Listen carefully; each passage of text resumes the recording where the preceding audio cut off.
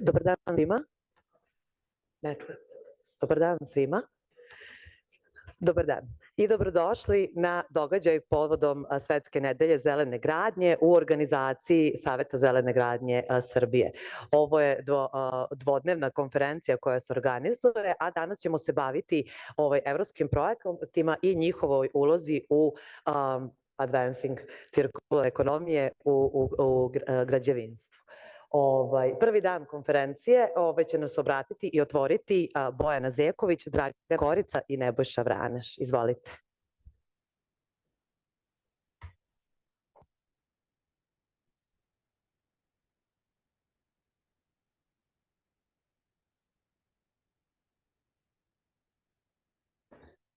Sad može. Dobar dan svima, bolje reći dobro jutro i velika mi je čast i zadovoljstvo što imam priliku da otvorim ovu dvodnevnu konferenciju u sklopu obeležavanja Svetske nedelje zelene gradnje. Ova konferencija je uvrštena praktično na mapu svih događaja koji se širom sveta organizuju u svrhu promocije gradnje, zelene gradnje, tako da u tom smislu ima, čini mi se, dosta veliki značaj i okuplja sve one koji su prepoznali zelenu gradnju kao put ka ne samo održivijoj izgrađenoj sredini i boljoj životnoj sredini, boljim zgradama, već takođe kao put ka celokupnom jednom sistemu održive ekonomije i menjanju, da kažem, sad možda zvuči malo preambiciozno, ali menjanju sveta na bolje. Ja bih volela da mi nemamo potrebu da pravimo nedelje zelene gradnje, da je zelena gradnja jedan deo business as usual poslovne i graditeljske prakse. Na dobrom smo putu da to tako i postane, ali smo, čini mi se, još podaleko od tog cilja i kao što je krajem, recimo, 20. veka imali smo održivost kao neki globalni princip, jednu globalnu paradigmu koja se rasvetljavala u mnogim poljima, pa tako i u polju građenja. Danas je taj princip održivosti se onako sprovodi kroz brojne regulative i unapređenje regulativa i prosto pomeranje cele industrije ka jednoj ekološki svesnijoj industriji, takođe i pomeranjem i onih drugih, ključnih tačaka na kojima održivost počiva, to su i ekonomski princip i princip društvene odgovornosti ka jednom održivijem i boljem načinu poslovanja i građenja. Danas imamo tu jednu paradigmu cirkularnosti i te cirkularne ekonomije koja postaje onako jedna nova buzzword kao što je bila sustainability, koja čini mi se onako još uvek ne dovoljno dobro definisana i teži se da se njena definicija proširi na sve oblasti ljudskog delovanja. U građenju smo tu na dosta dobrom putu i prvi dan ove konferencije upravo posvećen pitanjima cirkularnosti, projektima koji demistifikuju tu cirkularnost i koji je trasiraju u svim našim aktivnostima u oblasti građenja, od planiranja izgradnje do sprovođenja izgradnje, nabavke materijala, evaluacije zgrada i brojnim drugim, da kažem,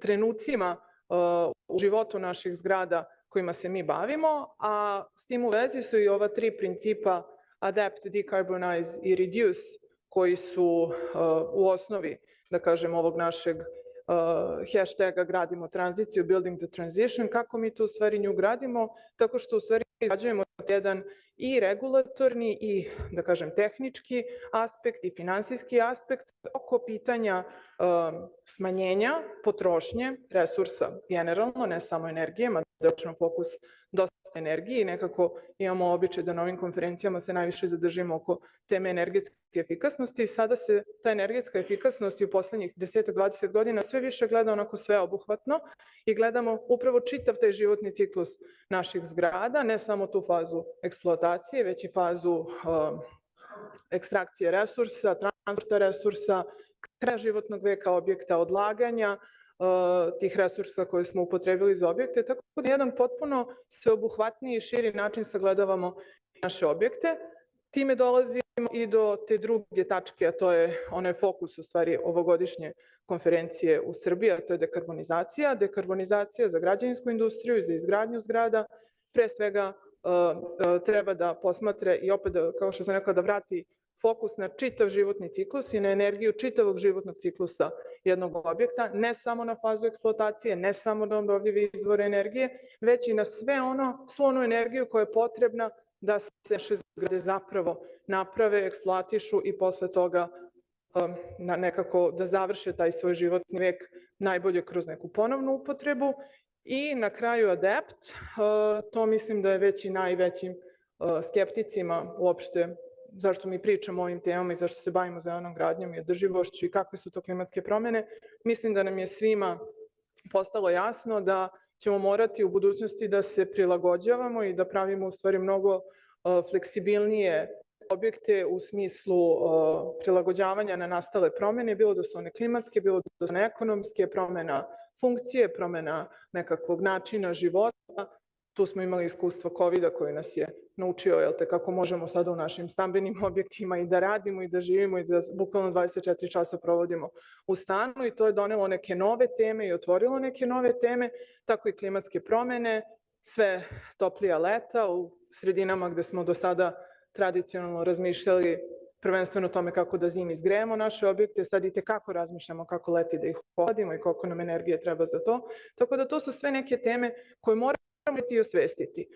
Ja dolazim sa arhitektonskog fakulteta, meni je prvenstveno arhitekta sam, ali prvenstveno je moja tema i moj životni poziv edukacija, tako da ove konferencije upravo i služe širenju svesti i edukaciji ne samo stručnjaka i onih koji su direktno upleteni u građevinsku industriju, u građevinski sektor, već takođe i šire populacije i svih onih koji su zainteresovani za ove oblasti, tako da mi kao edukatori i kao predvodnici čitave industrije moramo tome da posvetimo jedan dodatni napor, ono što se radi, na neki način iskomuniciramo, promovišemo i prevedemo u nešto što je razumljivo i da kažem nekom širem spektru ljudi. Zahvaljujem se naravno našim članicama koje su prepoznale taj put i zbog kojih savjet i postoji, bez kojih savjet ne bi postojao, pojedincima, kompanijama, institucijama obrazovnim, naučnim i eto pozivam ih da se pridruže u svim svojim malim akcijama obeležavanju ove nedelje zelene gradnje zajedno sa nama. Hvala vam svima.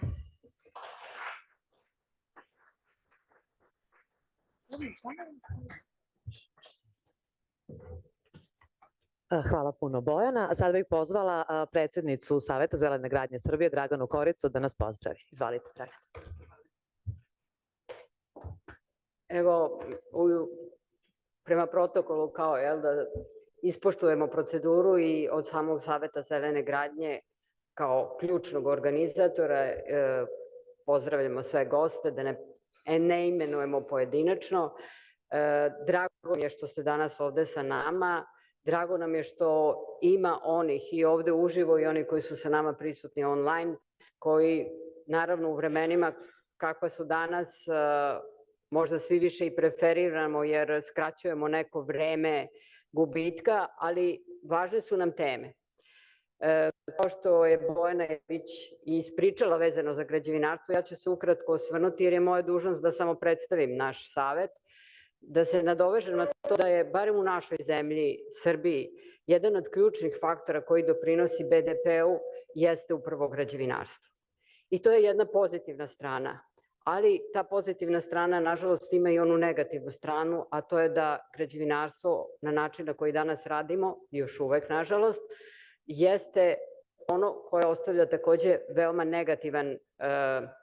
negativnu refleksiju na našu životnu, na našu izgrađenu sredinu, a i na klimu, što smo svi svedoci.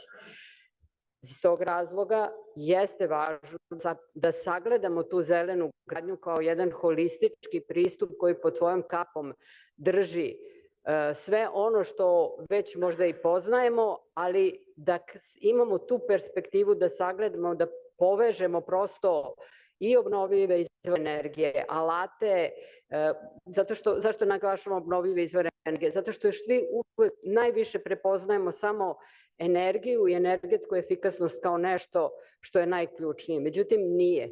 Biodiverzitet nam je bitan, cirkularnost nam je bitna i o tome ćemo, kao što je Bojana i rekla, posvetiti pažnju.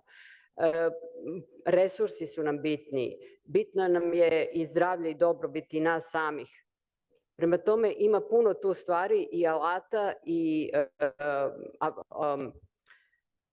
aspekata, standarda koje ta zelena gradnja pokriva i obuhvata. I upravo je to i razlog i postojanja našeg saveta. Saveta, kao što je Bojana već i rekla, objedinjuje veoma širok spektar raznovrsnog biznisa i delatnosti pod svojom kapom. Savet čine članice, organizacija koja promoviše upravo zelenu gradnju koja treba da dovede do transformacije našeg sektora zbog malo pre navedenih razloga ka tome da ona postane zelena i održiva zarad naše budućnosti. Savet zelene gradnje Srbije je nacionalni član Svetskog saveta zelene gradnje, među kojima je preko 75 zemalja učlanjeno i koje sve zajedno rade na jednoj jedinstvenoj platformi ove neophodne transformacije, a kao što i ova najava kaže, treba nam i ubrzanje te transformacije. Takođe, Svetski savet ima i svoje regionalne nivoe, tako da mi imamo na neki način dvostruko delovanje, jedno globalno i jedno na nivou našeg, da kažem, evropskog nivoa. Pored toga, evo, osvrnula bi se i na naše članstvo koji broji preko 55 članica. Vlado, zamolila bih za slajd. Koje broji preko 55 članica i kao što sam već rekla, među njima ima obrazovnih institucija, edukatora, imamo 7 fakulteta, visokoškolskih ustanova, ima proizvođača, ima distributera, ima eksperata pojedinaca koji su više nego ključni, ima izvođača, ima projektanata, ima ključnih investitora. I ovo je prilika da vas pozovem da nam se pridružite svojim članstvom, da zajedno pod kapom zelene gradnje objedinjeno delujemo i doprinesemo da se naš građevinski sektor što pre transformiše tako da podrži, da kažem, pre svega i održivi razvoj i planove naše države i ono što svako od nas kao pojedinac mora da učini i da pokaže tu društvenu svest i radi sebe i radi zajednice. Dakle, na samom kraju zahvalila bih se i našim prijateljima, onima koji svake godine podržavaju i kampanju i podržavaju Svetsku nedelju zelene gradnje koja je već tradicionalno u septembru i među njima ima i donosioca odluka, a naš stalni partner i podrška i Privredna komora, pa prepuštam reč i kolegama iz Privredne komore.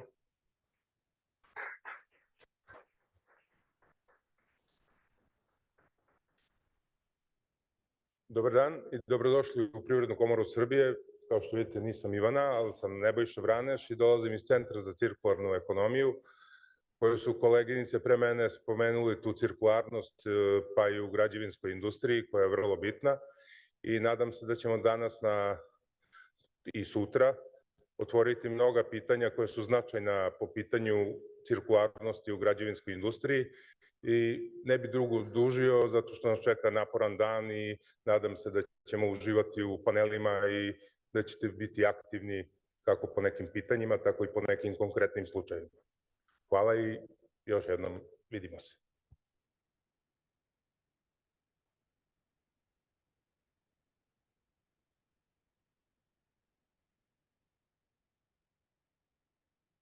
Hvala puno, Nebojša. From this moment on, we will be switching to English, so I will once again ask our Serbian guests to take the translation headphones. Thank you. So hello everyone once again, and welcome to today's forum, Advancing the Circular Economy within the Construction Sector, Challenges and Opportunities. I'm Katarina Đokić, I'm a Communication Dissemination Manager from Association of Balkan Eco Innovation, and I will be your host today.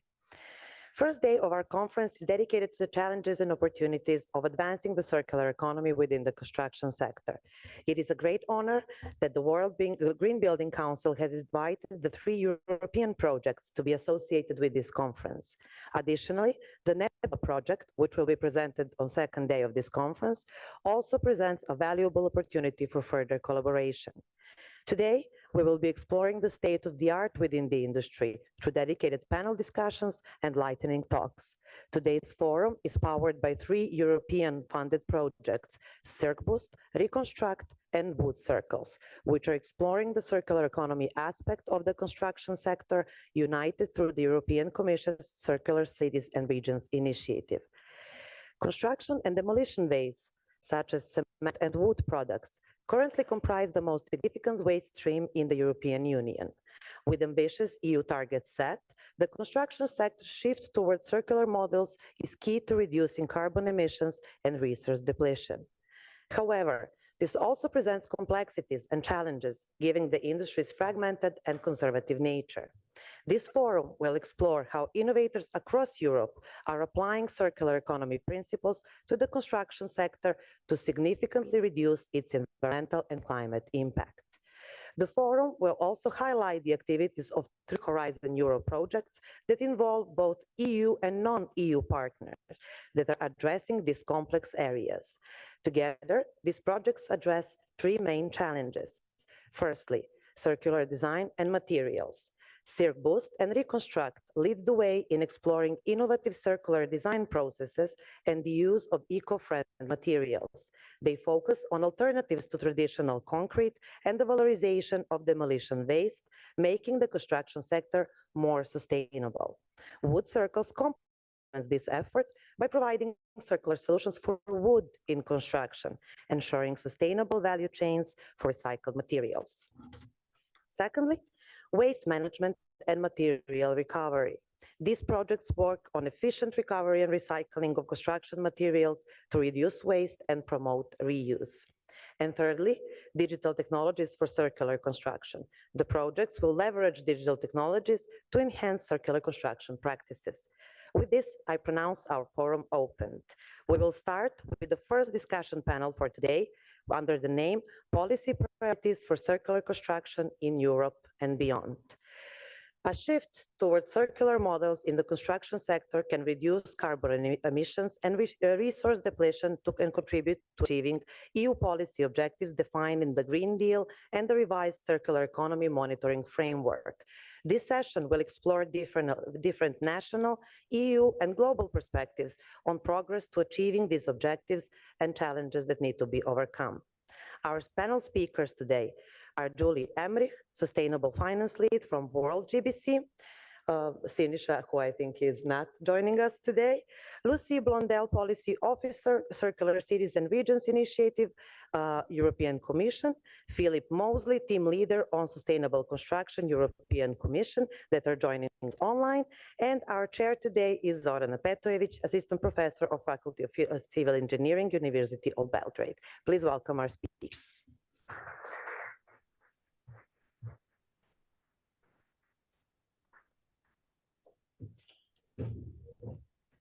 Instead of Sinisha, we will have Nebojša Vraneš joining us.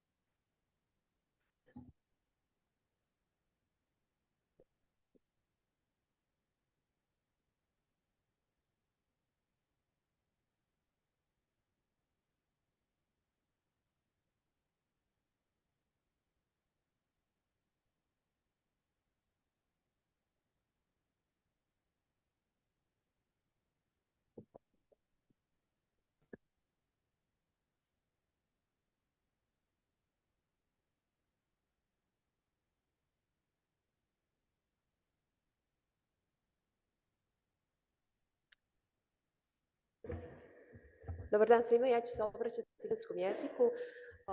Jer smo ovde danas kod nas u Beogradu i želimo dobrodošlicu i stranim učesnicima ove konferencije i našim domaćim učesnicima. Htjela bih svima vama da se zahvalim što ste došli ovde da učestvujete i da aktivno, nadam se, sa nama diskutujete u okviru ovog panela posvećenog prioritetima politika za cirkularnu ekonomiju u Evropi i šire. Cirkularna ekonomija, kao što smo do sada već čuli, i posebno u građevinskom sektoru, je jako bitan element iz više razloga. Omogućava nam na različite načine da vršimo efikasno korišćenje svih vrsta resursa, da smanjimo emisiju štetnih gasova i isto tako da značajno utičemo na održivost naše sredine i na zaštitu životne sredine. Prelazak na cirkularne modele u građevinskom sektoru direktno doprinosi ostvarenju ciljeva Evropskog dogovora Evropske unije, poduprta i uz pomoć nove regulative koja je donešena, jedna od njih je okvir za praćenje cirkularne ekonomije. U ovoj sesiji malo ćemo detaljnije razgovarati o pravnom okviru vezanom za cirkularnu ekonomiju u građevinskom sektoru. Pokušat ćemo da vidimo na koji način i kako on doprinosi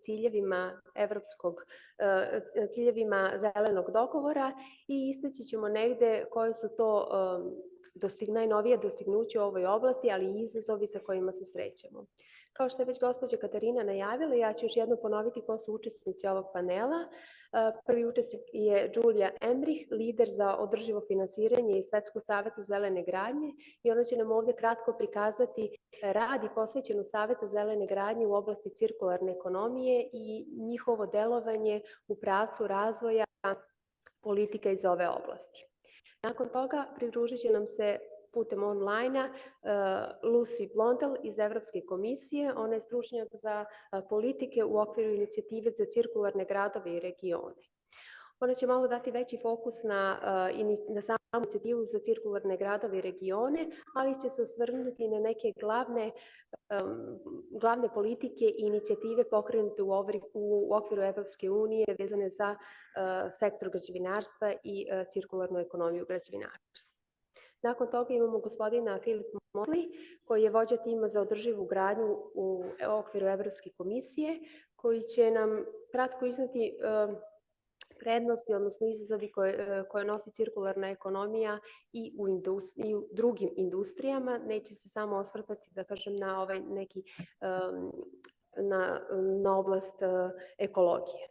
Na kraju tu je i gospodin Nebojša Vraneš iz Privredne komore Srbije, iz Centra za cirkularnu ekonomiju, koji će dati jednu nacionalnu perspektivu, odnosno s nacionalnog aspekta posmatrati cirkularnu ekonomiju u Srbiji i ovde nam izneti koje su to najnovija dostignuća i izazovi sa kojima se mi srećemo u Srbiji trenutno.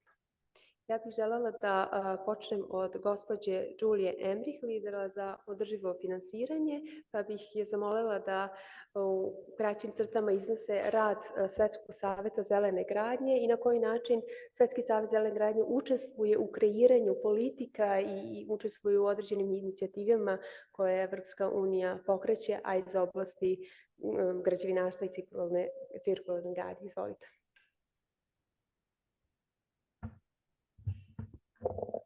This on, yeah.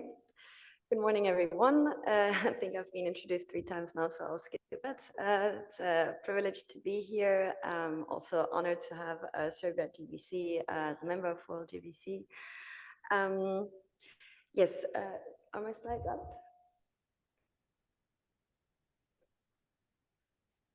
Where is it?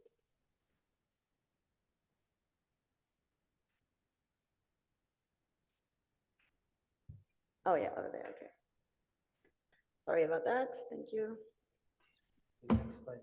Okay, perfect, thank you. So I'm just gonna give you a quick overview about our global network. As it's been mentioned before, we have over 75 Green Building Council in our global network. And we also have over 60 industry partners that join us on our global journey. And collectively, the 75 plus Green Building Councils present more than 46,000 industry stakeholders at the global scale. You can see some more figures about our global coverage, but I'll skip over that. So our mission at the World Green Building Council is to supercharge the ambition loop. We sit at the center of different key stakeholder groups, and we're here to collaboratively enable change throughout the value chain and also across major stakeholder groups. As you see on the slides, our global network provides several tools, knowledge, and convening power through collaboration in the industry to make the theory of an ambition loop into a reality at the local level. There is 4 key elements on circularity that are essential to advance. So one is innovation to drive the required solutions, partnerships to accelerate change and fill the gaps in the value chain, policies to create the adequate regulatory environment, and finance to ensure that leaders have the means to drive the necessary solutions. As I represent, let's say, the global scale, I also brought some global figures with me. So roughly 50% of raw materials at the global level go into our buildings. The construction sector also is responsible for around 1/3 of waste created on our planet and 40% of carbon dioxide emissions. As it's been mentioned in the introduction, we have been driving for many years the approach of whole life carbon, so throughout the life cycle of a building. And circularity is critical as a solution to reduce these emissions that come from the extraction of materials and the processing of materials that go into our buildings. Moving on, so I'm not going to dive into it. I don't expect anyone to read this, but it just to show you a bit the policy package. And, you know, when I was saying like we need to create the regulatory environment, this is what it can look like. So it's been mentioned before, the EU Green Deal sits at the middle, and there are several subgroups of policies that collectively, you know, drive the market. I will let the colleagues online from the European Commission dive into this, but it was just to mention that, you know, this is what we work on and build to drive circularity in the building sector. So what does World GBC and the European Regional Network do about it? We have the Building Life project, a European project, for which we have in the network developed 10 national whole life carbon roadmaps, and now it's even 12, as well as a European policy whole life carbon roadmap with policy recommendations at the EU level. As you can see on the slides, we take a very participatory approach to the work, and we really supercharge again the ambition loop by convening national governments, also European experts and decision makers, local industries, civil society, academia, etc., to provide a vision and then a roadmap towards a sustainable built environment. All roadmaps cover circularity one way or another. So there will be differences from one country to the next, of course. The process looks different, but circularity is always addressed to some extent. Currently, World GBC is also hosting recurring regular meetings with national governments and green building councils through the Building Life project to exchange on the development of whole life carbon policy. So there's this knowledge transfer and exchange on how do you actually write the policy in your own country. Skipping over the details, I wanted to bring also some positive message. We know that circularity is still a very difficult topic to bring to the market, but here are the first results of the 10 first published national whole life carbon roadmaps. And at the minimum, what you can see is that the creation of a roadmap by engaging the industry and policymakers raises awareness on the problem. When you see on the first, what was the status of whole life carbon policy at the beginning of the roadmap development, 50% of countries said that there was no discussion on whole life carbon or circularity since they're interlinked. After the publication of the roadmap, there has been awareness and discussion on these topics in all countries. It can also, the roadmaps can also support the development of national whole life carbon and circularity regulation. And in the best case, these roadmaps really help to also deliver on the goals and the policies in the market to implement the solutions. And I will leave it at that for now. Thank you. Hvala, Đuli, na vašem izlaganju. Ja ću imati jedno kratko pitanje. Na početku vaše prezentacije iznijeli ste 4 glavna elementa vezana za cirkularnost. Kao posljednji element koji je naveden tamo jesu financije. Zanima me da li su one stvarno na tom četvrtom elementu, da li je njihova važnost na tom mestu ili su sva 4 elementa podjednako važna.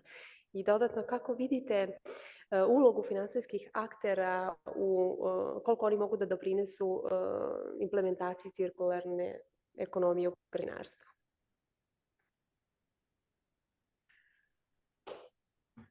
Yeah, thank you for the question. So I don't know if one is more important than the other. Of course, in this panel, we could argue policies are especially important. I think it all comes together, right? And that brings me back to the ambition loop of thinking. Whenever you have something that moves in the markets, it enables other parts of the market to move as well. So, and then, that brings you forward over time. So everything needs to come together. So I wouldn't prioritize one element over the other in that sense. But then on your second part of the question on the role of the finance sector and financial stakeholders in advancing circularity in the construction sector, I would say that everything that happens needs the financial means to make it happen. So it always comes down that you also not only need the regulatory environments, but you also need the financial environments to, be able to advance circularity in the construction sector. 3 very concrete examples on that is one, that you will need insurance for reuse products. So if you want to reuse certain products from the value chain, you need to ensure that there is a certain quality still to reuse these products, and that you can buy it from different stakeholders and have confidence in the durability and the sustainability of the product. So that's one aspect where you would need insurance and the financial community to step in. Another example is it's nothing innovative, but you will need loans also for new business models. So if you go towards more service-based industry, you will need the financial means also to make these new business models reality. And a third example, and we'll touch upon that tomorrow, as I understand, is that you need public funds, philanthropic funds, and maybe also venture capital funds to drive innovation for more circularity in the construction sector. I personally, if you remember the policy environment slides, somewhere there was a bubble with the EU taxonomy. And that's what I personally work quite a lot on as the Sustainable Finance Lead at the World Green Building Council. And in the EU taxonomy, if maybe some of you know, there are also circularity thresholds integrated into that. The EU taxonomy defines what a green investment is. And in that sense, it bridges the finance actors by telling them where they need to place their money to make the EU Green Deal, for example, a reality, and the industry on how they can communicate the way they the way they have economic activities that also go towards the EU Green Deal, and that can bridge through this common language finance flows. Without going into the details, it's a very long piece of legislation, but there are some circularity thresholds. For example, at least 70% of on-site construction and demolition waste needs to be prepared for reuse, recycling, or other types of material recovery. Operators need to limit waste generation in the processes related to construction and demolition, and use best available techniques in the market. And finally, as it's been mentioned also before, of course, building designs and construction techniques need to support circularity. So, for example, by thinking of how to dismantle or adapt a building from the very beginning on. So yeah, therefore, that's just one of the examples on policy, specifically how finance actors can be brought into the journey to make circularity reality. Julie, hvala vam na ovom iznošenju i podvlačenju važnosti finansijskog sektora i aktera u procesu implementacije cirkularne ekonomije. U potpunosti se slažem, ne možemo ništa implementirati bez nekih finansija.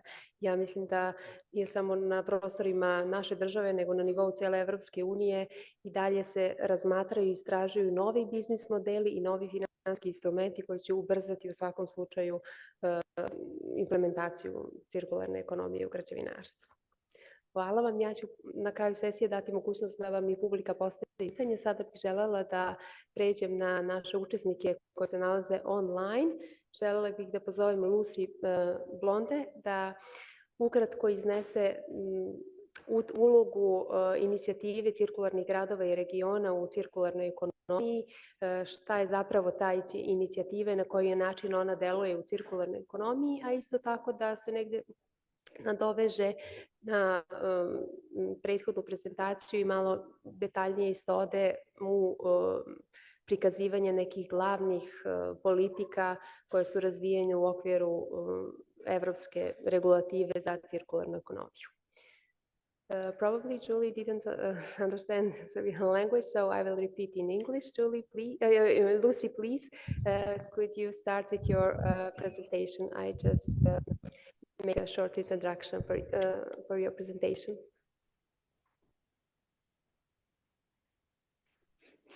Yes, good morning.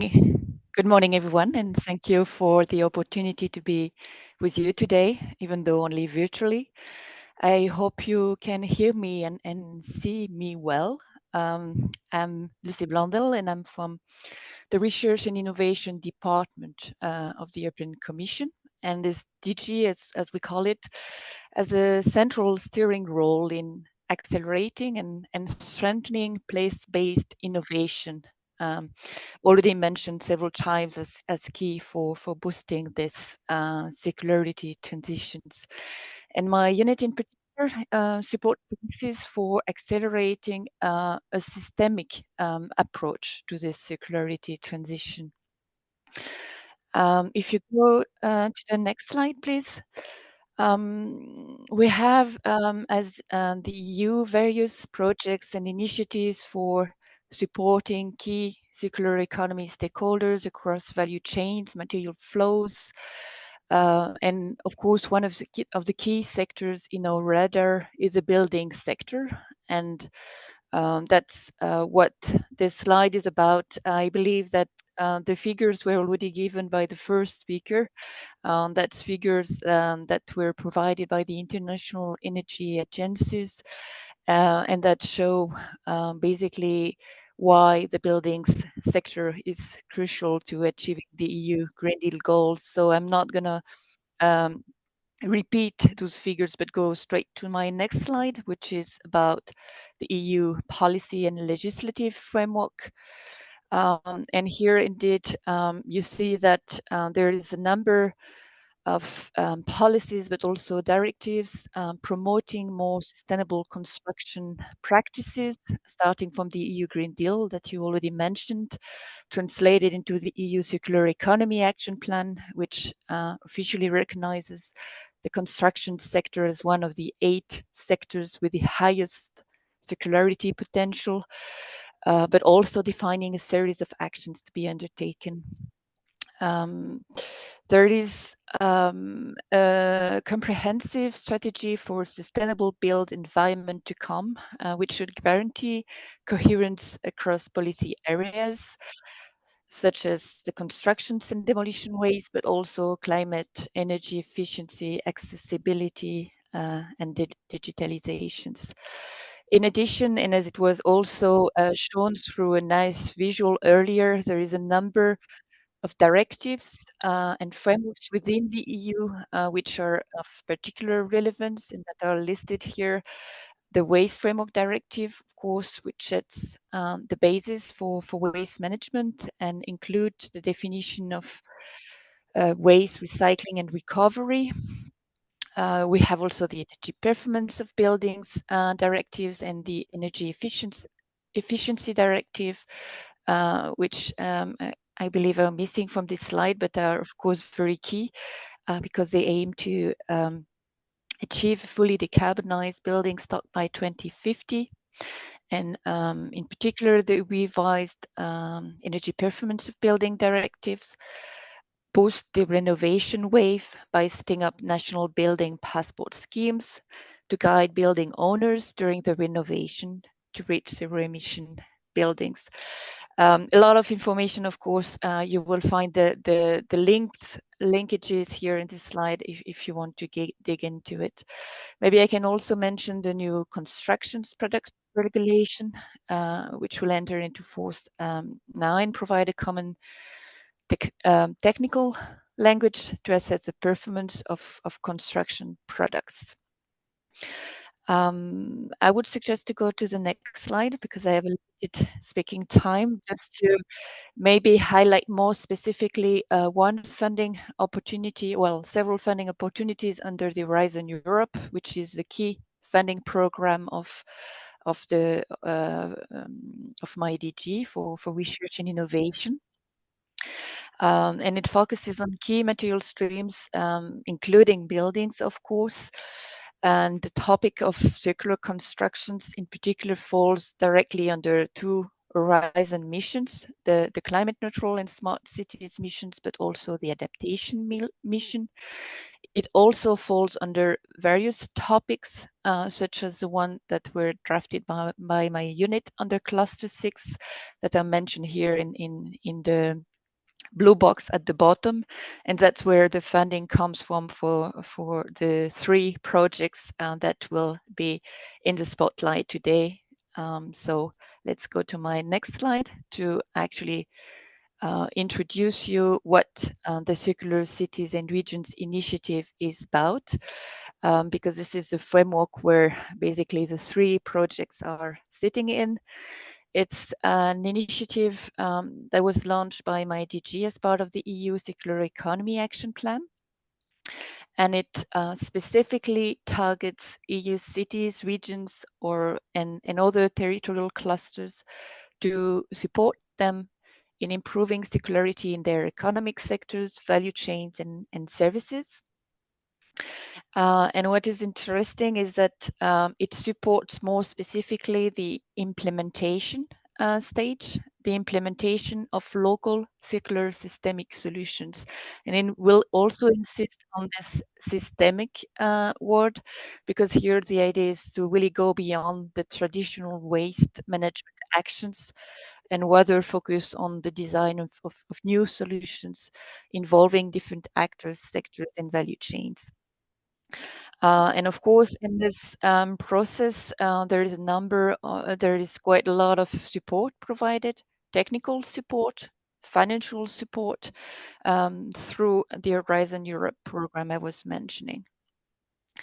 Maybe you can go to the next slide, please. Yes, just to say that there are a number of Horizon Europe projects that are specifically labeled as CCRI, so that are specifically and clearly linked to this initiative because of their nature, supporting local systemic solutions, but also because of their scope, targeting local authorities in particular. We have already launched several specific calls, and today we have more than 19 projects, even 20 projects specifically supporting demonstration. 3 of them are more specifically about the uptake of circular solution in the construction sectors, but as you can see, there are many more covering other value chains and sectors, and I invite you to have a look at them because some of them are of course more advanced than others. But all in all, just for those demonstration projects, it's already 130 million euros mobilized through our funding instrument for supporting local actions. If you go to my next slide, I will also mention that through the CCRI, and we have a CCRI Secretariat supporting our DG, we have already supported more specific pilot cities, and some of them are already in the process of implementing circular systemic solution in the building sectors. We can mention the three that are in this slide. Maybe I can say a few words about the city of Uppsala, located in Sweden and committed to incentivizing a local market for secondary construction materials in dialogue with key local actors. This is one type of action that is actually already being replicated by a number of other CCRI cities. Here, Uppsala is developing a physical marketplace for storing, testing materials sourced from disassembly projects, and it's designed to cater both industry professionals and the public. It's really a collaborative project involving builders, material suppliers, architects, city planners. It's a very interesting one. There are, of course, a number of other examples. I would just invite you to have a look at the CCRI website where you can find more information on them. I will need to stop here, but just to say in my next slide, you have also a number of relevant materials you can consult that are also downloadable from our CCRI resource library that comes either from our close partners or from other EU funded projects. So there is already quite a number of materials out there that could be of relevance and support for those who are working more actively on this. And with this, I thank you for your attention. Thank you, Lucy, for your presentation. I have a question for you. I will put my focus on local and regional authorities, and my first question is related to them. Could you give us your perspective of the role of local and regional authorities in relating the circular transition and in achieving EU Green Deal goals? And beside that, I have one other question. It's related to explain us how cities and regions can help in this transition as well. Mm-hmm. Thank you for this very valid question. Yes, indeed, we're very convinced that cities and regions are in the driver's seats of Europe's transition as one really implementing the Green Deal on the ground, and this is why the EU over the years has put much more attention to providing the right support, because we also know that they're struggling in the implementation stage because they're lacking capacities, they're lacking resources, and this is what initiatives such as the CCRI is providing. In the end, we know that local and regional authorities can influence in many different ways the circular transitions. First of all, as policymakers and master planners, they can embed really circular constructions principles in their strategic policies and their plans. Also, as public procurers and public buildings owners, they can significantly influence market conditions, for instance, through the definition of specific public procurement criteria. They can really stimulate the supply and demand for more circular materials, buildings, and practices. As special planners as well, they can define conditions for building permits. And last but not least, as facilitators, I think they have a very convening power. They have proven their ability to engage quite a number of stakeholders, industry representatives as well. I guess my colleague from DG Grow will also say more about this. But this is why really the EU is considering them as testbed for innovation and socio-economic transformation. They're key agents of change, I believe. Thank you. Thank you, Lucy. After this first part of the panel, I will give the floor to the audience, so please stay online. Maybe somebody will have another question, and me as well. I think that I'll also another question for you. Now we can switch to Mr. Philip Mosley, team leader for sustainable construction from EU Commission. I will switch a little bit in Serbia just to explain your presentation in Serbian, and after that you can start. Gospodin Mosley će predstaviti aspekte cirkularne ekonomije u građevinarstvu, ne samo sa strane, kao što sam rekla, ekologije, već će malo ući u odnose i kompetitivnost u industriji koja može da se nađe. Mr. Philip Mosley, you can start with your presentation. Thank you very much, and thank you for inviting me. And yes, I work in the Directorate General for Industry and in the European Commission. Now, I think that one of the important aspects of the circular economy is, of course, the economic aspect. It is a move, an economic move, a long-term shift from a linear to a circular economy. And so it's taking time. And we've heard a lot about the circular economy already in EU policies, in the European Green Deal. But also now looking forward, the momentum is going to be kept up, because in her speech to the European Parliament, our President Ursula von der Leyen, among many other announcements for the next Commission, she announced a Circular Economy Act. And we don't know yet exactly what's going to go in there, but I think it's enough to say that just the announcement of it indicates that it's a very important element to keep the momentum going on the circular economy.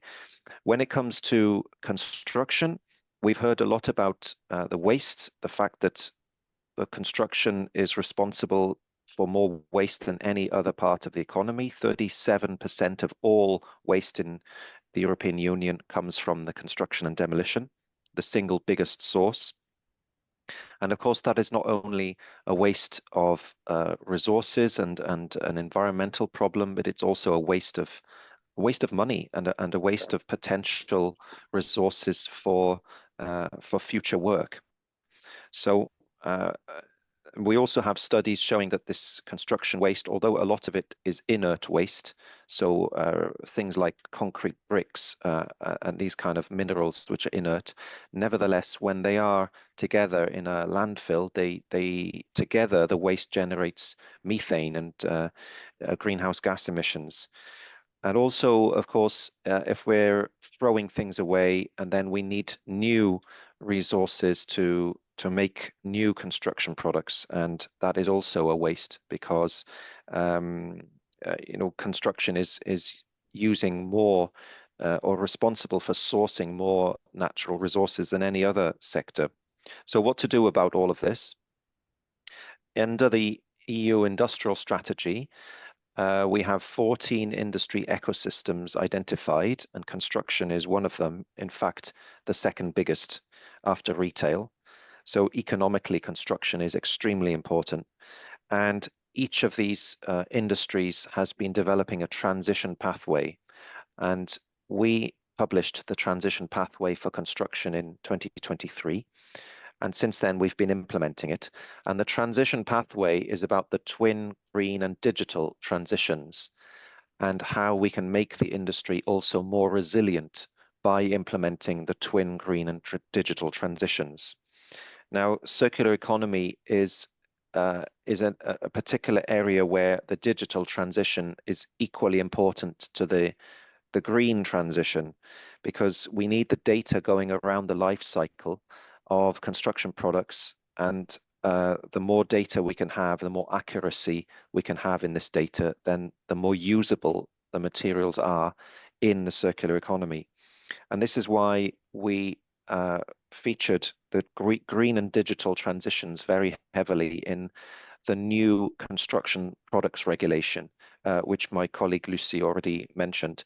The construction products regulation is an extremely important revision of this regulation, which regulates the placing on the market of all construction products in the single market. And the way this is going to advance the circular economy is in several ways. So there will be a digital product passport for all construction products. So this is being developed right now, and in a couple of years it will start coming into force, this digital product passport. So think of it a little bit like a kind of QR code for your construction product, and it will take you into a database with all of the product information, the instructions for use, the instructions for repair. There will be information on the environmental characteristics of the product, the recycled content, all kinds of information that will facilitate its use in a circular economy. And then another very important part of the regulation that is happening is the updates of all of the product standards, the harmonized European standards for construction products. There are hundreds of them, and they are all being updated to bring these products in line with the circular economy and to harmonize them.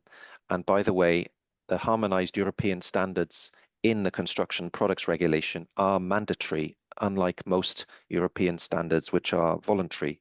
So by having these harmonized mandatory European standards with circularity information, recycled content, environmental product requirements, and instructions for the users, all of these things together, we will have construction products on the market which will facilitate the circular economy.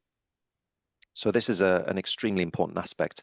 And then I'll just finish on another development, which is on waste. In fact, the end of waste. And the end of waste is a legal definition of when waste material becomes a secondary material.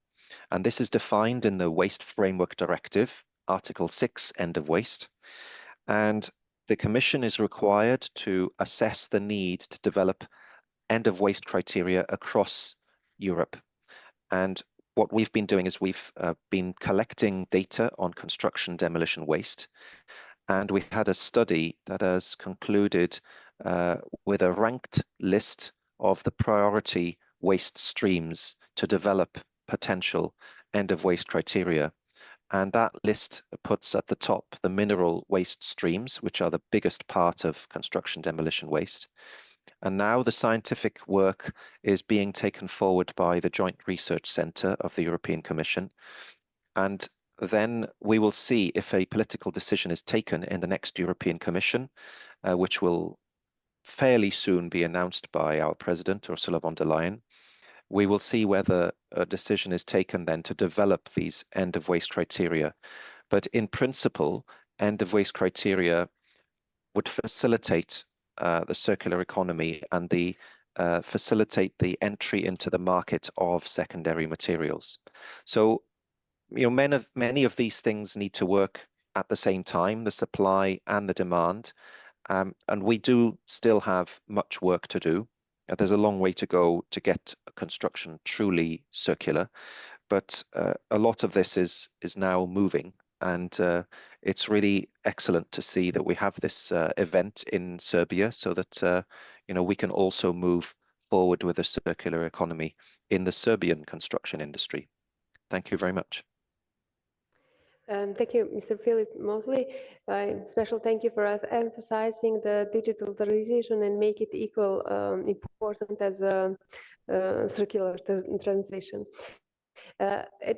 I found in your biography that you are related also to the social and affordable housing, and I would like to ask a question related to that. How can EU policies help to integrate circularity in the social and affordable housing? Could you give us your perspective on this?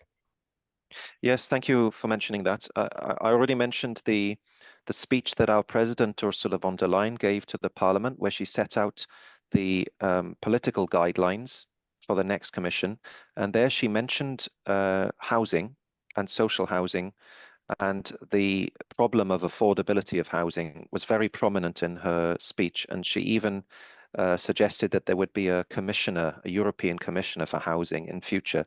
So it's clear that social housing is going to be a very important priority going forward. And of course, there's a lot that we can do with social housing, because often it is in ownership that helps action across a larger scale. We do have an initiative initiated by my department, DG Grow, called the Affordable Housing Initiative. And this is actioned through EU programs, and it is creating lighthouse demonstrator districts for exemplary social and affordable housing. And so this is one of the ways in which we can advance the circular economy in housing, is by using these EU funds. The Horizon Euripe program, also the Single Market program, has been involved in this affordable housing initiative. But also, we can also use green public procurement criteria, and that is an opportunity for the public sector to put into its procurement circularity criteria. So that is another area, I think, where housing in particular can advance the circular economy. Thank you. Thank you for your presentation and for answering the question. Now I will switch to our last panelist, and I will switch to Serbian language. Dobar dan, gospodine Nebojša Vranješ. Vi ste naš posljednji panelista. Htjela bih da nam malo date perspektivu Srbije, odnosno do kog nivoa je ta cirkularnost u građevinskom sektoru Srbije došla i gdje smo mi na putu te zelene tranzicije. Dokle smo stigli? Hvala i najzad. Stvarno je dugo čekati ovako i sedeti mirno. Ovaj skup je veoma značajan za nas i kako komoru naravno, tako i za Centar za cirkularnu ekonomiju. Mi smo osnovani 2017. godine, praktično posle prelaza sa održivog razvoja na cirkularnu ekonomiju. I u samom startu, pored raznih sektora, građevinski sektor je bio jedan od modela koji može najbolje i najbrže da pokrene cirkularnu ekonomiju u smislu ponovne upotrebe reciklabilnog materijala u građevini.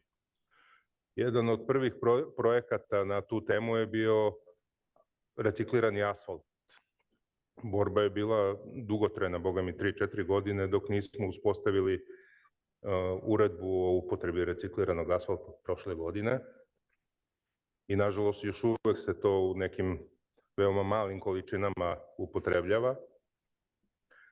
I doneta je uredba ove godine vezano za upravljanje otpadom od građenja i rušenja i revidirana je pravilnik o ponovnoj upotrebi otpada, to je end of waste i nus proizvoda. Ta tri podzakonska akta su veoma bitna da bi se pokrenula cirkularna ekonomija na ozbiljan način u bilo kojoj državi. Kao što smo čuli od prethodnih govornika, i oni su sve te podzakonske akte i mnogo više usvojili pre nego što je to započeto. A glavna caka je u svemu tome što u građevinskoj industriji, kad se upotrebljava prirodni resurs, on je jeftiniji nego reciklabilni materijal. Na primjeru šljunka, kao najjednostavnijeg. Alternativa mu je jedna od alternativa mu je mleveni beton ili mlevena cigla ili mleveno staklo. Da bi se sakupili otpadni materijali, to je veoma skup proces u odnosu na vađenje šljunka iz reke i plaćanje veoma niske rente za korišćenje materijalnih dobara Srbije i prirodnih resursa. Tako da bez nekog podsticajnog pristupa u toj grani nećemo zelene zgrade videti osim u LED svetlima i uštede neke izolacije, prilikom izolacije i novih prozora. Pomaci su vidni, spori su, kao i u drugim granama, nije samo građevinska industrija u pitanju, ali pošto je u poslednjih 10 godina možemo da vidimo ogroman pristup tom poslu i baš se gradi po Srbiji, bi se reklo. I bilo je lepih trenutaka kada smo mogli da uđemo u celu tu proceduru, ali nisu bili podzakonski akti zemlji, nije bilo tržište spremno, nije bila spremno društvo praktično za to.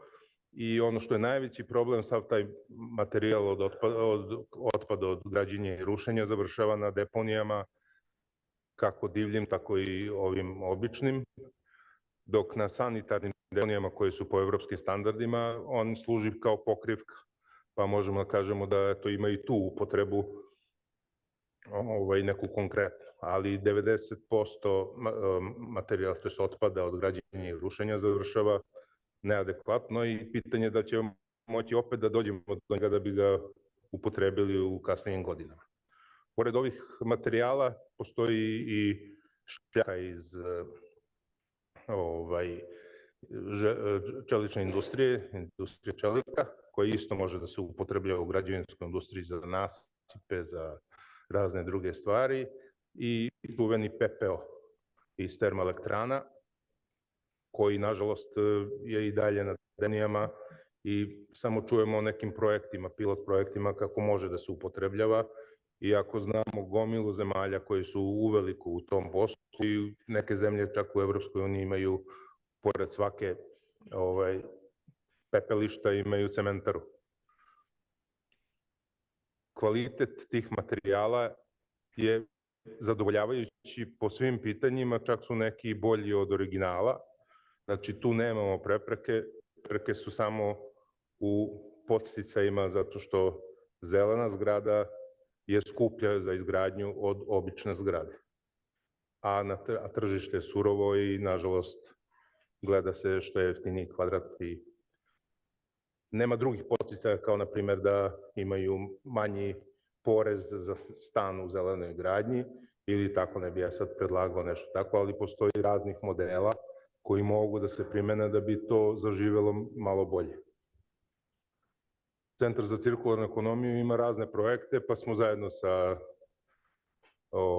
vašom kućom učestvovali u jednom divnom projektu upotreba betona u zelenoj gradnji. Iz istog razloga, radi i promocije i objašnjenja i lakšeg pristupa svemu tome svim donosiocima odluke, pa i pravnim subjektima. Tako da posao nas ozbiljan čeka i u budućnosti. Nije, koliko god se činilo da je jednostavno, nažalost nije jednostavno u praksi i idemo dalje, borimo se. Gospodine Vranješ, hvala vam na izlaganju i davanju ove perspektive šta i dokle se stiglo u Srbiji. Nekako slušajući vas, veliko interesovanje vidite za cirkularnu ekonomiju. Dosta toga se radi na nivou razvijanja tehnologija, razvijanja nekih rešenja, ali suštinski gde se Srbija trenutno nalazi na tom putu cirkularne zelene tranzicije? Gde smo? Jesmo stvarno na tom početku, na nivou još nekih ideja i ispitivanja? Pa, kako u kojoj branši? Tu imate, Srbija je bila 90-ih siromašna društva. Tad smo bili kompletno cirkularni, zato što smo upotrebljavali materijale do iznemoglosti, čak smo od oranže pravili sokove koje od 4-5 litara, tako da ima tu raznih primjera koji se danas zvuče smešno, ali su oni cirkularni. Imate seoska domaćinstva na kojima dok nije počela ambalažni PET ambalaža, niste imali otpada, sve se iskorištavalo. Znali su i da prave kompost, znali su i da upotrebe svaki proizvod u svakom domenu, da ne govorimo o životinjskim proizvodima od papaka, su dugmat pravili od kože, naravno, ništa se nije bacalo. Danas imate, nažalost, da se vuna baca i koža se baca, zato što je ta industrijska grana ovde uništena i onda je skupo da se to šalje negde ili da se razdvaja, pa završava na deponiji ili zakopan u zemlji. Tako da zavisi od trenutka koji posmatrate.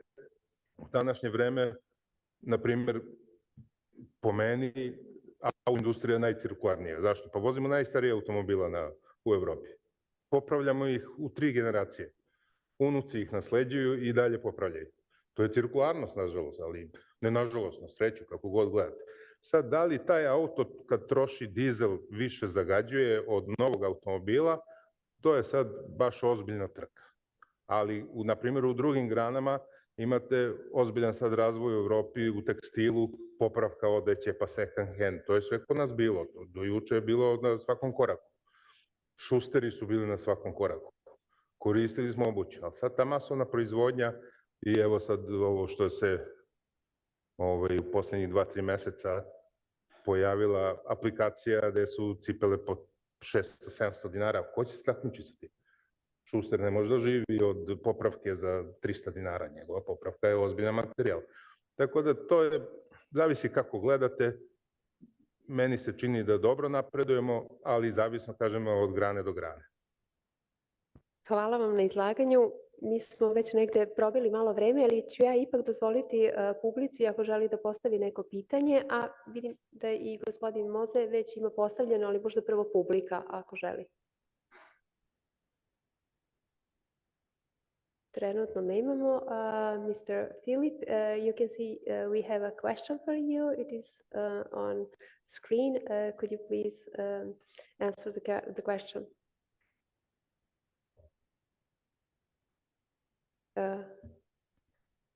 Mr. Mose, did you hear me? Can you hear me? Yeah, we have a question for you, and you can see your question on screen. To inform us about the status of the strategy for the built environment, which was announced as one of 2 pillar strategies of the Green Deal, and which also should contain recovery targets for specific construction and demolition waste streams.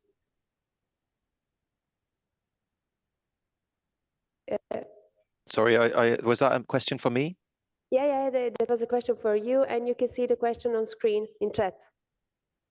On the Open chat, and you can see it for you.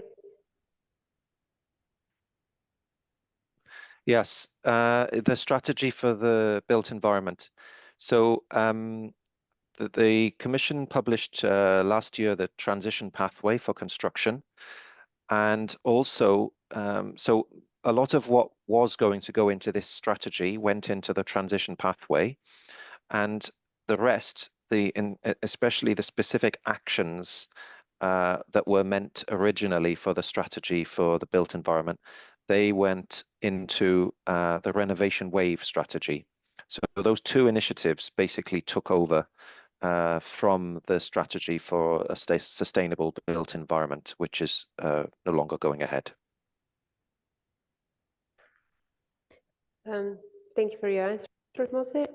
Samo da pitam da li još neko ima pitanje iz publike. S obzirom da mislim da smo već probili 10 minuta termin, ja neću postavljati dalje pitanja. Htela bih da se zahvalim svim učesnicima panela, htela bih da se zahvalim svima vama što ste došli na ovaj panel da kažem, razmenite, bar ovako slušajući iskustva sa našim inostranim gostima na panelu. Mr. Mose and Mrs. Lucy, thank you for participating in this panel. We are closing the panel since that we don't have any more time. Thank you.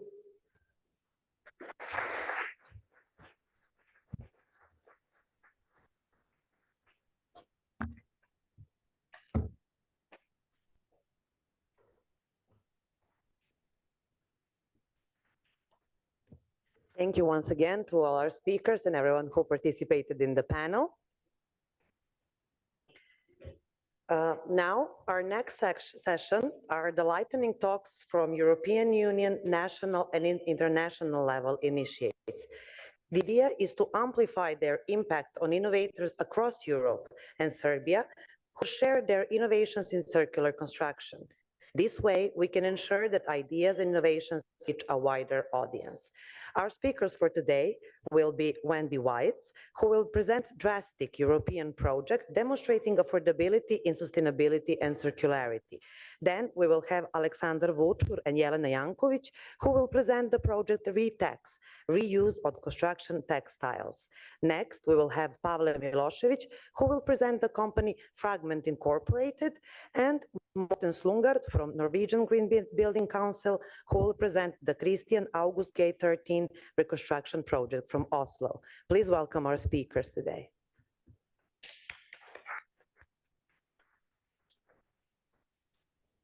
We will start with Wendy Wuyts. Wendy, can you hear us?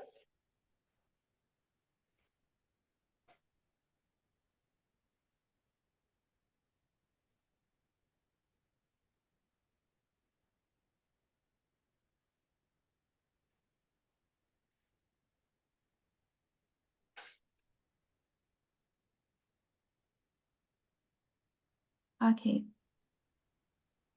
Hello, Wendy, can you hear us? Yeah, I can hear you. Can you hear me? Yes, please, you can start. Perfect.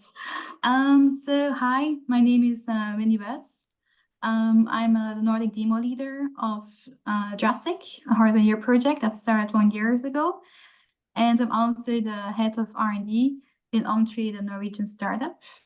I think if you go to the slide, because I'm not the one in control of the slides, so I would need some assistance of someone doing the slides for me. Or do you want me to like share the slides?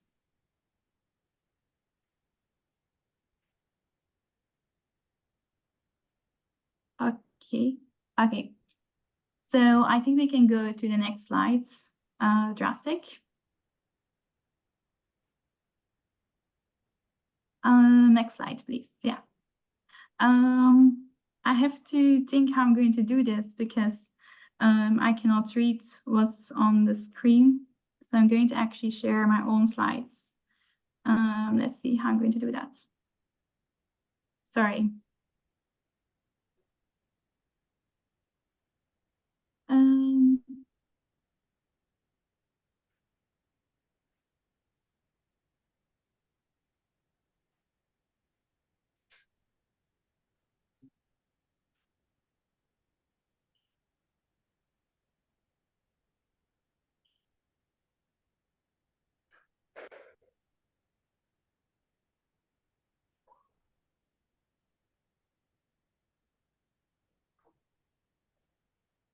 Okay, let's see how I can share my own slides because that would just be more easier. I would be able to share my own slides. Okay, or maybe not. Okay.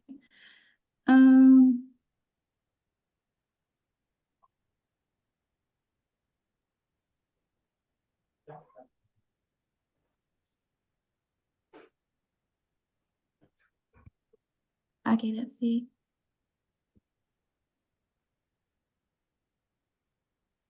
Share screen? No, I cannot share my slides.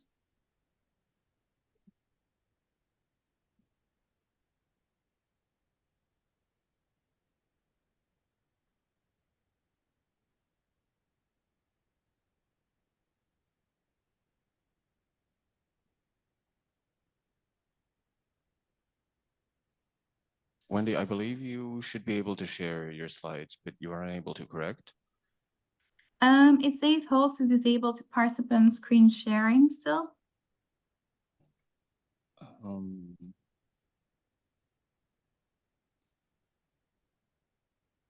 Okay, can you try now, please? Perfect. It seems I can do this. Share. So now you see my screen. Perfect. Then I'm going to present. Okay.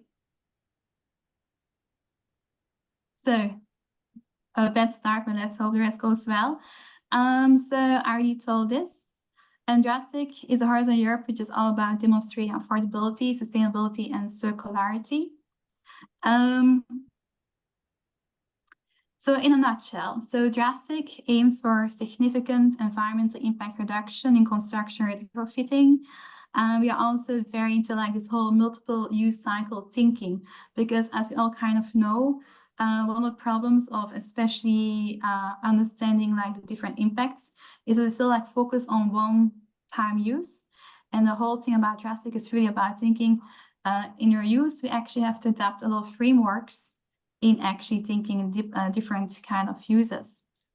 Also very important is the business model. So we also kind of hope to demonstrate circular solutions which are affordable in different geography zones.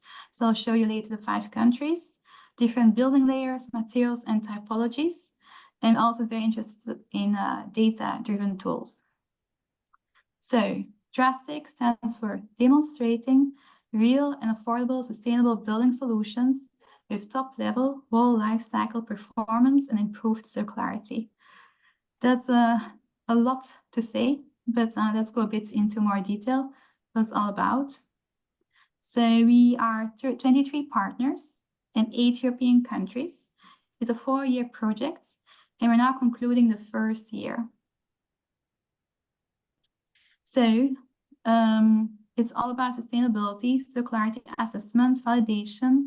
We're also really looking to like data, because if you want to make certain decisions as policymakers, companies, it's actually important. What kind of data do we need? What kind of data formats? How do we share the data with other stakeholders? So Drastic is really about this. And what kind of data are we actually collecting? We really want to know data about thermal efficiency.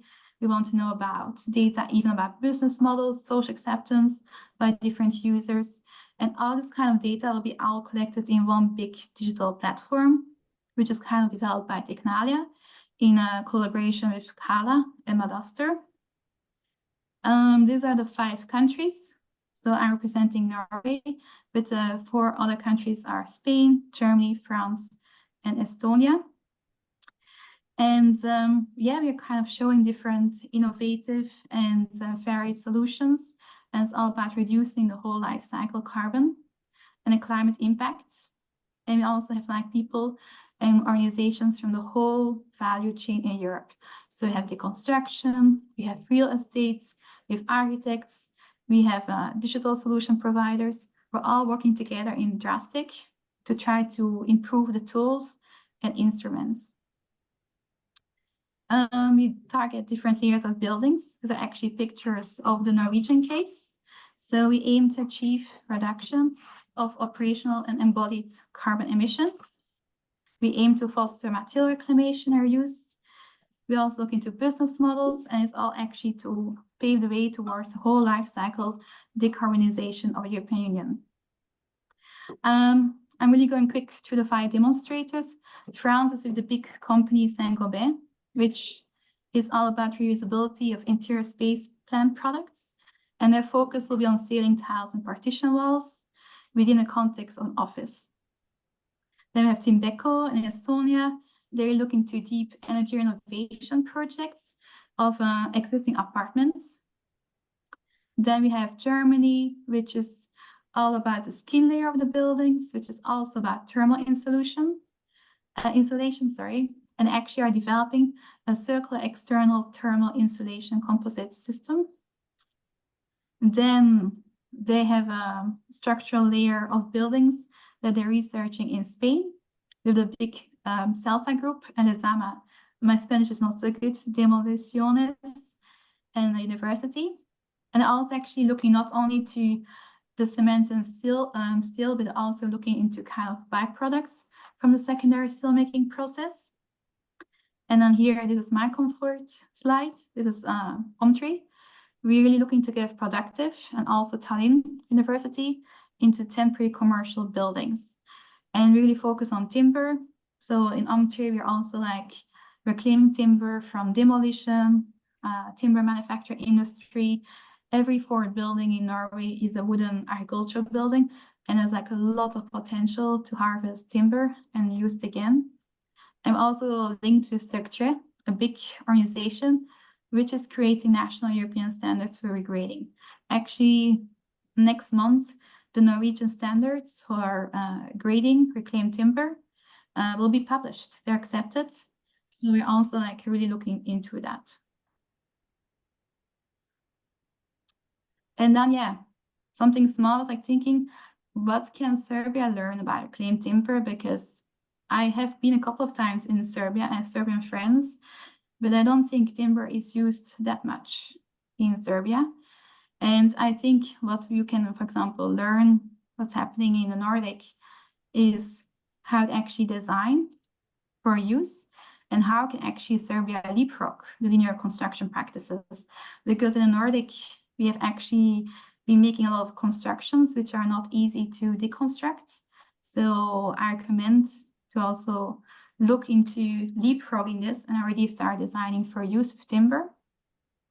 I think there's still not so much knowledge on multiple use cycles of timber construction. And of course, we all know affect insurance, engineers, government bodies who have to provide permits. So I think it's also important, I've also been hearing this before, to have like, especially have a lot of national, local funds and policies to build education, all the spaces of knowledge sharing on timber and circularity potential. Also, what we're also doing is look into easiness to manufacture inside a factory, easiness to assemble, disassemble, fire safety and acoustics. In Drastic and also Entree, we take a holistic approach. So for example, we work with fire safety experts to really take care that our circular constructions will be safe. Because actually, yeah, a timber modular house can be very safe during fire, actually more safe than steel building. It's all about the design and the knowledge, which all exists. So also something interesting that has been developed is the first deliverable, the circular product design guidance. So this is like published, I think a month ago in our group, which is kind of like a decision tree.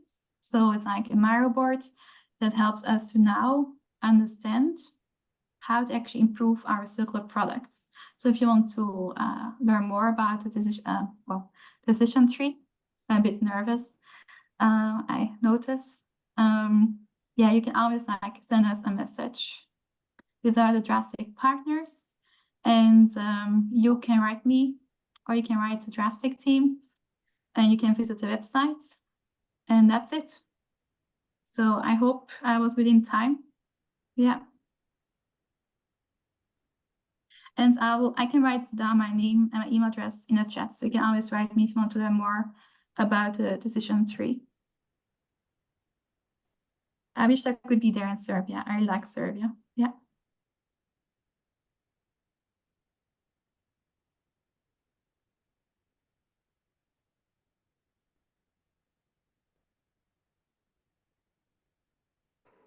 Do we have any questions for Wendy?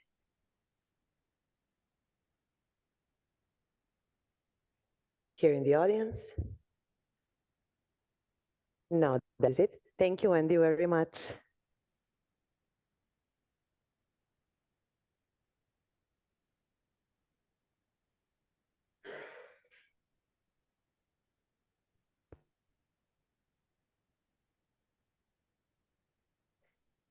Okay, we'll move on. Next, we will have Jelena Janković and Aleksandar Vučur, who will present their project Retex, a reuse of construction textiles. Please.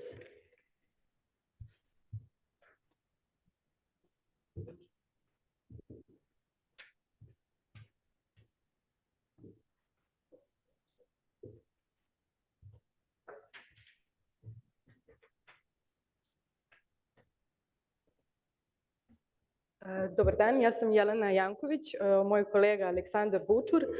Prije svega želela bih da se zahvalim na pozivu. Mislim da je stigao u pravi čas za nas, s obzirom da smo mi na kraju našeg projekta. Ja ću dati par nekih uvodnih informacija, a onda ću da pustim Aleksandra da ispriča o problemu kojim smo se bavili.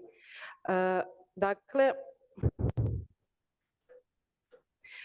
projekat se zove Retex, bavi se ponovnom upotrebom građevinskih tekstila, finansira delom od strane UNDP-a, delom od strane Arteka, odnosno Aleksandra koji je direktor firme.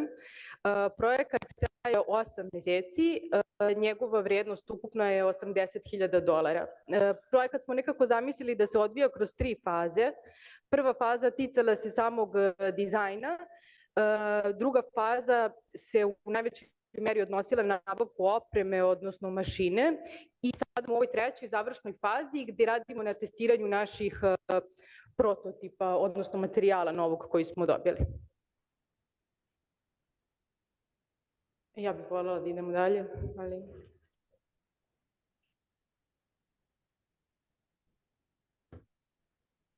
Evo.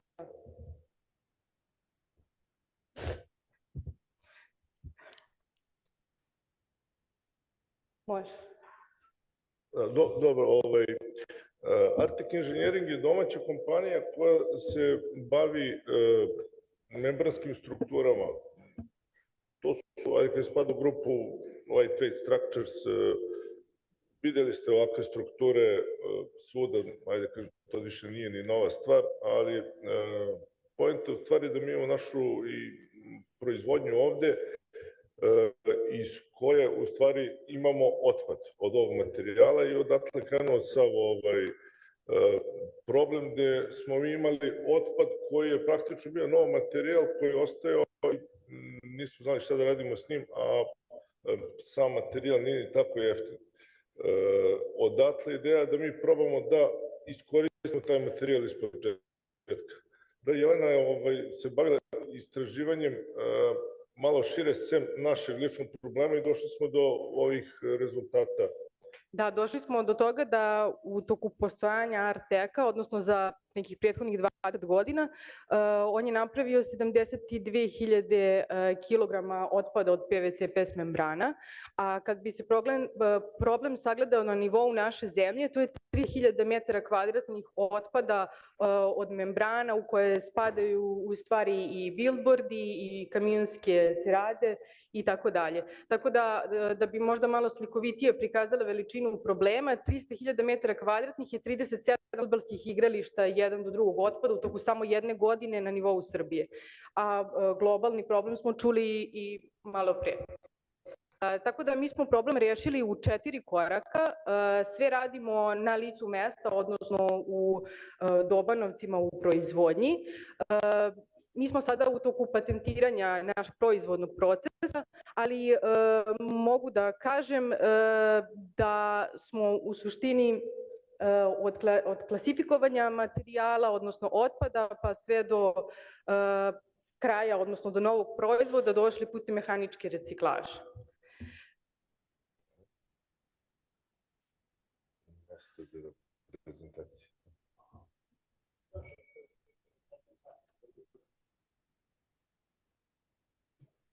Dobro, dok ovo ne vratimo slajd, znači, suma sumarum da ovim je problem mnogo veći nego što ga imamo mi, samo isti materijal, da kažem materijal iste prirode se koristi i u marketinškoj industriji, i u energetici, i u transportu, znači sve je to materijal iste prirode.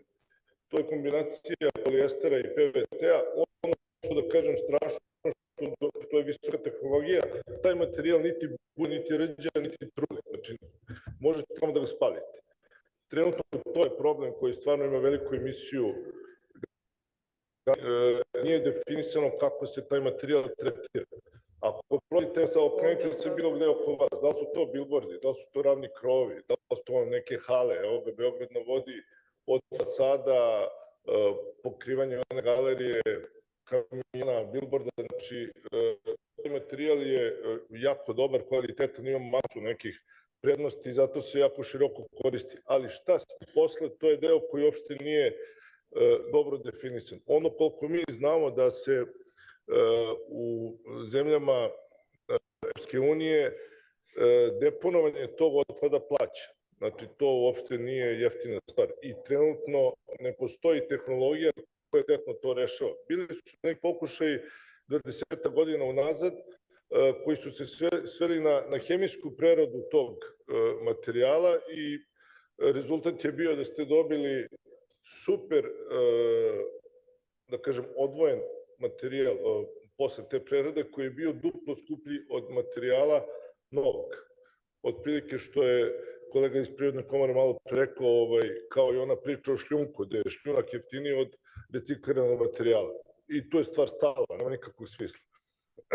Ono što su naša ideja bila da Mehaničkom preradom materijala dobijemo ovaj novi materijal, znači ne isti inicijalne sirovine koje se koriste u dobijanju membrana, nego da dobijemo materijal koji će moći dalje da se koristi, znači reuse. I ono što je dobro da u tom našem procesu smo dobili taj materijal, dobili smo novi materijal koji može da se koristi u drugim namenama. Trenutno smo krenuli sa idejom da dobijemo neki pločasti materijal koji će služiti kao obloga, izolacija i sad trenutno još smo u ispitivanjima pa očekujemo i širu primjenu.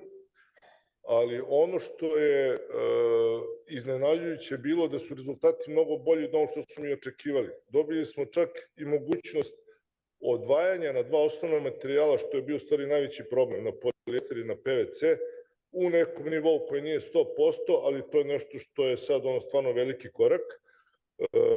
Dobili smo materijal od koga možemo da dobijemo više od jednog proizvoda. Znači sad se to razgranalo u neki 4-5 smerova i što je još bolje, znači potvrđena je cela naša ideja i to može ide korak dalje. I da ne dužim sad previše kako smo mi super, definitivno smo s ovim novcem što je Jelena iznala, nije moglo dalje od ovoga, ali u sledećem koraku, naravno, to je sad opet pitanje sredstava koje se ovde već nekoliko puta pominjalo, bi trebali da idemo sledeći korak koji bi industrializovao celu tu liniju, koja sad apsolutno od otpada koji imate, da li je to tuđi ili vaš, možete dobijete proizvod. Taj proizvod ima tržišnu vrednost.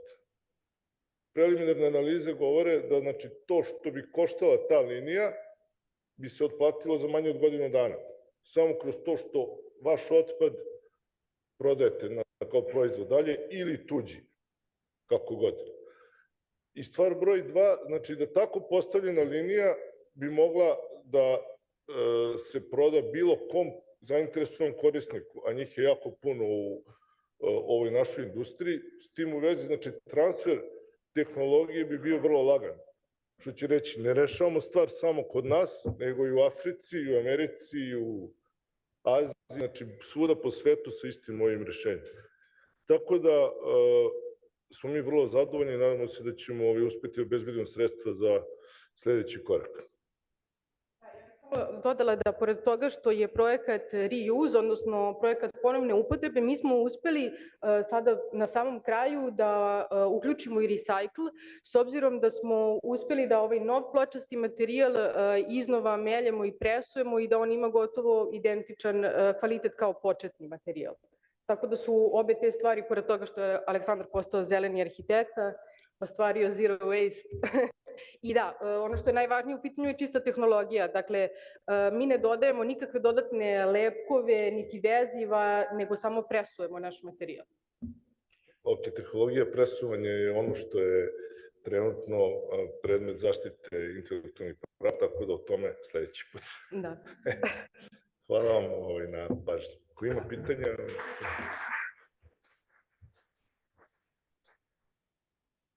No questions.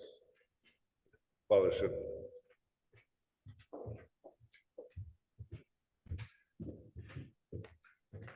Thank you once again to our speakers. Do we have any questions online also as well? Okay, then we can then move on. I will now call Pavle Milošević, who will present the fragment incorporated.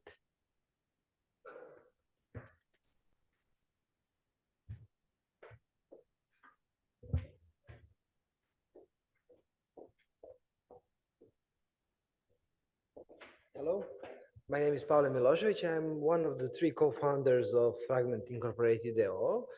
Our company is now 4 years old. We want to say that with us, sustainability never looked so good. We put the accent of sustainability in the aesthetics and functionality. So we had kind of a problem how the idea came to life. Marija Marković, who was one of the founders of the company, was studied at the Parsons University in USA and had the final exhibition. So she made a sculpture out of glass, marble, dust, cement. So the day before the exhibition, the whole statue just fell apart. So she had to give another one. And then we came to Serbia, and after that we tried to remake the same sculpture. And the same process happened after 2 months, it dissolved. So we start looking for the glass around the Čačak city, and we found that there's like a lot of landfills. There's like 2-3 acres of filled land with glass. So we asked the companies, what are you doing with the glass? So they said, like, we filled it, we dig 2-3-5 meters hole, we put the glass inside, and then 0.5 meter of dust on top. So it's like a neutral in the land, but we had a problem because the production and the waste management of the glass was having a disparity on the market. It was like 2018. So the cost that someone needs to process the glass was extremely high. So they put the landfill glass into the landfills and or transport it to the Duboko landfill in Užice. So we found that like a lot of different aspects was around sustainability inside of the plastics, PVC bottles, etc. But we found the opportunity inside of the glass because of the low purchasing power, low purchasing price of the material, of the raw material. So we managed to get with these results, so we can save like 9,000 tons of waste glass recycled in the next 6 years. On the other hand, we can save 10.8 thousand of raw materials that needs to be excavated to produce the competition materials. Also 2.8 tons of carbon emission, because glass will end up recycling, and the furnace that are recycling and melting the glass are heated on 1,600 degrees Celsius. And we can save 0.1 million of energy that is needed to process the glass to recycle it. So our solution was construction material. That kind of construction material was the answer to the market of eco-friendly materials that is now popular inside of the architecture. And as we can see, we are here today at the Green Building Council. So plug-in panels are made of 75% of recycled glass. They are binded by eco-cement self-curing, and they have a flying ash from the steel industry furnaces. So we made that kind of product that can be reused, but we show that in the process of producing a new product, we don't have to be inferior. We don't have to. We had a high level of mechanical properties, completely different and specific aesthetics, and we didn't jeopardize any kind of human environment or environment at all. So we provide applications for tabletops, countertops, kitchens, for fountains. We can use front panels inside and outside. Also, you can use it for the shower pans, etc. So we are right now at TRL 9 phase of our product. The product is 4 years, 3.5 years at the market, but we are all the time improving the product as we are getting the grants and awards. So we always invest in research and development. This is like the one application that we can show you how it looks like in reality. So the disparity was in the market, the thing that we are always coming from eco-activism, so we couldn't stand looking in those fields. And we see also economical opportunity on one side and like ecological side of our business. So we are basically, our team is partly idealistic led team with a purpose, but we also find the economical benefits working the product because we didn't want to make one more product to pollute the world. So we said then, okay, we made the panels. Panels are great. We tested it. We had the certificates and everything. So what are we going to do with products? Can we build a circular product? So we got the grant then later, and we start mincing our products. So we offer to our customers, if they want, for example, to take, I don't know, one part of the kitchen countertop and change it, we offer them 40% of discount, so we can take their panel, we can recycle, put it as a base in other products. So we are having a complete life cycle of our product already developed. Or innovative edge, why are we got finance from a lot of grants? The reason was alkali silicate reaction. They called it the cancer of concrete. The cancer of concrete is like a special reaction that are coming, they're happening between filler and binder. So when you have on the one side glass and have cement, after 3 months, the one reaction starts occurring that is calling alkali silicate reaction, and it's making the porous filler between glass and the cement. So you can do just like, you can tap the glass and glass will fill out.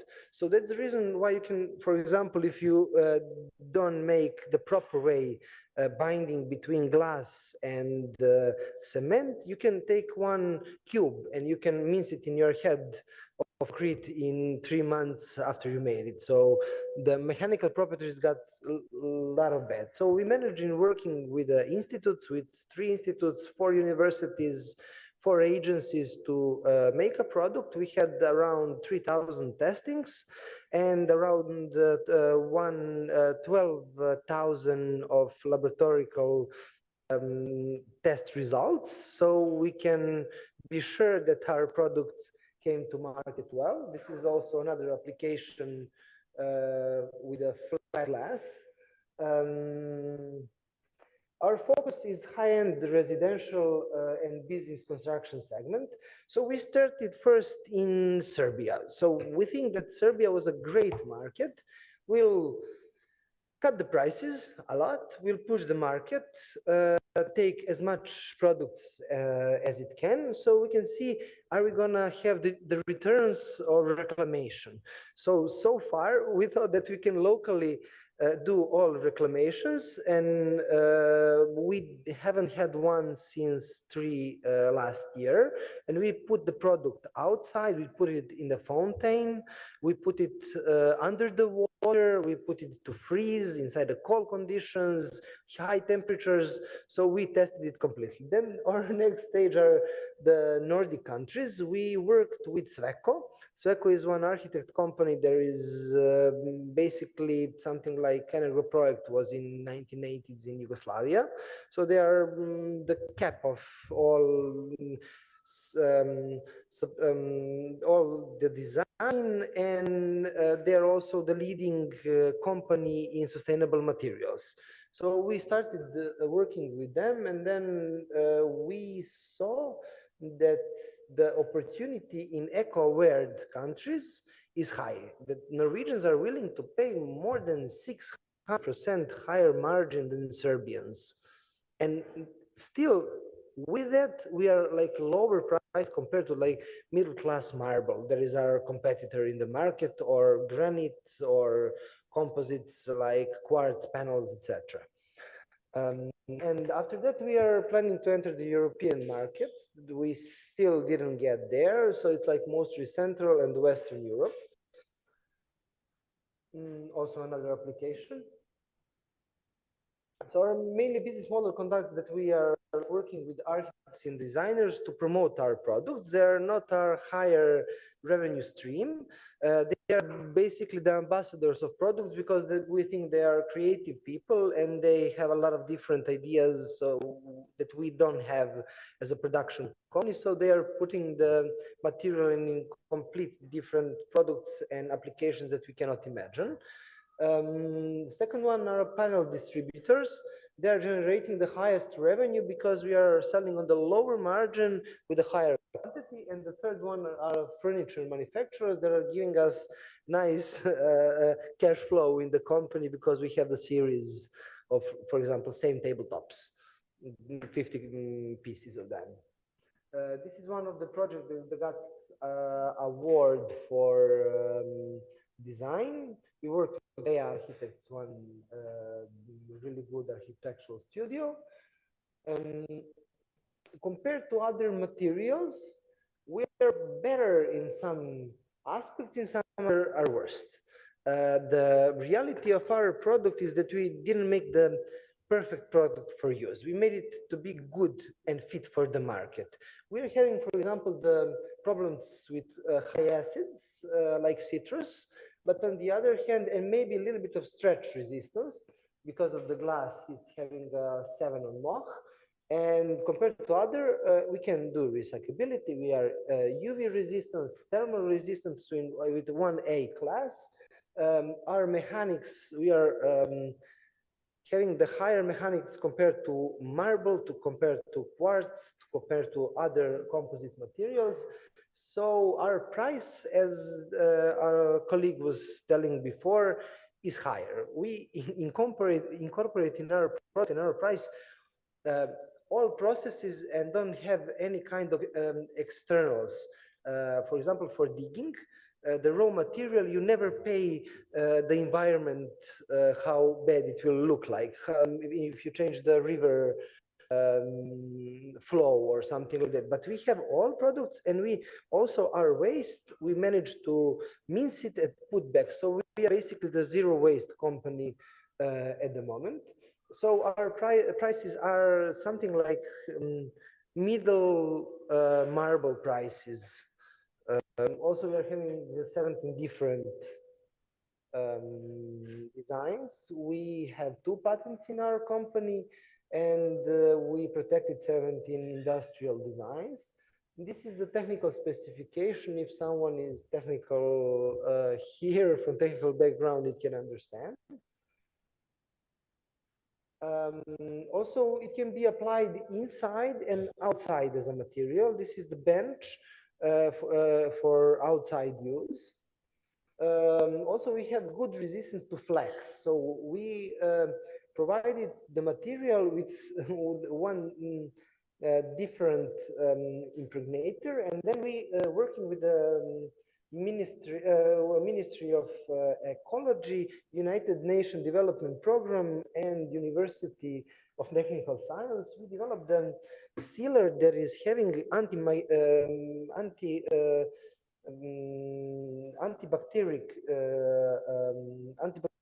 sealer. So, for example, if you put the food, it will kill 99.8% of bacteria that is on the top. So we offer that kind of product to HoReCa industry, so hotels, restaurants, etc. Also, we got the food contact for our material. With our production, we hit some of the ESG strategy, and these are United Nations Sustainable Development Goals. Our team is combined with Marija Marković. She was the idea leader and our director right now. Ms. Pasović, our technical advisor, PhD in chemical engineering, and myself as a part of the business. Also, we are having 5 awesome workers in company that are all highly educated. And these are some of our partnerships. This is the slide that I would like to put a lot of accent here. Like developing the innovation in the construction industry or the waste, you will need extreme amount of partners. First, you will not have a capital. Coming from Serbia, no one has a capital to develop the innovation.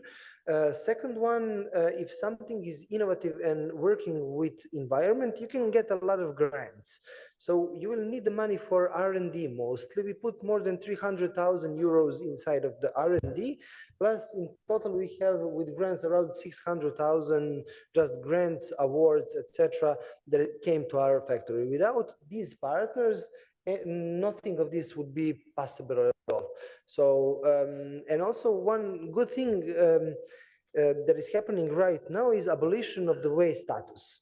This is the one law that UNDP and Ministry of Ecology worked, and we worked with them. So for the glass part, so couldn't, for example, mince the glass, recycle glass and put it in something. There was no legal, there was legal restriction to do it. So you will need a legal adaptation to your production. So you can, for example, mince the textile or mince whatever you need to put inside of the circular product. So we'll need stakeholders like United Nations, European Commission for Horizon programs, World Bank, Innovation Fund, Green Building Council, parks of science and technology. We always have with connections for science. So I think that products like ours need a lot of help. And as I always like to read about sustainable economy, I always read about those fancy, high-end, high-class, super nice opera house. It has LEED premium and it's awesome. It has air conditioning, zero VOC, etc. I think that that is not the point of green building at all. I mean, these are the projects, they're like ego projects. And I think the engineers working on them are having like super awesome fun. But what are we going to do with the residentials?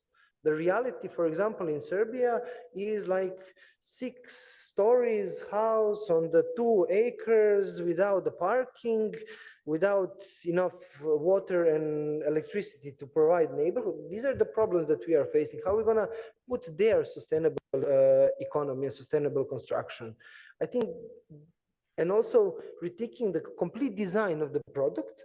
So if we are taking the sustainable products and putting them inside of these kind of projects, what are we going to do? How are we going to recycle them?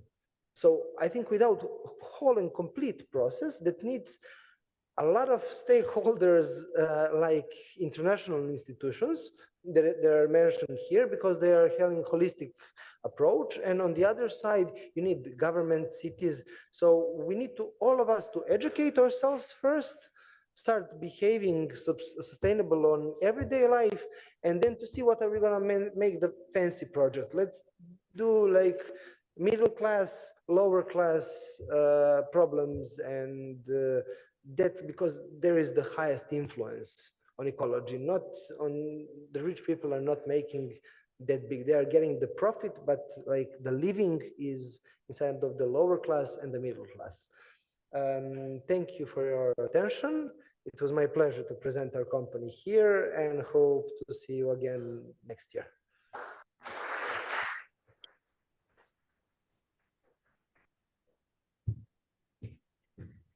Thank you, Pavle, very much. Do we have any questions for Pavle in the audience or online? No? Okay, then we can move on. The next speaker is Morten Slungård from Norwegian Green Building Council, who will present the Kristian Augusts Gate 13 reconstruction project from Oslo. Morten, can you hear me? I can hear you well, no problem. Perfect, thank you. Please start. Okay, thank you for having me. My presentation will then be, can I move the slide deck from my place? Yeah. Kristian Augusts Gate is in Oslo is a groundbreaking reuse project that was taken out from a building back in 1950s, and this has been an upgraded building. So in like 10 minutes, I try to give you. I'm not sure. Can I move the text myself?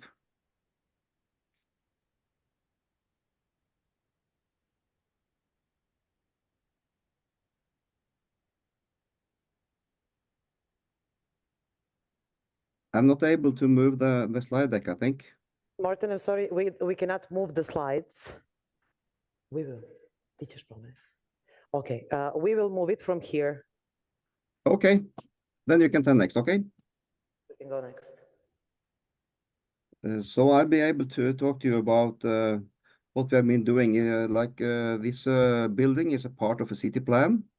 I'm going to present you to the donor buildings because we have 25 buildings that we got the materials from. I give you just a few examples of the reused materials. I give you very highlighted results, and I will also guide you to the findings report that you can go into after this session and look more into the details. And as a result of this rebuilding or reconstruction in Oslo, it has also been opening a new marketplace for recycled materials in Oslo. Next, please. So this building is actually part of a bigger city plan in Oslo. And the owner of this building is a construction company and a property company in Oslo. It's called Entra, and they have a very good plan for whole this area. So up left here, you will see a small picture of the town hall.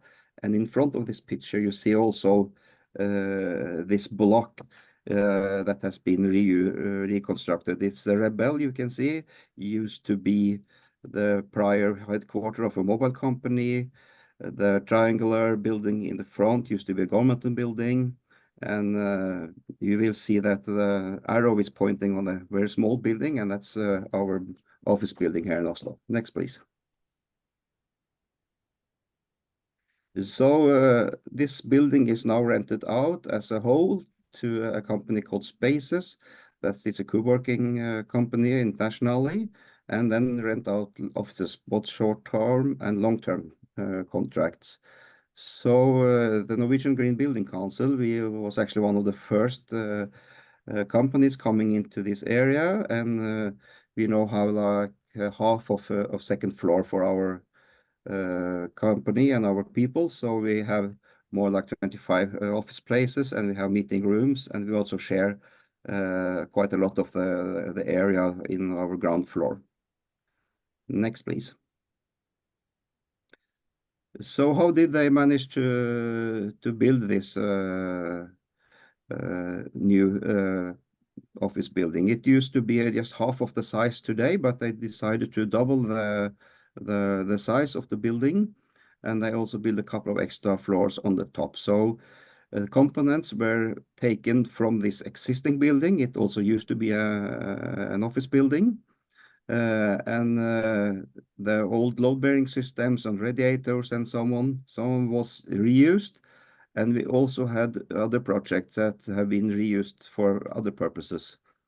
So we had to find like different materials from different other buildings.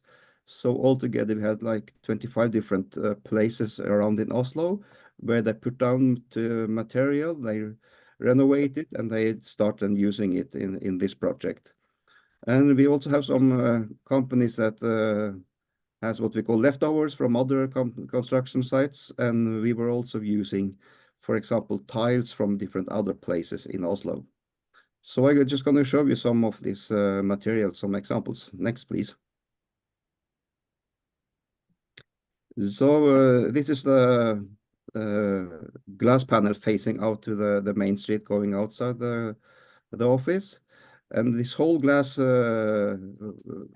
panels and the main door was actually taken down from PricewaterhouseCoopers. They had a renovation of their headquarters here in Oslo, like 500 meters from here. And then they moved all the glass panels and reused it as a total instead of buying a new front door and buying new glasses here. Next. The building was, we also had a new part of the building that was put up in the backyard actually. And they were trying to find windows. So they managed to find that a housing company or housing project, another place in Oslo, and it was actually windows that were incorrectly ordered. So for the house project, they should be able to open the windows. That's normal when you buy a housing project, but for an office buildings with internal aircon and so on, you have to have the windows closed. So they managed to buy this for almost nothing, and the architect had to do some adjustments on the drawings, and then they actually bought a lot of reused or not used but incorrectly ordered windows from another project. It saved, of course, a lot to the environment. Next one, please. And here's probably one of the most interesting things, because a couple of big suppliers in Oslo, they always have leftovers from different projects that end up in their storage, and it's not possible to use because it's like 10 square meters left, it's 45 square meters left, different colors, different sizes, different patterns. But they told the construction company that you have to find one of your best guys, and he is free to make some mosaics, and you reuse all of these old materials. And on the left, you see one of the toilets, and all the toilets or bathrooms in this office building is not the same at all. So it's actually more or less an art for these construction workers. And it's an amazing way of reusing materials that otherwise would have been just a waste. Next, please. Like 12 years back, we had a very tragic accident here in Oslo with a terror bombing. Probably heard about that. And that damaged more or less all our governmental buildings in the city. But we were able to reuse the core slabs out of this. R4 is one of the government buildings. So they actually managed to take them down. They were taken by a trailer just 400 or 500 meters from here, and we managed to use them as load-bearing systems. And that was a new part of this building you can see on the right picture. So that was reusing core slabs, and of course that's a really good way of reusing materials that are hard to the environment. Yes, next please.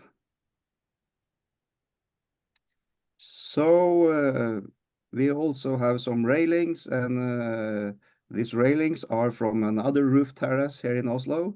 So on the left-hand side, you see the old place where they had this roof terrace at the office building.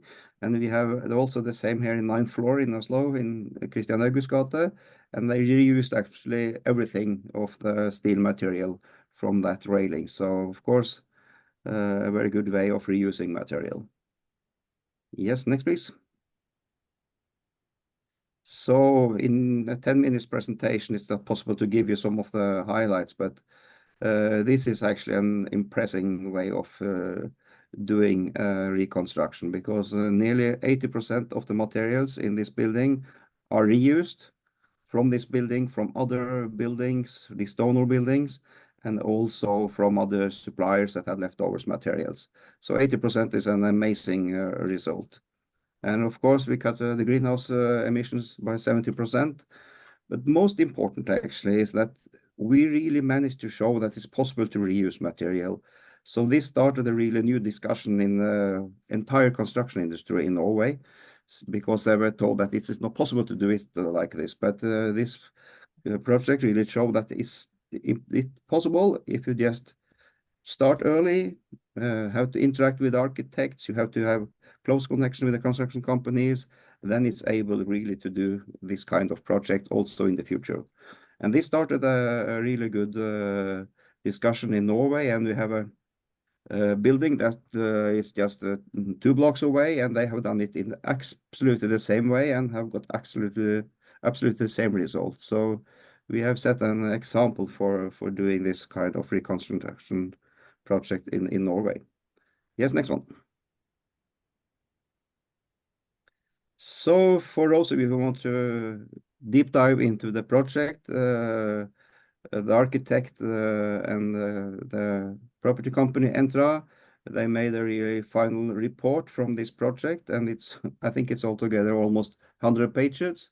But then you can go in to see the different materials, where they were taken from, emissions that were saved, and so on and so on. So I will really recommend you to just go into that address that you see on the right, and then you will find the total report for this project. So next. And as a result of this project, it was difficult to find materials in the beginning, but it was easier and easier during the project. But the year after this building was finished, the Europe's largest recycling center was opened here in Oslo.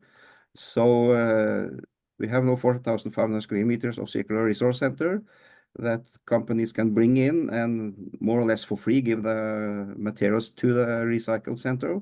And they have, of course, a digital way of showing the materials and set prices and so on, and also very nice logistics. So for the new project now, it's possible for the architects to go into that database and look for materials that could fit in their drawings, adjust some few things, and then they are able to reuse a lot of the materials. So this is actually a really nice outcome of this first project that was actually a groundbreaking project here in Oslo. So 80% reusing is actually an amazing result, we think. Next. Yes, thanks for having me, and just follow me on LinkedIn if you like, and we can share more of the results from different other buildings here in Oslo as well. Thank you. Thank you, Morten, very much. Do we have some questions in the audience or online? No, not at the moment. So thank you, Morten, for your presentation. Thank you very much. Okay, so now we will take a short coffee break and prepare for our next panel. So please join us in the hall for coffee and some refreshments. We have around 20 minutes, so 11:50, not 11:30. Thank you.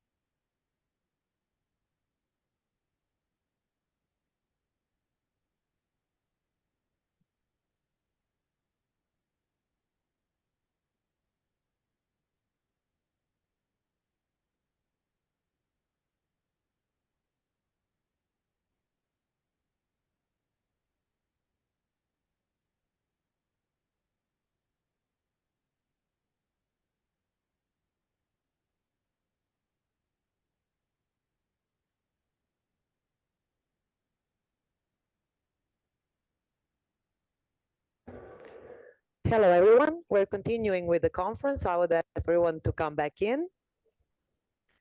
Nastavljamo sa konferencijom, da ću zamoliti sve da nam se vrate unutra u salu.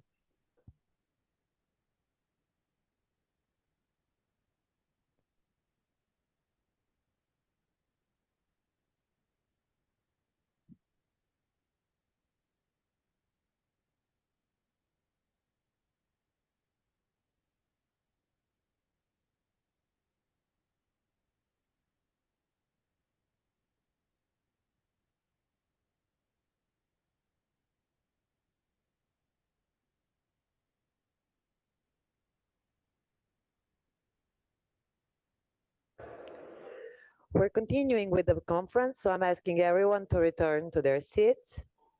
Nastavljamo konferenciju, zamolit ću sve da se vrate na svoja mesta.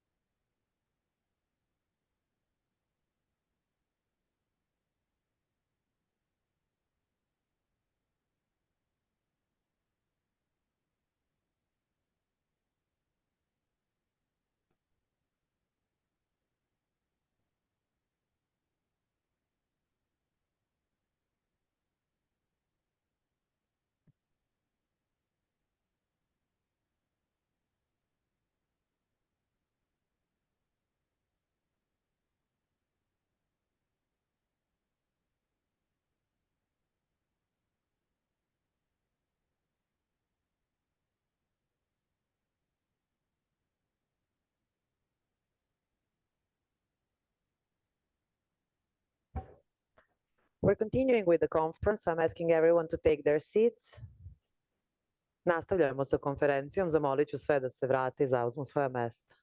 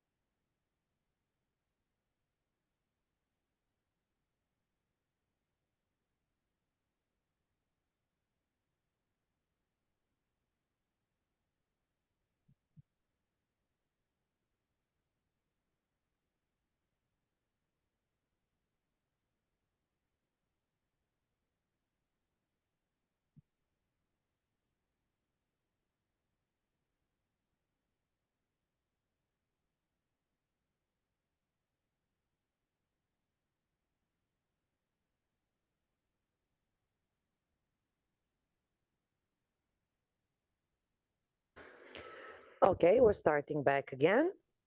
Welcome back, everyone.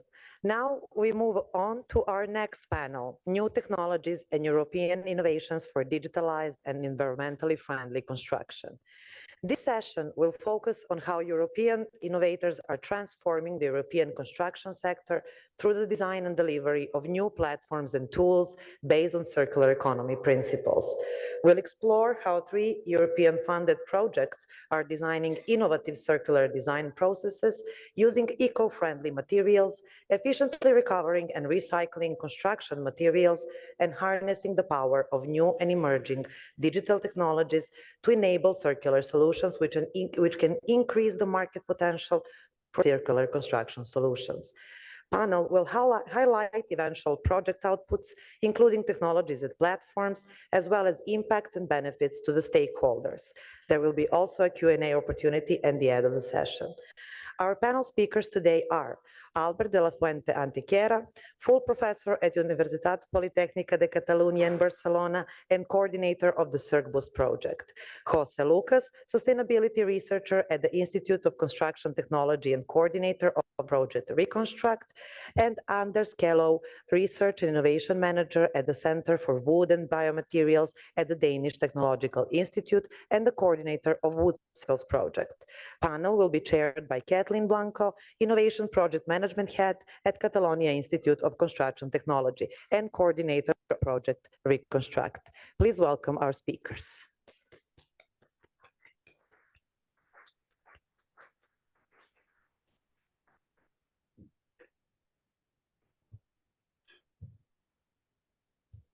You can stay here, you can sit whatever.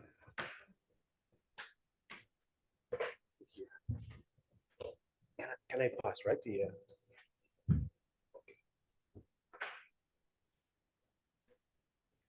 Yeah, okay.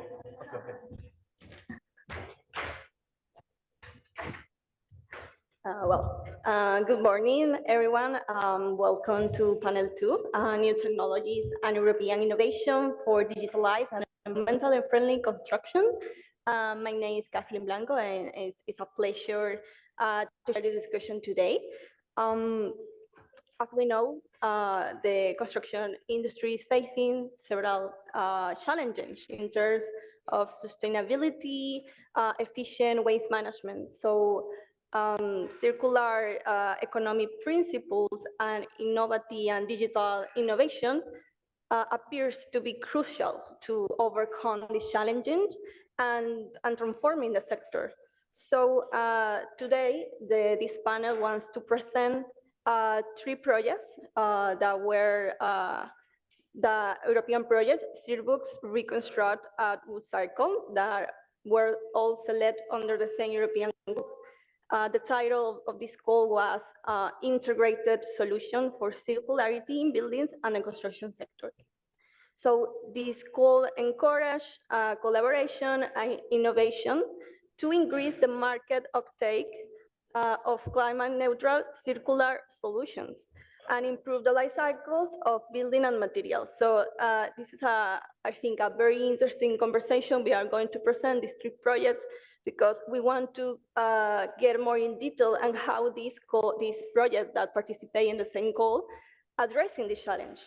Is a similar approach or is different, or we are share some similar outputs? So that's the idea for this panel, that each of one of them present the projects. Well, I just want to start, and I will like we are going to start with Albert de la Fuente with Circularne's projects.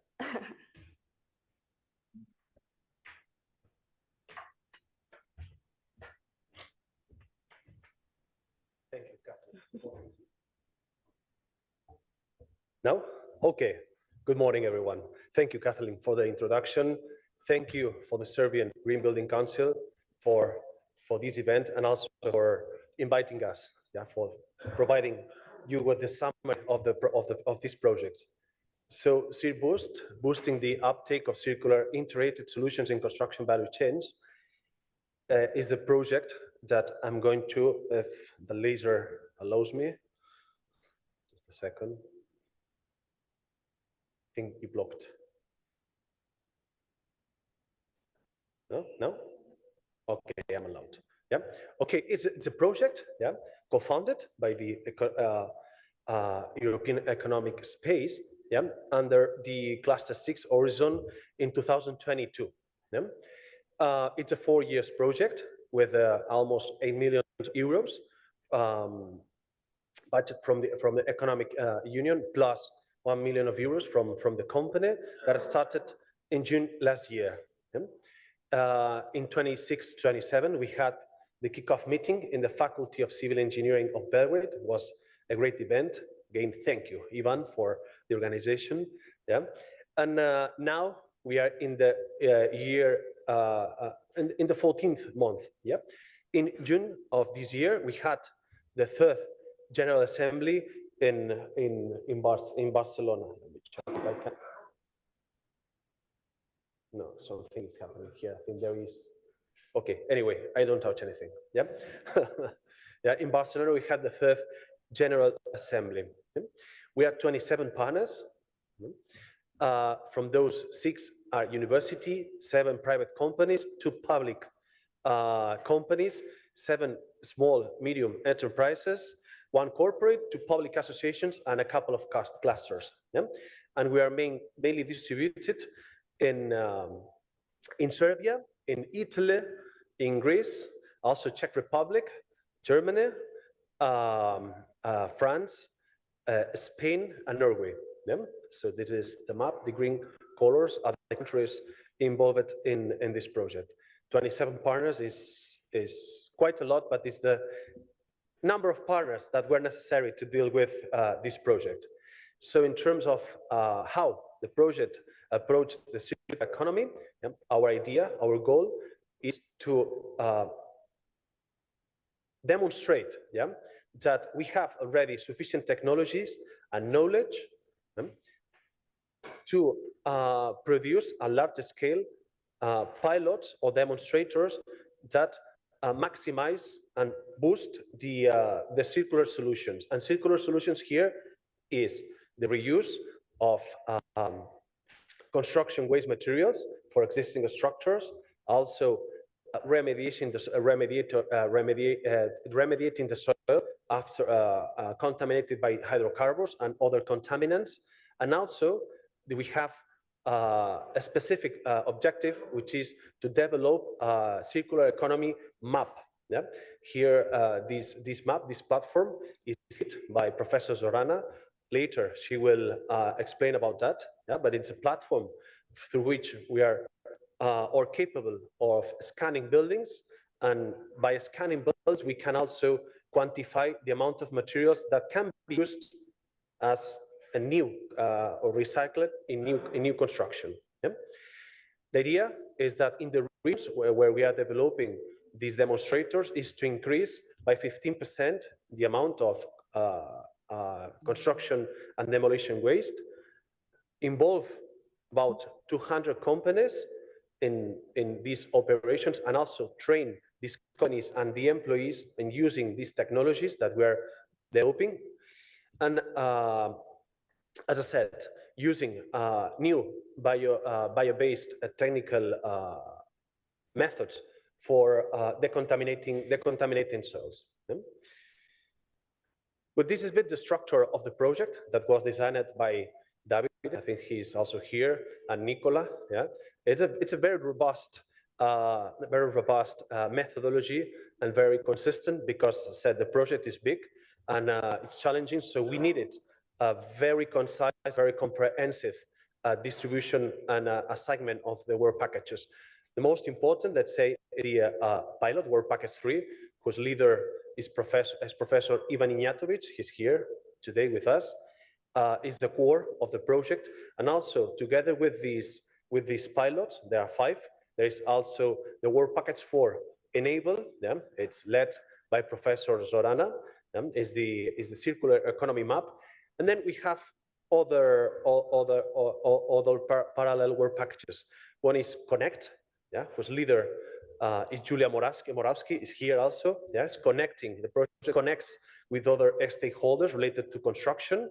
Then we have another work package related with work package 5, which is led by Draxis, and related with the analysis of sustainability of the pilots. Yeah, so we are not only going to prove and demonstrate that these technologies are feasible, but also we are going to evaluate from the economical, environmental, and social perspective the impact of these solutions, and to prove in front of the authorities that these pilots and these technologies are feasible, but also are sustainable, but in a quantified way. Yeah, we are not going to say only with this we can reduce the CO2 emissions. No, we reduce by this amount, we reduce the cost by this amount, and we impact positively to the society with an increase of new jobs or new patents or new whatever. We are going to quantify. Then we have in work package 6, Marketize. Here is Deloitte, is one of the big 4s. They will be helping the partners on bringing to the market the solutions that we are developing. Because solutions are innovative, but we have to transfer these solutions to the market. We need support for that. We're package 7. It's Train. It's led by Acciona. It's a construction company, a Spanish construction company. And the idea is that they will be dealing with the training of the employees and technicians on the techniques that we are going to develop. And lastly, but not less important, is Promote. Yeah, it's another work package which is led by Katarina, also here, yeah? And with the objective of promoting and disseminating the advances of this project. Sure, this is a presentation. There is a mix of things here. This is a presentation I sent you. Okay, anyway, I work with this. Yeah, we have 5 pilots. Yeah, this pilot which is here is the pilot 2. Pilot 2 is led by France. Yeah, is being carried out in Paris. Yeah? And the idea is to generate a digital platform and also a physical platform. In this physical platform, there will be several around Paris. The physical platform will receive construction demolition waste from several structures in Paris, particularly structures that probably will be demolished after the Olympic Games in France. Yeah? So there will be a lot of material available for new construction. There will be also a physical platform that will guarantee, or through which the constructors can access and then can know where there is material to be used in their jobs. So there will be a match between the offer of material in the physical platform and the match of the offer that through the physical platform. This is the pilot 2. The pilot 1 is in Barcelona, and we are going to be working in a new eco district, and the existing structure will be demolished, and all the concrete will be used as a concrete aggregate for the new structures. And we are also going to renovate the soil, because the former structure was a Mercedes plant, Mercedes plant that was producing engines for cars. Yeah, so the soil is totally contaminated, and we're going to apply bioremediation techniques for remediation the soil without the necessity of excavating. Yeah, this is the idea. Here is the one. So it's, I don't know why, but it's in a different order. Yeah, this is pilot 1 carried out in Barcelona. This is at the top left here. Yeah, we have the old Mercedes plant to be demolished. The idea is to use the concrete and the steel structure for the new eco district. Is the one in the center. Eco district means is an infrastructure that generates net zero energy. It means that for the functioning, the energy necessary is produced by the same district. So there is no necessity of external energy. So the idea, if it's to use the concrete, the aggregates of this structure to produce the new structure, some of the elements, see that we have steel trusses. I cannot steel trusses. These steel trusses are for the same for the original factory. Yeah, and here down we see the remediation. This soil is full of hydrocarbons due to the oils and other products during the production stage of this factory. So the idea is to remedy the soil without the necessity of any transport. For you to know, it's 100,000 cubic meters of soil. It means 25,000 trucks entering and exiting. So 50,000. This is in the center of Barcelona. So we are eliminating. So this is social impact, beneficial social impact, because we are not affecting the normal traffic of the city, and also we are not emitting CO2 due to this transport. Yeah? And also, I mean, with the soil that cannot be remediated, we are going to use this soil for 3D printing structures. Yeah, for the urban furniture of the eco district. So we are going to use all the materials inside for the new elements. This is the pilot. Probably Ivan will go deeper on that, but this is a pilot 3 led here in faculty in Belgrade, yeah, by the Faculty of Civil Engineering. And the idea is to produce a house to a story level, yeah, but everything with recycled material, from the bricks, steel, concrete connections, everything, even even the earthquake isolators will be made with rubber from tires or from other industry that can produce recycled rubber. Yeah. I'm not entering details because then the pilot will explain it. This is the pilot 4 in Norway, in the very north part of the Europe, Vestalen. Yeah, you can almost see the North Pole from there. Yeah, it's a very cold region. There is a museum, yeah, for high-tech exposition designed, and the idea in this pilot is to construct this museum using recycled materials. The concrete structure will be constructed with aggregates from 2 different existing structures, a slaughterhouse and a firefighter station that nowadays they are demolished, and the materials will be used for producing the concrete. So with this, we get rid of, or we don't need to go to the natural resource and for producing concrete. Yeah? And then also the other idea is to use the steel containers from the fishing industry for these caissons for gathering the expositions. So recycling these steel boxes from the fishing industry, of course, first have to be cleaned because I cannot imagine the smell of fish of these boxes, but will end up as a part of the structure. And finally, pilot 5 is led by Skanska, where they will be also explaining the project. And also here the idea is to use a concrete with 100% of recycled concrete aggregates coming from a sugar factory. Yeah, these new buildings, yeah, the facades and the structures will be made with recycled concrete aggregates, all of them. Yeah, but the recycled aggregates will come from a sugar factory.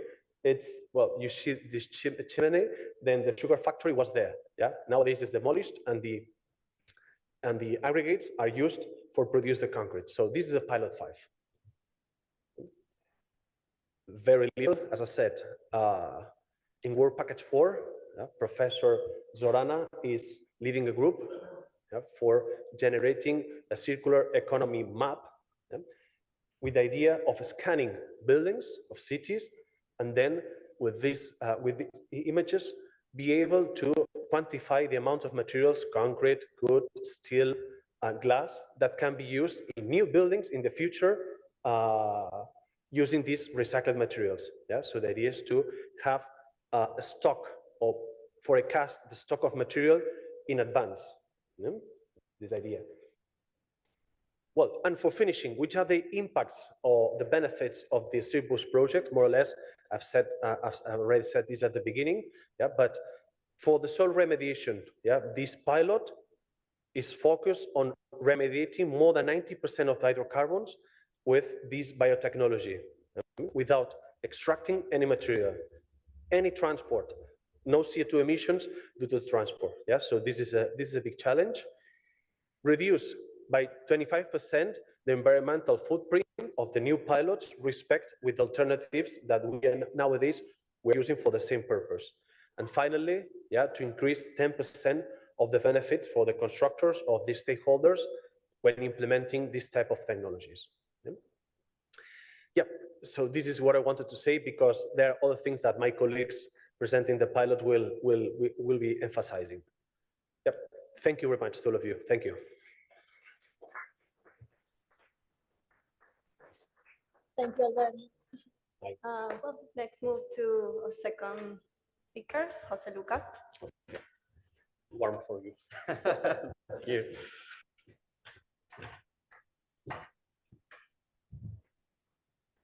Okay, good morning all. Thank you, as Albert said, for the invite and for letting us explain our project here in this venue. I'm Jose Lucas. I'm one of the coordinators for the Reconstruct project. This project has 16 partners. It's a little bit smaller than Cirbus, but we are an aggregation of different kinds of partners, like universities, construction companies, institutions, and manufacturers. that are based, as you can see, throughout Spain, Italy, Greece, Brussels, Holland, and the UK. The main goal of the Reconstruct project is basically create a territorial solution that boosts the circularity in all the value chain of the building and all the value chain of the construction sector. The project obviously is led by ITEC that I'm part of.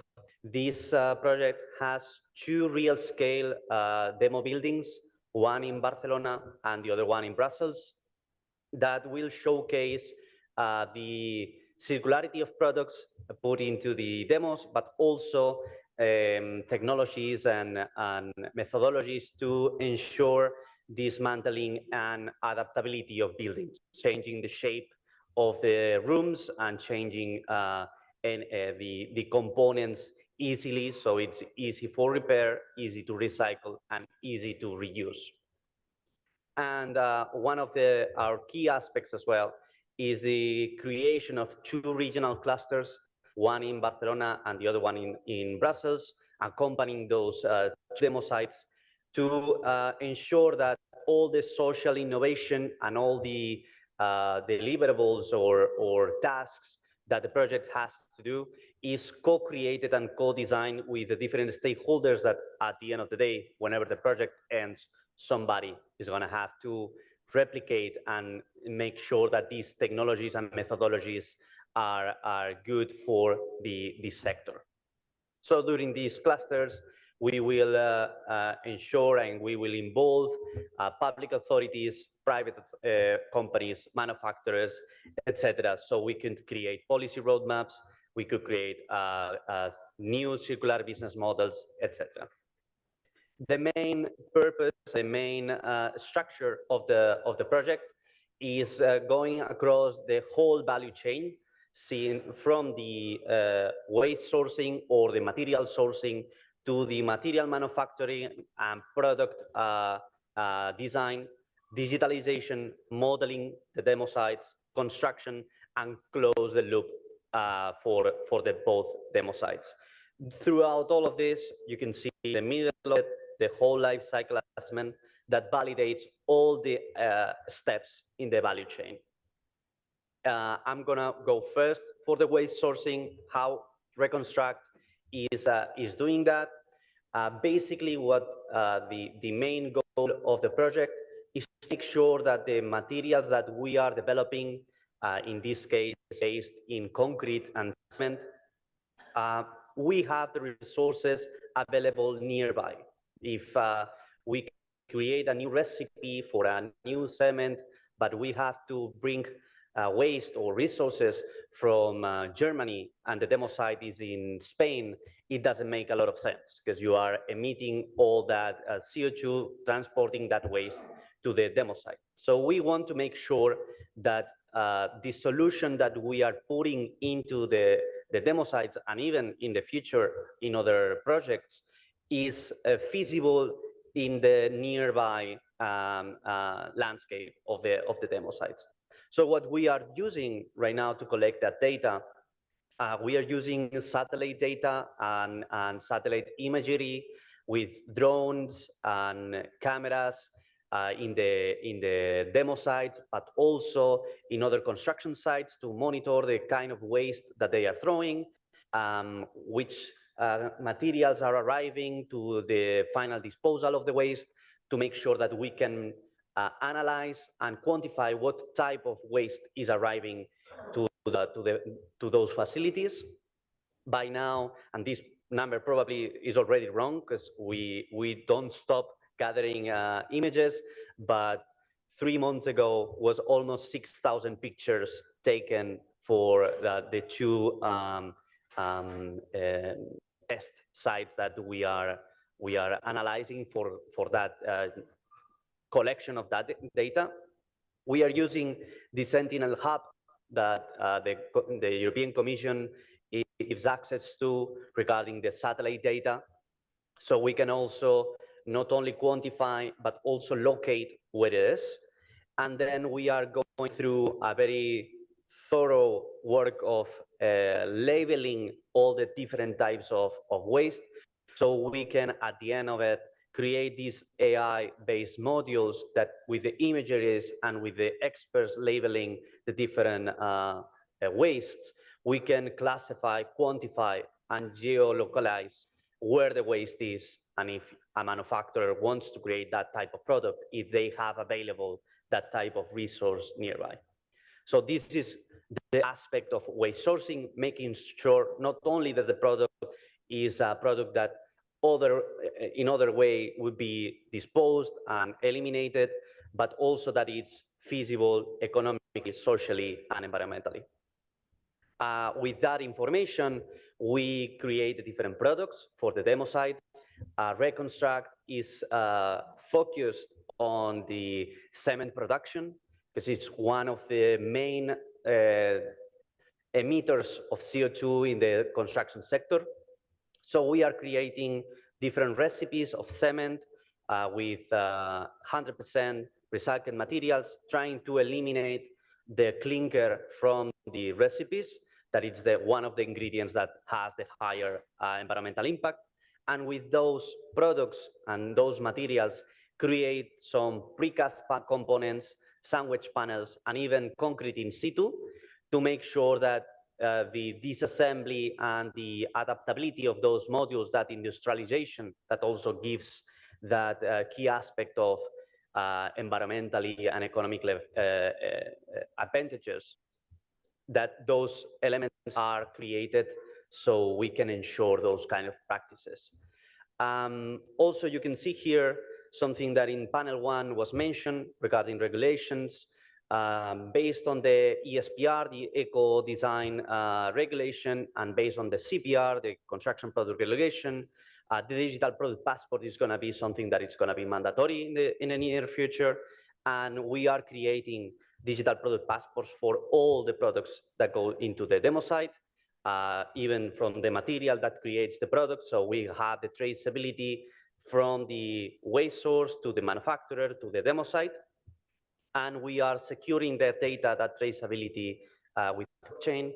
And then we are also creating material passports of the buildings to make sure that whenever that building has to go down and somebody in another generation, 50, 100 years, that building has to be demolished, that they know they have digitalized where the materials are, what type of material they are, and what is recyclable, what is reusable, and what is recoverable. So we will have that as a report, a digital report of the building that will have for each level of the building, each room, where the materials are and what type of materials are, and linking all that with a digital twin, with BIM, and an optimization tool that will make sure that the solution that is put finally in the demo site is the best in that situation.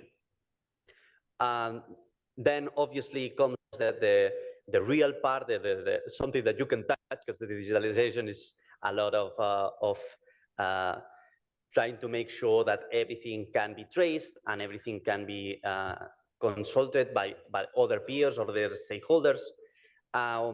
We have a big part here with the demos. My colleagues in the next panel will explain more in depth.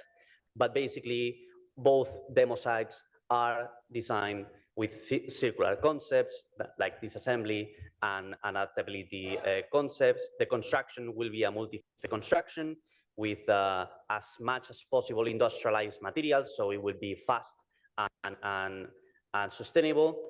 And this life cycle assessment part of it is the big dot in the value chain that was across all the projects. So this is a more transversal kind of action that will be making sure that all the decisions are based on KPIs regarding environmental, social, and economic aspects, and also symbiosis potential and circularity.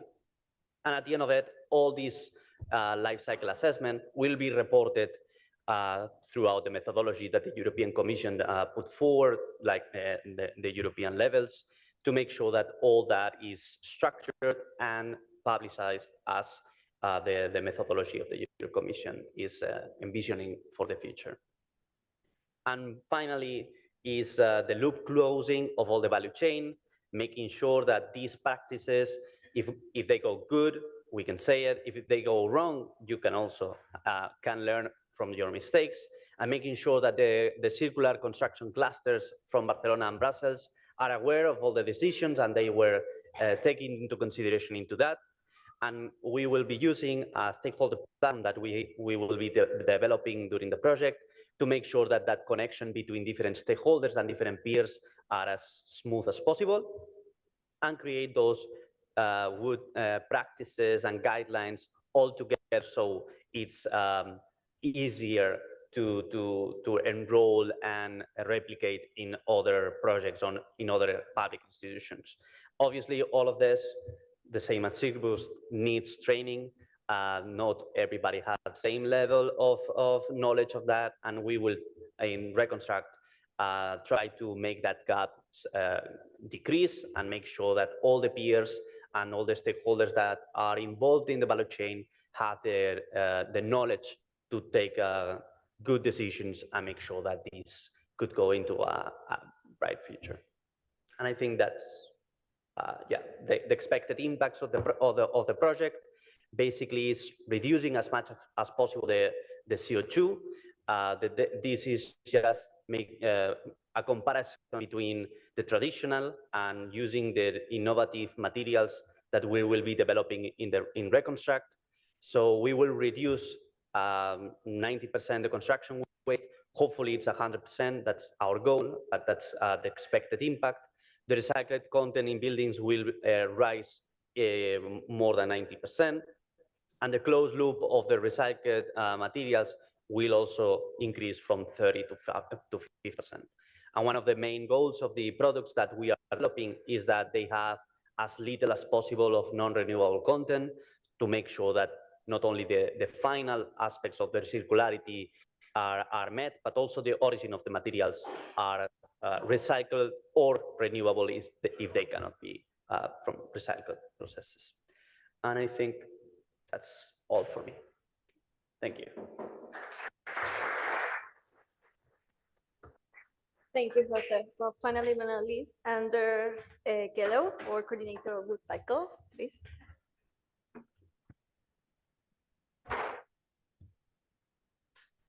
Yes, thank you very much. Let's see if this works. Yeah, it does. Thank you very much for the invitation to come and speak. Yeah, my name is Anders. I'm from the Danish Technological Institute. I'm at our Center for Wood and Biomaterials, where we work a lot with wood, of course. Yeah,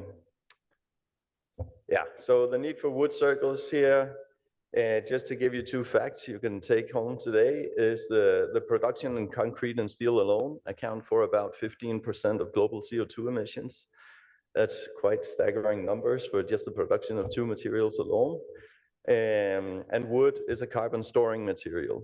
And that's why we work with wood in construction, because we think there's a need for getting much more wood into construction. It also tells you a little bit about the impact of the construction sector, as we've heard a lot about earlier today. But just the production of construction materials alone has a really high impact. And building with wood is one of the lowest hanging fruits we have at all for reducing our CO2 emissions. So the Wood Circles Consortium consists of 20 partners from around Europe.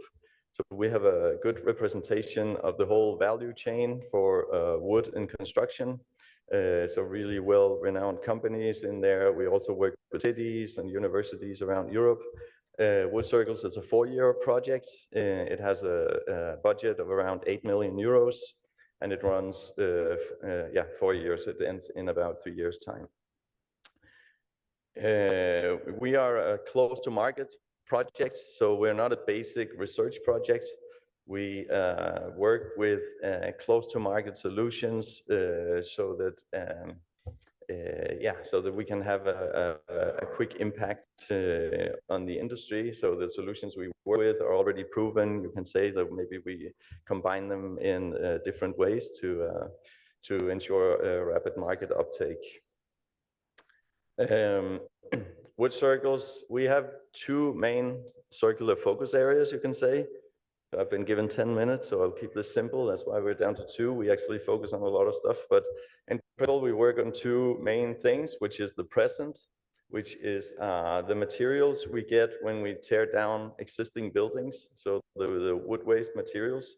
This, when it comes to wood, is, for example, something that looks like this. So this is a very non-uniform pile of waste materials we get. And the reuse of this is quite difficult, actually, because it's so non-uniform. So that's the one area of the project. The other part of the project is to look at the future, and is related to design of new buildings, so that when we take those buildings apart at the end of their lifetime, then it gets much more easy to solve the first, the first focus area here. So we have a design focus on design for disassembly for new construction also.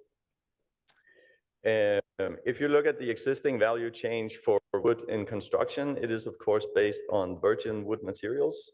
So it all comes from a forest, passes through a sawmill, and then it gets turned into a lot of different products, which is the traditional value chain for wood products, and then they get turned in through different design to buildings, of course.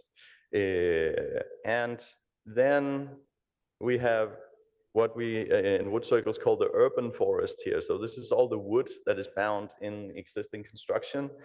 And the problem here is, I say, that this is very difficult to turn into to the regular value chain. So what happens with this wood right now is that either it gets ground up and actually does enter the value chain, but as particle boards, so we grind down everything, or we burn the wood. And the challenge in wood circles is to see, can we get this wood here to feed into the existing value chain for wood and construction? Because that way we solve the quality and the existing market taking wood products can just take reused wood. So that's the basic idea of wood circles. And then we also have this design aspect, as I said, to make sure that, okay, we redesign our buildings going forward, so that when we have to decommission those buildings in the 50 or 100 or 150 years, that then we can really easily reuse the wood from those buildings.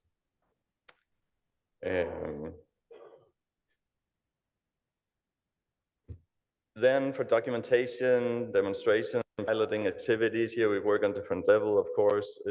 We have some lab testing of the developed materials. We have some pilot scale testing where we are testing in an existing demonstrator building at DTI. We're testing some of the solutions. And then we work on the city level. We have 3 partner cities in the project, Tartu, Turin, and Rotterdam. And with those cities, we first of all, we run a series of workshops with these cities. We'll hear a little bit more in the next panel, I think, from a little bit from Torino about how we work with Torino.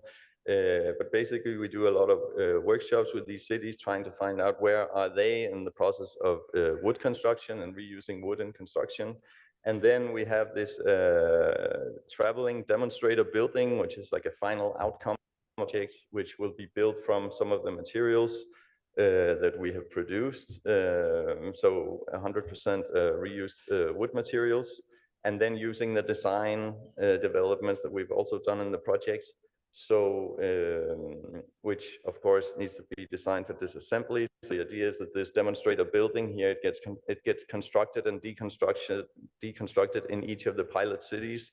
So it kind of goes on tour with each of the pilot cities. So, some a few selected results here. So we established 2 new value chains for recycled wood, one for engineered wood products. As I said, turning this very inhomogeneous material into materials that the construction industry already knows. That way, we also solve this donor-recipient problem that right now is a barrier, you can say, for circularity in construction. That each time, we focus a lot on where can we use exactly these materials, and then we need exactly a donor building to take those materials. But with this feeding into the existing value chain, we kind of bypass this barrier. Then we developed this urban sawmill prototype. So this facility that is supposed to take these very non-uniform materials and turn them into a uniform construction materials. And then we have our wood-based building system optimized for design for disassembly and manufacture and assembly. And then we have our demonstration buildings to go on tour. We also developed digital tools. I've not talked so much about this in this session, but we also developed digital tools to map the urban forest materials, very much like the two other projects we've heard here, to give cities, municipalities kind of a tool to know how what are the resources bound in the built environment. Then we do an analysis of the whole regulatory framework in the member states with regards to use of recycled wood in construction. And then, of course, as we also heard about earlier today, the importance of that this is cost effective. So we have a work package also on exploitation strategies and building business models. I think that was it from Wood Circles. Yeah, thank you.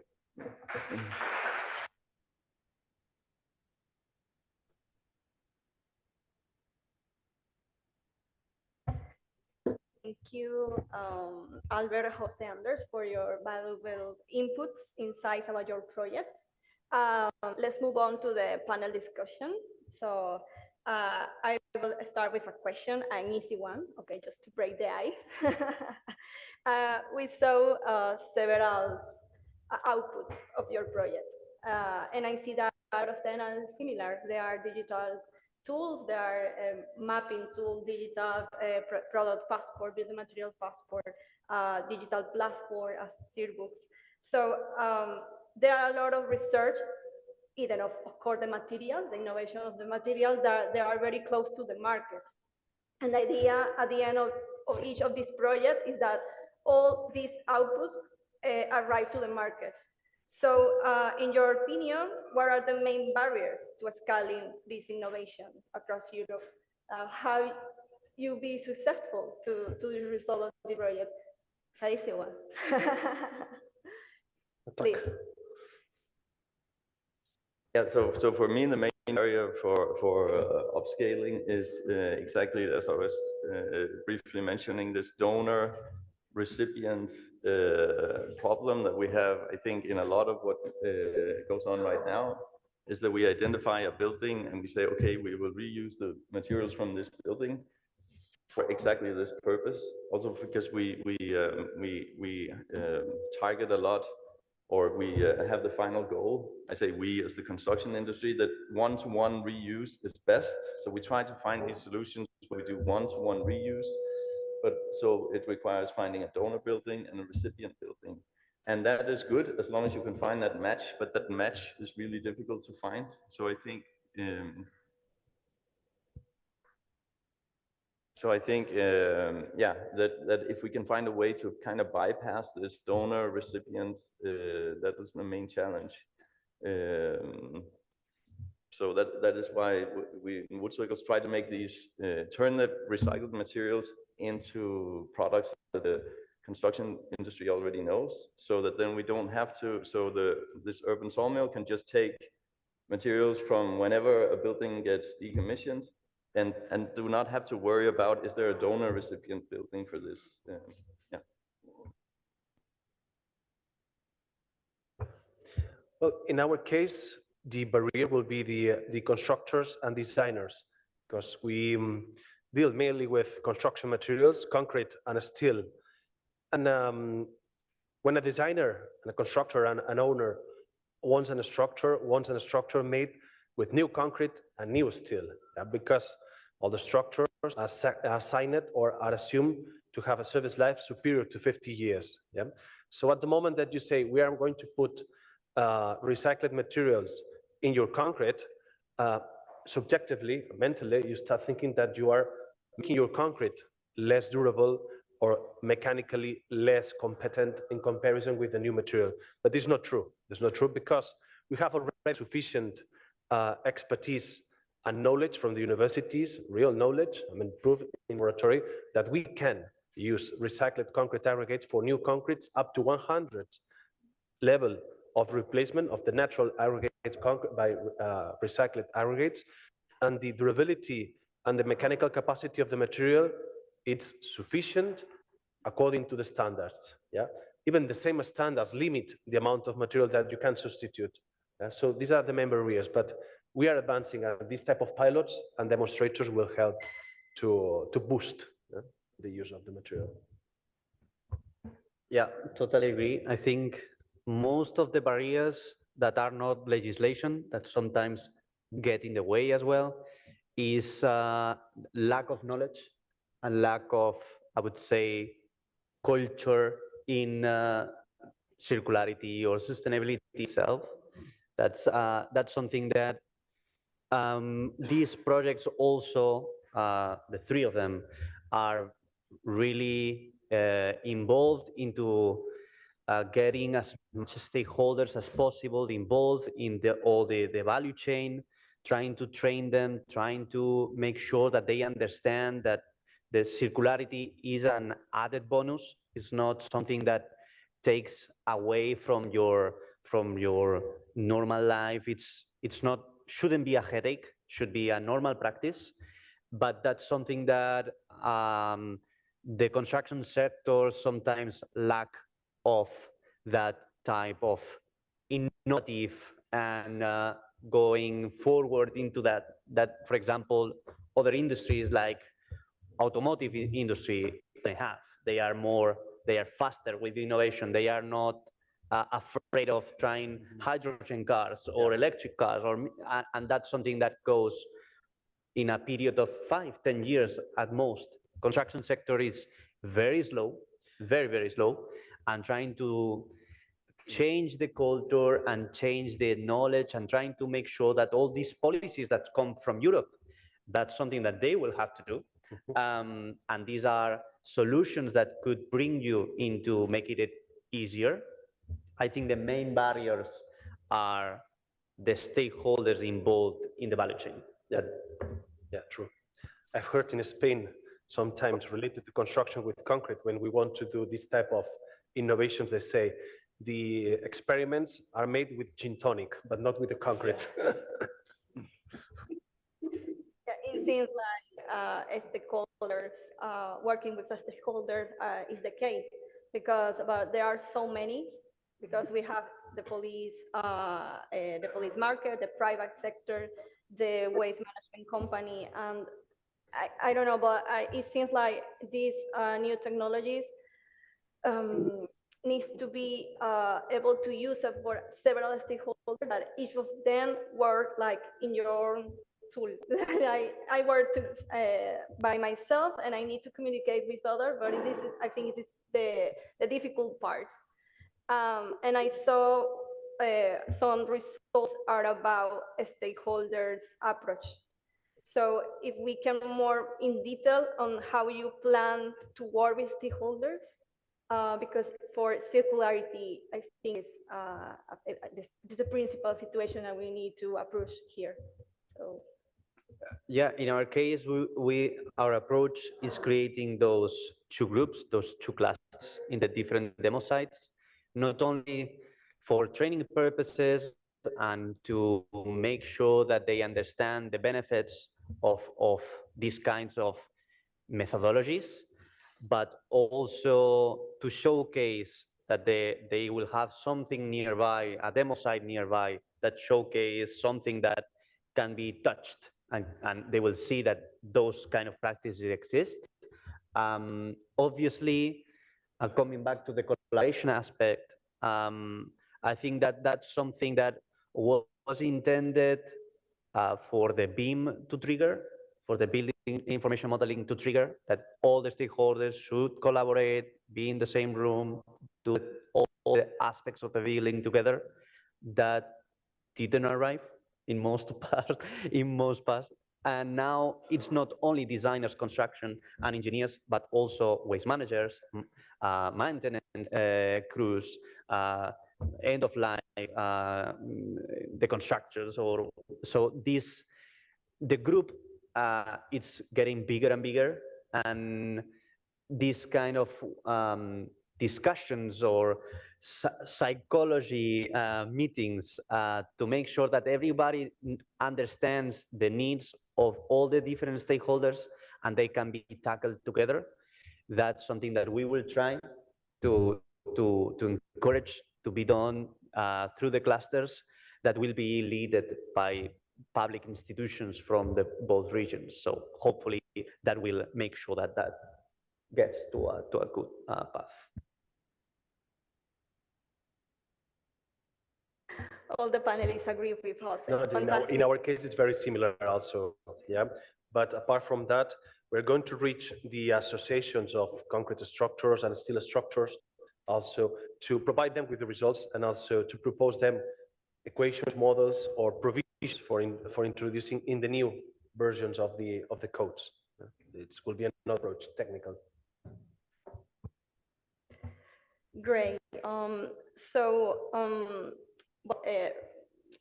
Going back to the European call, again, the European Commission engaged us to talk. Like, we are a sister project, so we need to be in a communication constantly. And maybe I want to ask, for example, what are the opportunities that your collaboration you have identified already? Because, for example, the stakeholder will be the same. Some deliverables will be similar. So maybe we can talking about that. What are the opportunities collaboration between us projects? Obviously, as you mentioned, we are 3 projects coming from the same goal. I'm sure you saw that the philosophy of the 3 projects are very similar. That they tackle similar problems with different approaches and different materials. And there's a lot to take into consideration here, even sustainability aspects, how you measure it, how you show it, to be uniform, and try to explain the story as let's say clean as possible, and try not, if one of the products is not good, say it, and that's good as well. But I also think that not only for the duration of the project, that it's 4 years, and we are almost already in the 2.5 years from now to the finish, but also in the replication stages of the project. I see in talking now with the hat of Reconstruct, we are creating a database of data for disposal facilities, for example, for waste facilities. But both of you are creating platforms for the built environment. So, and the resource is the same. It comes from different places, but at the end of the day, it doesn't matter if it's a urban forest or if it's a building, that material should get into the manufacturing. It doesn't matter where it comes from to create the new materials. So those are aspects that would be lovely to study as a replication or a strategy for new business models regarding where the resources are, and then also inform for future projects or future stakeholders what is there at the end of it, because to make sure that all the effort with disassembly, adaptability, the final user in 50 years, they know which bolt they have to take out to make sure that that structure can be dismantled, for example. Yeah. Yeah, I think also for dissemination and communication, like an event we do today, right? When we are three projects together, we can have a larger impact than just if we are alone about it. We could also, at the end of the projects, when it comes to policy recommendations to the EU and stuff, it could also, yeah, could also be carrying our weight when we have three projects together. So more experience. Yep, if I'm not mistaken, we have in the proposal a joint seminar between sister projects. So this will be the opportunity to know each other what we're doing and to share, yeah, and to copy. But we'll copy well. Just to change the name and change it. Yes. Yeah. I saw that we have 5 minutes left for our panel. I don't know if there is a question from the audience here or in the online.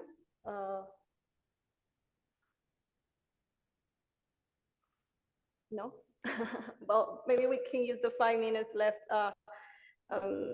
like with a last question, like more about dreaming one, you know? Looking at the future, what emerging technologies or trends do you think it would be a significant role in 5-10 years for circularity, circular constructions? I think, when emphasis in circular. Yep.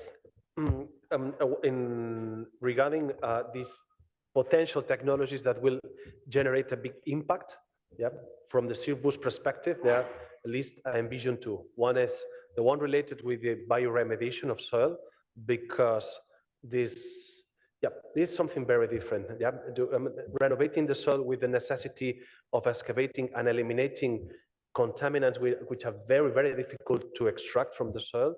This will make the difference, yeah? And I think that if we are able to reach 80-90% of elimination of these hydrocarbons or heavy metals, this will be a success from the project. And this is one of the things that I would dream.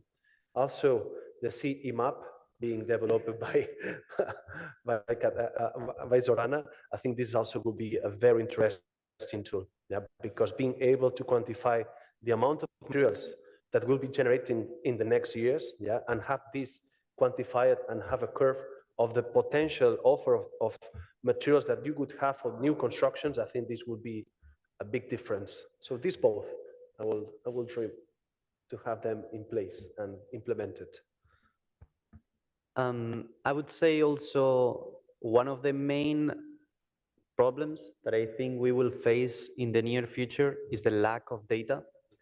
And my dream is that due to these methodologies, due to these technologies, tools, we try to make sure that it's a problem for now, but not in the future, and that can be replicated, and the CE maps are good for the built environment, and the material passport is something that it's not a paper that everybody knows of, but there's no standard in the European Commission for that. And those kinds of things, that would be lovely to have, because at the end of the day, we are trying to give as much information as possible for future generations, because maybe they will not have copper available, and they will have to search for that material in the urban buildings and in the urban environment. And I would say that's something that would be great to at least have a small piece of that in the project in the future. Yeah. Yeah, and maybe just to come with some non-technical, again, back to the business case. I mean, because a lot of the technological solutions are actually there, at least for working with wood, but it's really about putting them in the right order to make a competitive business case out of recycling. And then another thing is the whole demonstrating the quality of, and then the confidence in recycled materials, you know, in all parts of the value chain, is for end consumers, but also for the producers in between, architects, engineers, contractors, everyone in every part of the value chain, that they have confidence in recycled materials. That's a big challenge. Well, thank you again, host Anders Albert, for this panel discussion. I think was a very interesting one. Hopefully, we get the attention from the audience to follow our projects. We just started. We have 1 year of project each, so the work just began. But I encourage you, the audience here and online, that follow us on all social media or ways, because we wanted your feedback. You know, it's very important for us, for the future of our outputs of the project. Well, thank you so much, and yes, that's it. Thank you.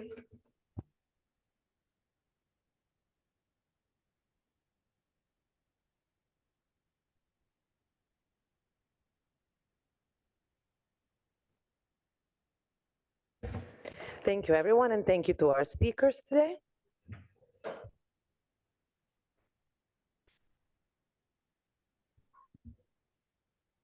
Now we're moving on to our next panel. Our next panel will focus on European solutions and how they impact local realities across Europe. In this session, we will examine the impact and benefit of scalable and replicable circular economy solutions in construction. With perspectives from potential end users and key stakeholders, we will explore barriers and impact of the adoption of new platforms which foster the circular economy principles, and discuss what this all means for all actors along the construction value chains. We will consider topics such as local and common needs, impact on citizens, environmental impact, aspects of circular economy, challenges of adoption of circular economy principles, barriers to market impact, and sustainability. Our speakers are pilot leaders from our 3 host projects today. First, we have Zorana Petojević and Ivan Ignjatović, professors at Faculty of Civil Engineering, University of Belgrade. Then we have Bohuslav Slanski, Head of Technical Research and Innovation in Skanska, Central Europe, and Ann Hoyem, leader of the Gaia Vesteralen initiative, which are all representing CircBoost project. Then we have Gerardo Vadel, architect and founding partner and project manager of the sustainability consultancy Societat Organica Barcelona, who will be representing Reconstruct, and Laura Ribota, environmental engineer and public servant at Municipality of Turin from Wood Circles. The panel will be chaired by myself. Please welcome our speakers.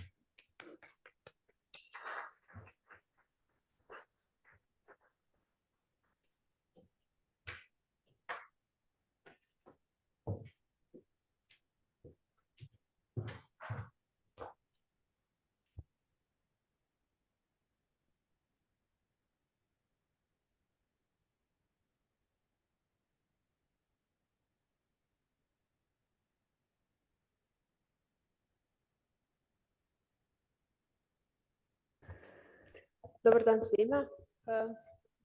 Vidimo se opet ovog puta kao predstavnik, kao učesnik i kao lider paketa u okviru projekta CirkBoost. Zorana Petojević, dolazim sa Građevinskog fakulteta Univerziteta u Beogradu. Ovim putem želim malo da vam naglasim, odnosno da istaknem šta se to radi u okviru projekta CirkBoost vezano za spomenutu ovde cirkularnu mapu. Mi ćemo razviti tog paketa, mi ćemo razviti 3D modele za postojeće zgrade u okviru 3 regije u Evropi. Ti 3D modeli biće informacioni modeli koji će u sebi sadržati podatke koji su relevantni za cirkularnu ekonomiju u građevinarstvu. Jedna od te 3 regije u kojima će biti razvijena mapa jeste i deo grada Beograda, odnosno konkretno na opštini Palilula će se za opštinu Palilula, za jedan deo zgrada na opštini Palilula će se razviti ova mapa. Broj zgrada koji će pokriti ta mapa je između 500 i 600. Ovo je samo, da kažem, polazni primer i ugledni primer metodologije za razvoj ovakvih mapa i nadamo se da posle projekta će razvoj ovakvih mapa nastaviti da se širi dalje, bar u Beogradu, a nadamo se i dalje. Ono što, gde se tačno naša mapa nalazi na Paliluli, između ulice Despota Stefana i Starine Novaka, gore kada se krene od Dalmatinski knez Danilove pa sve dole do hale Pionir. To je potez zgrada gde imamo i stambenih zgrada, gde imamo i poslovnih centara. Zgrade su iz različitog perioda gradnje, različiti su tipovi zgrada koji za sobom povlače i jednu veliku šarenolikost u ugrađenim materijalima i prosto u trenutnoj starosti tih materijala. Šta će sadržati naša mapa, glavno je pitanje. Jedan od osnovnih podataka, mislim, biće sačinjena od informacionih modela koji će u sebi sadržati vrste i tipove materijala ugrađene u tih 500 zgrada koje se nalaze u tom delu opštine Palilula. Pored vrste i tipova, za svaku zgradu će se odrediti vrste i tipovi i količina tih materijala. Koji materijali? Naravno, u jednoj zgradi je nebrojano mnogo materijala ugrađeno. Naši ciljevi jesu da to budu beton, armirani beton, da bude staklo, da bude drvo, da budu opekarski proizvodi i da budu materijali na bazi cementa. Ono na osnovu čega ćemo vršiti procenu tih materijala jeste nacionalna tipologija zgrada koja je urađena u okviru evropskog projekta Tabula još 2007-2008. godine, gde su definisani nacionalni tipovi zgrada u zavisnosti od perioda izgradnje i od oblika, da kažem, zgrade. Definisano je koji su materijali ugrađeni u određeni tip zgrada. Na osnovu te tipologije i 3D modela koje budemo dobili, odnosno jedan deo smo već dobili, utvrđivat ćemo količine ugrađenih materijala i naravno iz tipologije definisat ćemo i koji su to materijali ugrađeni.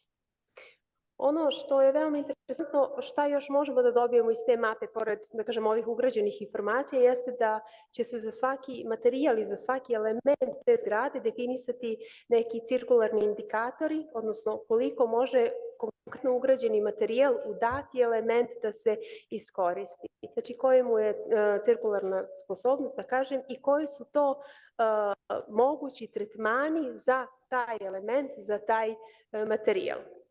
Ono što je interesantno je da definišemo šta mi to imamo u ovom našem postojećem stambenom fondu na datoj lokaciji, ali drugo pitanje je šta sa tim što sad znamo šta imamo unutra. Možda je čak i bitnije kada možemo to što je unutra da očekujemo da će postati građevinski otpad. Sad, tu su potrebni da se razviju naravno ti modeli predikcije za definisanje timeline-a kada će nešto postati otpad. Naravno, to je jako teško precizno odrediti, ali na osnovu, da kažem, nekih strategija koje su donešene u Republici Srbiji kao na primjer što je strategija za obnovu stambenog fonda i na osnovu podataka o eksploataciji materijala i nekim trendovima koji se trenutno nalaze na našim prostorima, definisat ćemo te predikcione modele u kom periodu. Oni možda neće biti dovoljno precizni da se za određeni mesec, za 10 godina utvrdi koja količina materijala će biti na tržištu sekundarnih sirovina, ali verovatno u nekim agregiranim periodima od po 5 godina davaće dovoljno dobru sliku. Ono što želimo da napravimo za naših informacionih modela jeste da dobijemo cirkularne pasoše koji će naravno sad za datu zgradu po elementu zgrade i na nivou cele zgrade sadržati sve ove podatke, različite indikatore cirkularnosti i preporuke za dalje tretmane. Ono što je interesantno jeste kome će ova mapa sve služiti. Ja stvarno vidim veliki potencijal te mape, ne samo u okviru našeg projekta šta ćemo ostvariti, nego veliko je pitanje kako će ona kasnije živjeti i ko će vršiti administraciju, jer od toga i zavisi uspešnost, da kažem, cijelu ove naše mape. Pa prvo je interesantno, ja verujem, i za sami ljudi koji žive u tim zgradama. Materijali i đubre se danas smatra ima neku vrednost. Možete da prodate na tržištu da dobijete neki novac. To je deo grada koji u sebe sadrži dosta porodičnih kuća koje su jako stare i neke su možda i trenutno napuštene. Tako da je vlasnicima sigurno od interesa da saznaju da prilikom rušenja da li mogu nešto da urade sa tim otpadom i koliko taj otpad vredi.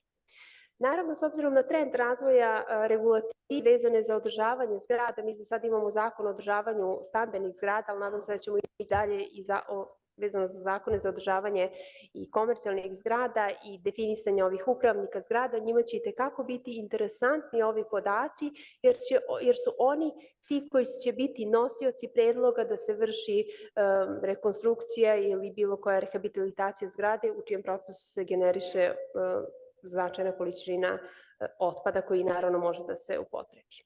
Naravno, facility manageri i svi upravnici koji upravljaju celom fazom eksploatacije moći će, da kažem, da vrše neke strategije ili planove za neko dalje održavanje tih objekata.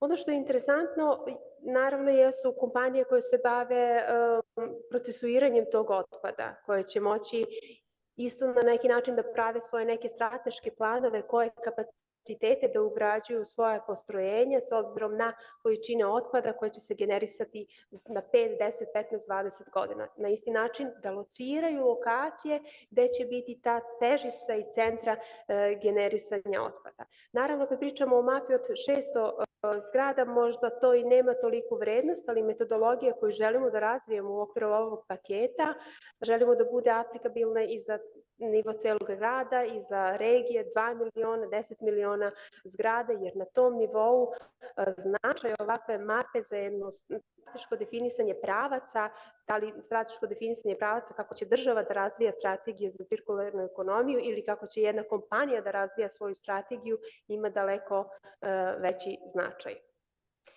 Ja stvarno izabrala sam da pričam na srpskom jeziku zato što sam želela ljudima, posetiocima iz naše države da približim malo mapu koja se radi u njihovom gradu i negde da možda pozovem i da nas kontaktiraju za bilo koje dodatne informacije. Ono što ja sad vidim kao veliku zajedničku tačku jeste prvo naša saradnja sa institucijama koje se bave održavanjem gradsko-stambeno. Naravno da ukoliko mi utvrdimo šta sve postoji u tim objektima, da je to interesantno i za njih. Oni su imali davno nekada inicijativu izrade ličnih karata za svaku zgradu. Mi isto to sada radimo, samo je ovo u jednoj digitalnoj formi. Naravno, lokalne samouprave i mi jesmo u toku, da kažem, pregovora i razmišljanja saradnje sa samom opštinom Palilula, prezentovanje projekta i saradnje sa njima, jer ja verujem da i nakon samog ovog projekta postoje neke aktivnosti na dogradnje na mapi koja bi mogla da se uradi, a da bude benefite za lokalne samouprave i za građane. Jedan od mogućih benefita je prosto povezivanje naše mape sa izdatim rešenjima, odobrenjima za rušenje određenih objekata, gde bi se verovatno kompanije mogle da vide u narednih mesec dana tačno da lociraju tačke gde će se generisati otpad i onda vide koje su sastav tog otpada i količine tog otpada. Kako će izgledati naša mapa, još uvijek je rano da pričamo, jer mi nismo još u fazi da pravimo web aplikaciju. Ono što se zna biće otvorena za sve i besplatna za korišćenje i pravit ćemo je nekako po ugledu na energetske mape koje već postoje za velike gradove kao što su London i New York, gde vi, da kažem, kliknete na mesto gde se nalazi jedna zgrada, sad je pitanje da li je ona tu 2D ili 3D prikazana i da dobijete neki breakdown sa podacima relevantnim za energetsku efikasnost, njenu potrošnju energije, emisiju ugljen-dioksida i slično. Po sličnom principu ćemo razviti taj vizualni identitet naše mape, će biti, da kažem, po tom principu razvijen i naravno maksimalno prilagođen svim ovim userima koje sam pomenula. Dokle smo stigli sa razvojem mape, proteklo je godinu dana, moram da kažem da je značajan period vremena oduzelo i samo lociranje lokacije za koju želimo da razvijemo mapu, da bude dovoljno reprezentativna i da ona kao mali primjer omogući da sva znanja koje skupimo na njoj, metodologije koje razvijemo, mogu da se primeni na neku drugu regiju koja ima, da kažem, slične karakteristike, odnosno da u ovoj našoj regiji uključimo što više karakteristika. Trenutno završili smo skeniranje kompletne regije i razvili smo 3D modele nižeg nivoa detaljnosti. Trenutno se razvija metodologija da sa tog nižeg nivoa, ovde je prikazana na slajdu, dođemo do nekih viših nivoa gde su geometrije bolje prikazane kako bi mogli da dođemo do preciznijih informacija vezanih za količine. Ono što je bitno jeste da naša mapa kroz nekoliko dimenzija pruži informacije, na nivou elementa zgrade, na nivou same zgrade i na nivou određene regije pruža različite informacije. Kada su u pitanju modeli za estimaciju količina i vrsta materijala, razvijeni su već, da kažem, katalozi elemenata koji se nalaze u zgradi i materijala od kojih su ti elementi sagrađeni i ti katalozi se baziraju na nacionalnoj tipologiji. Mi imamo 18 tipova identifikovanih u našoj zemlji i za svaki tip zgrade prave se katalozi elemenata na osnovu kojih će posle da se i koeficijenti, da kažem, intenziteta materijala ugrađenih u te elemente i u tu zgradu, na osnovu kojih će da se, da kažem, posle radi upscale na celu tu našu regiju. To je za sada što se tiče mape, dokle smo stigli. Mapa će naravno na samom kraju projekta biti napravljena 3 meseca pred kraj, tako da ćemo imati 3 meseca neki period da probamo njenu eksploataciju i da animiramo što više end usera, počevši od institucija do običnih građana, da se priključe i da već nekako istraže benefite i probaju da dođu do nekih benefita čak i u tom kratkom periodu za mape. Hvala vam.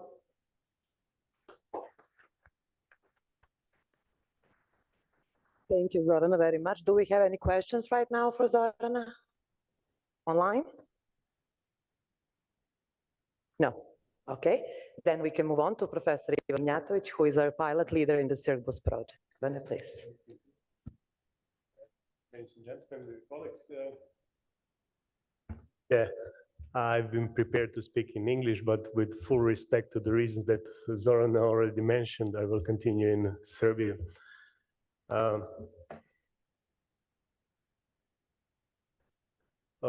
Dakle, zadovoljstvo mi da imam priliku da vam objasnim koncept i da kažem dam jedan brzi, kratki prikaz ovog pilot projekta koji će se realizovati u okviru CIRBUS projekta, koji će se realizovati ovde u Beogradu.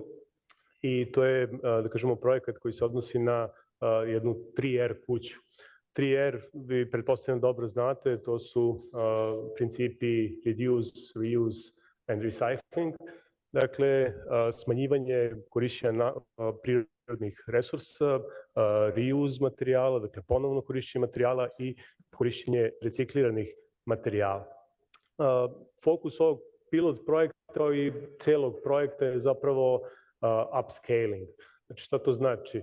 U našem ranijem radu, u našim ranijim istraživanjima mi smo došli do razvili neka rešenja u građevinskom konstrukterstvu koje se mogu smatrati održivim, ali ono što sada hoćemo da uradimo to je da ta rešenja izvodimo iz naših laboratorija, da ih prenesemo u real environment, znači na stvarno stanje, na sajt, na gradilište, da ih tamo testiramo i da ponudimo praktično privredi, odnosno građevinskoj industriji da uzme ta rešenja i da ih dalje razvija, dakle da se implementiraju u praksi, dakle da ne ostane na nivou istraživanja, već da to postanu rešenja koje će se primjenjivati.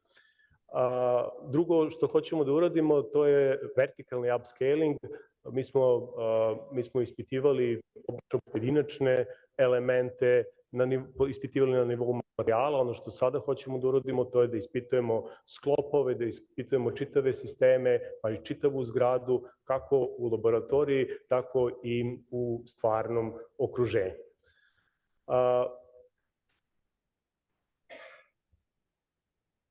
How to change the slide? Okay. Let's go back. Okay. Dakle, ovo je slika koja pokazuje u suštini koncept ove naše 3R kuće. Dakle, to je jedan objekat koji će biti napravljen potpuno od prefabrikovanih elemenata, gde će stubovi i zidovi biti od betona napravljenog sa 100% recikliranog agregata, dakle agregata od recikliranog betona, gde će ovaj prednji frontalni panel zapravo da bude, osim stakla, glavni noseći deo će biti reused čelik, dakle čelik koji je već korišćen, a sada u novom ciklusu će biti upotrebljen kao noseći element. Ova krovna ploča će zapravo biti spregnuta tavanica, spregnuta između opet korišćenog čelika i betona sa velikim sadržajem letećeg pepela. Dakle, korišćenjem letećeg pepela smanjujemo količinu cementa, sa smanjivanjem količine cementa smanjuje se naravno i emisija CO2. Zadnji panel će zapravo biti od korišćene opeke, formirat ćemo prefabrikovane panele od te korišćene opeke koje će se ugraditi između ovih stubova i greda, a obezbedit ćemo i seizmičku izolaciju ovih zidova, dakle da prilikom potresa, prilikom zemljotresa praktično ne dođe do njihovog oštećenja, a kao seizmički izolator biće upotrebljena reciklirana guma. Dakle, ovo je, da kažemo, kostur ili koncept ovog objekta i na ovom slajdu vidimo jedan 3D prikaz tog objekta, a ovde vidimo jednu mapu detalja koji su morali da budu razvijeni prethodno da bismo omogućili konstrukciju i dekonstrukciju, odnosno montažu i demontažu elementa. Dakle, često ćete čuti da su konstrukcije montažne. Ova konstrukcija će biti montažno-demontažno, dakle, bit će apsolutno moguće ponovo montirati ovaj objekat, što daje doprinos cirkularnosti, jer nije samo cirkularnost na nivou materijala, niti na nivou elementa, već će ovo biti potpuni reuse na nivou čitavog objekta. To su ovo tehnički detalji vezani za veze između temelja i stuba betonskog koji će biti, kako sam i rekao, montaž-demontažni sa ugrađenim mehaničkim kaplerima, veze između dva betonska zida, između čeličnih stubova i betonskih elemenata, ponovno korišćeni čelik koji se koristi za vezu između stuba i grede i tako dalje i tako dalje. Osim ovih, da kažemo, konstrukcijskih stvari ili, da kažemo, rešenja koji će biti unapređene i primenjene u ovom objektu, razmišljamo i o tome da opet uradimo jedan upscaling, a to je da potpuno van onog osnovnog obima ovog projekta primenimo i recimo koncept zelenih krovova. Sa kompanijom razvijom BioPixel imamo nameru da sarađujemo i da, kažemo, plemenimo ovu konstrukciju i jednim ovakvim elementima koji takođe daju svoj doprinos održivom razvoju. Osim toga, obući ćemo ovu konstrukciju u jednu fasadu koja će biti takođe energetski efikasna, čime ćemo još jednom poštovati princip održivosti. Ono što smo uradili tokom prve godine, između ostalog, je nabavka ovih materijala koja nije uopšte laka, jer na teritoriji Srbije zapravo ne postoji market, ne postoji tržište agregata recikliranog betona koji bi se primenio za drugi ciklus proizvodnje betona. Dakle, obično su aplikacije recikliranog agregata vrlo proste za nasipanje puteva, za neke ispune iza zidova, nasipa i tako dalje. Mi smo u saradnji sa kompanijom Beočista energija uspeli da obezbedimo reciklirani agregat od recikliranog betona, da testiramo neka njegova osnovna svojstva koja su ključna u ovom smislu, to je pre svega upijanje vode koje će, da kažem, koje je na nivou koje obećava da se dobiju karakteristike koje neće biti lošije od karakteristika običnog betona, kao što je profesor Albert već pomenuo. Izvršili smo prosejavanje ovog agregata u 3 frakcije i transportovali na sajt našeg partnera na projektu Penteđeku, gde će biti izvršena proizvodnja ovih panela betonskih i betonskih stubova. Takođe, obezbeđeni su i čelični elementi iz jedne hale koja je praktično demontirana i umesto da ide na proces praktično recikliranja čelika, odnosno ponovnog otapanja čelika, ovaj čelične profile ćemo iskoristiti za noseće elemente prednjeg fasadnog panela. Uzeli smo i opeku koja je već korišćena i ona će nam poslužiti kao zidana ispuna, ali nećemo zidati na licu mesta, kao što sam rekao, ovo će biti jedan prefabrikovani panel koji će biti ugrađen u sam element. Takođe, od jednog partnera na našeg partnera na projektu. Obezbedili smo i od reciklirane gume elemente koji će služiti kao izmički izolatori na kontaktu između betonskih stubova, zidova i ove zidane ispone. Ono što sada radimo, to je jedan vrlo detaljni dizajn, odnosno praktično izvođački projekat za ove stubove i panele, crtanje planova armature i ovih konektora koje treba ugraditi u ove elemente i to sve ide na internu reviziju kod naših partnera koji daju zeleno svetlo i to ulazi u proizvodnju, nadam se, u narednih mesec dana. Takođe razvijamo setup za ispitivanje ovih elemenata, ispitivat ćemo, kao što sam rekao, u hali, ali sklopove, a na samom sajtu, odnosno na terenu ćemo ispitivati i dinamičke karakteristike ovog objekta pomoću šejkera. Dakle, drmaćemo prostim rečima ovu zgradu simulirajući efekte potresa, zemljotresa, vibracija i odrediti karakteristike ovog objekta. Taj sajt za demonstraciju biće u stvari u dvorištu našeg fakulteta, u zadnjem dvorištu prema Institutu za fiziku, odnosno Mašinskom fakultetu i smatrate se svi pozvani da tokom sledeće godine obiđete ovaj sajt gde ćemo izvršiti demonstraciju ovih principa, odnosno ove konstrukcije o kojim sada pričam. Jedan od ključnih KPI-ova ili Key Performance Indexes na ovom projektu je da sklopimo ovu konstrukciju, rasklopimo i ponovo je sklopimo za 36 časova. Tako da nadam se da ćete moći i da uživo prisustujete ovoj demonstraciji. Hvala.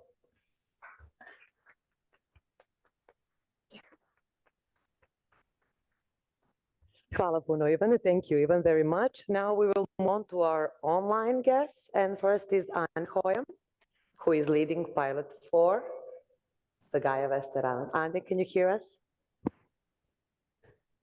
Yes, I can hear you very well. Can you hear me okay? Yes, yes. Please, you can start. Okay. Thank you so much. I'm delighted to be part of today's panel and presenting our Norwegian pilot. And I'm not up at the North Pole, but I'm very close, as the coordinator in CircBoost stated a short hour ago. And Gaia Vesteran is Museum Nord's innovation and research initiative aimed at creating more environmentally friendly and sustainable local communities, and collaboration with businesses, communities, public sector organizations, individuals, in short, all parts of the community is essential. And advocating for a culture of sharing is extremely important to us, and that's why I'm so happy to be part of this panel, and of course to be part of the CircBoost project. And in the next slide, we hopefully see a picture of Sortland. This is the regional center in Vesterålen.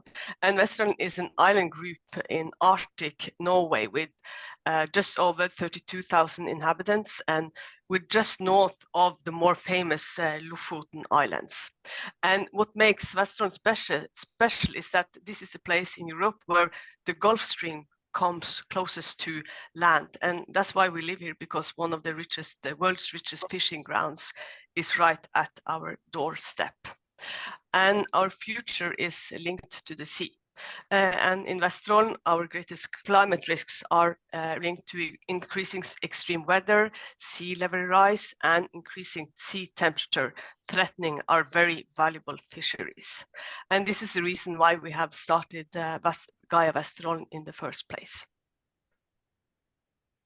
But in contrast to this vulnerability, we are also in the population seeing a great deal of climate skepticism, with over 54% only 54% of the citizens in Vesterålen region agree that climate change is man-made, and this number is significantly lower than the rest of Norway and of course the rest of Europe. And this is the opinion poll that we in Gaia Vestron with our partners conducted last year. So this is really important, that we are facing climate risks, but working in a community where a large number of the people doesn't believe that climate change is man-made. And then I will go on with talking a bit more about Gaia Vestron before I go on to the pilot. And Gaia Vestron is an ecosystem of parts aiming to create a more sustainable society. If you can switch slides, please. And the initiative now consists of over 100 partnerships locally, nationally, and internationally through the various projects. And here you see only some of our partners, and we have now a secured funding of over 3 million euros. And among other things, we are involved in 2 Horizon Euripe projects, one of them being the Circ Boosts. I see that the slide has gone down. Should I pause before I go on, or would you like me just to go on?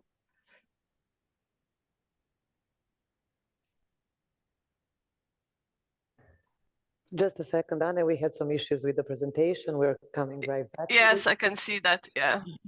There was a video there that maybe there was a problem with.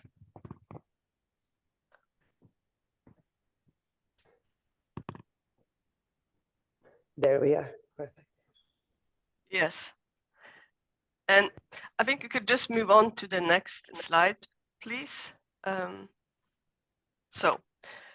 Our main focus in Gaia Vestron is to build a circular museum. Here you see the museum in the design of the Lundhagen architects. And this is one of the most famous Norwegian architects, and Lundhagen Architects is also a partner in Circ Boost. And we want the museum to be built from decommissioned containers from the fishing industry and from recycled concrete. And we aim for everything, including the insulation, woodwork, steel, and containers, etc., to be reused. And in Gaia, children's interests are close to our hearts. Next, please. And this is reflected in the design of the museum.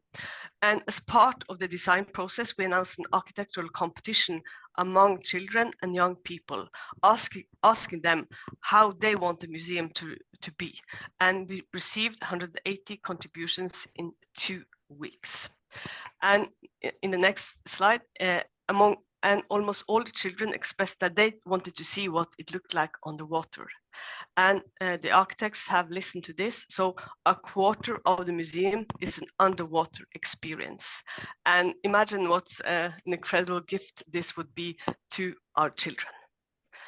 And in the Circ Boost project, the pilot partners in Vestron are Den West, a regional waste management company, Lundhagen Architects, as previously mentioned, and the University of Tromsø, along with Museum Nord. And in Circ Boost, we will reuse and recycle concrete from 2 buildings that will be demolished. One of them being the old slaughterhouse in Sortland that's been showed in the picture. And our ambition is sky high. We aim for a recycling rate at 95%, and the slaughterhouse is set to be demolished next year. And we're really eager with our partners to start the process.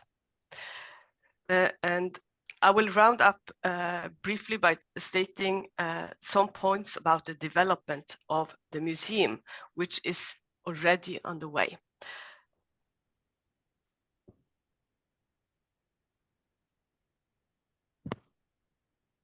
I will just wait because I would like to show you a model of the museum. Here you can see the model of Vesterålen, which is a large-scale model where we project the information combined with AR and VR and gamification elements. And the model will connect the past, present, and future.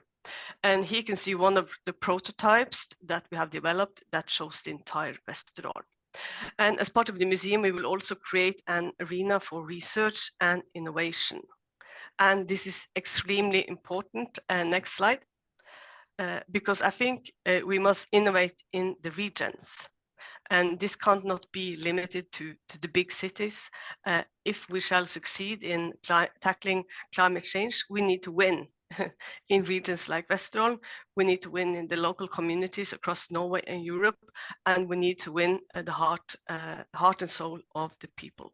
And this means that we need to invest in research, innovation, and collaboration, like CircBoost is a perfect example on. And I think also I would like to end up by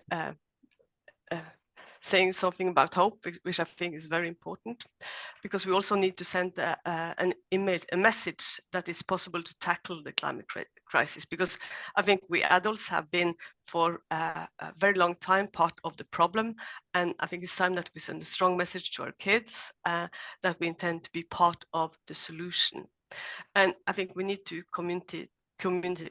communicate hope through our actions. And this is very close to my heart, because we have to give children and young people hope that it's possible to tackle the climate and environmental problems. And I think we need to, as adults, all partners in CircBoost and our sister projects, show our children that we got this, that we will fix the problems.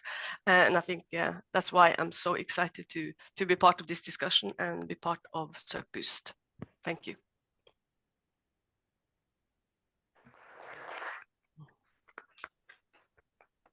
Thank you, Anne, very much.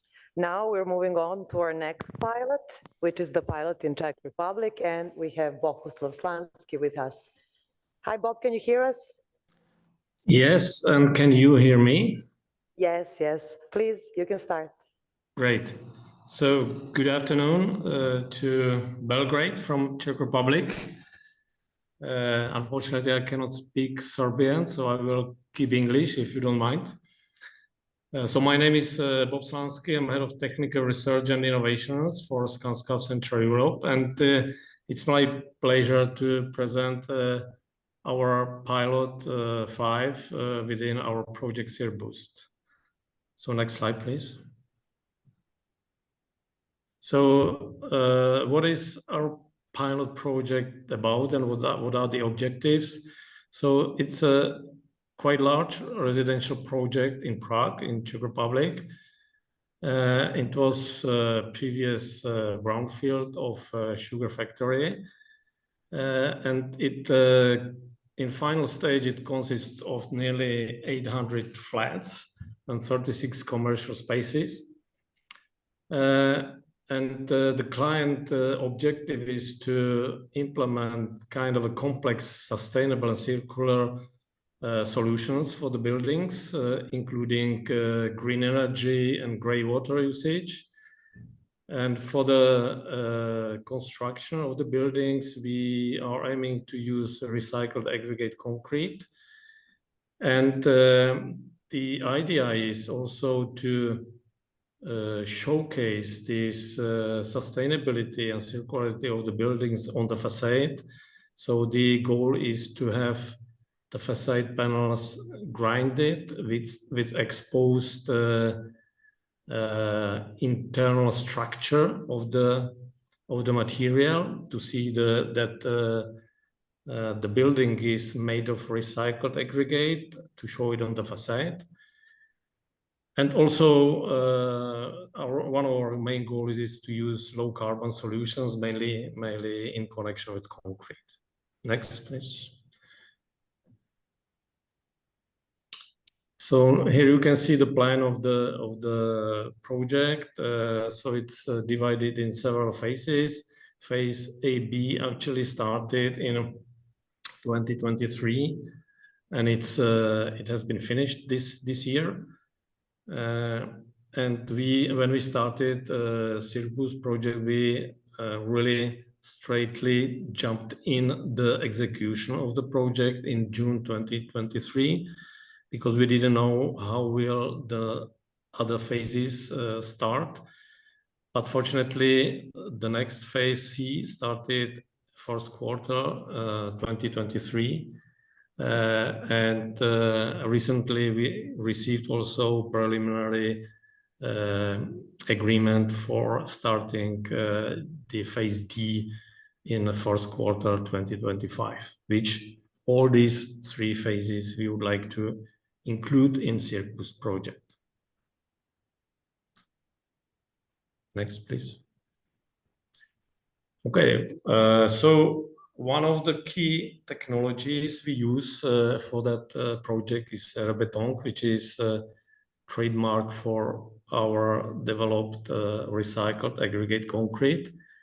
And we are testing this material for various structure elements. And thanks to the Circus project, we can boost the development of this material to, as we call it, Rebeton new generation, which have like properties close to the conventional concrete. So it means that we can use it for wider applications, and we can increase the proportion of the recycled aggregating concrete from 25 to 70%. And we use it for sub-base concrete slabs and internal reinforced concrete walls. And we are planning for the next year further development, which we call Rebeton low carbon, which will have with similar proportion of recycled aggregate also reduced carbon emissions or embodied carbon.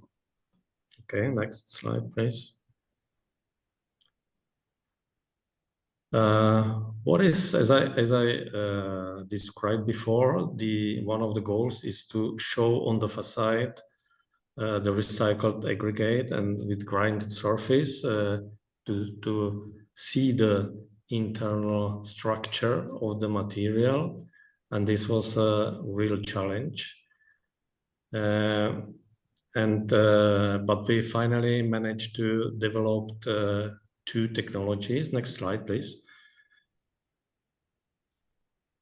So we have now on site installed mock-ups, 2 mock-ups with 2 selected technologies. One is quite kind of a unique technology, 3D concrete printed on the left side.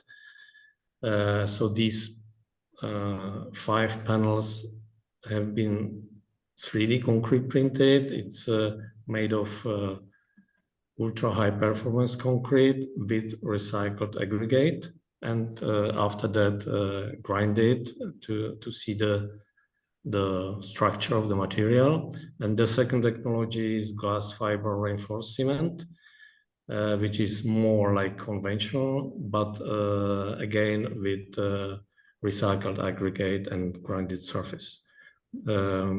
So now we are in the stage of evaluating these mock-ups, and we will decide for the final solution.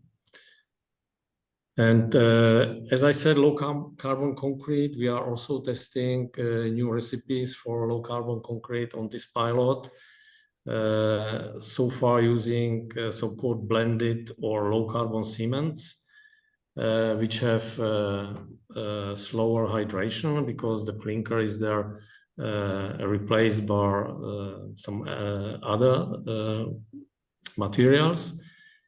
And this causes a lot of challenges with the time schedule. So we are trying to balance the CO2 reduction with the setting time of the concrete, which needs a lot of monitoring of the strands development, especially, and also the prediction of the strands in various weather conditions. So that's also very, I would say, interesting topic, and we are getting a lot of data out of that, which is for the future very important. Next slide. One of the also interesting technologies is 3D concrete printing. So we have selected suitable structure for that pilot, which is a bathroom on the 4th floor on the terrace. So that was like a unique situation where you don't have obstacles above the structure like a floor, so you can easily print the whole structure, and we redesigned this bathroom to show the flexibility of the shape for the 3D printing. What is also unique that the mixture for 3D printing we developed is can be made at the conventional concrete plant and transported by the truck mixer. And it is also a kind of a combination of two materials. So the 3D printed shell can be filled with the recycled aggregate concrete. Next slide, please. So the conclusions, I believe that the Pilot Phi is one of the showcases of the circular and sustainable solutions in construction industry, and it will be visible on the facade of the buildings. So one of them is industry implementation of recycled aggregate concrete with up to 70% of recycled aggregate, including fine fraction, and also CO2 reduction by implementation of low carbon concrete. The reduction is, we started with 50 to 20%. Now we are aiming to 35 to 40% of the reduction. And also the development of unique facade panels with exposed rebeton surface. And also we have made successful 3D concrete printing on site, which is also kind of a unique technology. Thank you very much.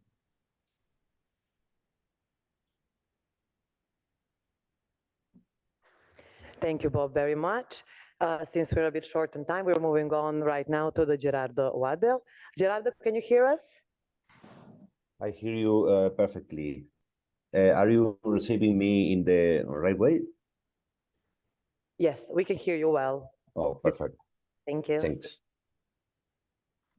Thank you very much for organizers, the audience in person and following us by online.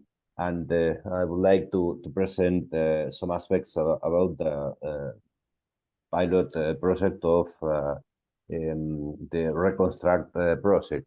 Please put here all the entire picture, the entire screen.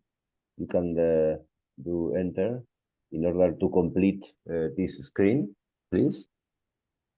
Where I can see a part of, okay, that's all of the parts. Okay, and these are the previous one. That's one. Perfect.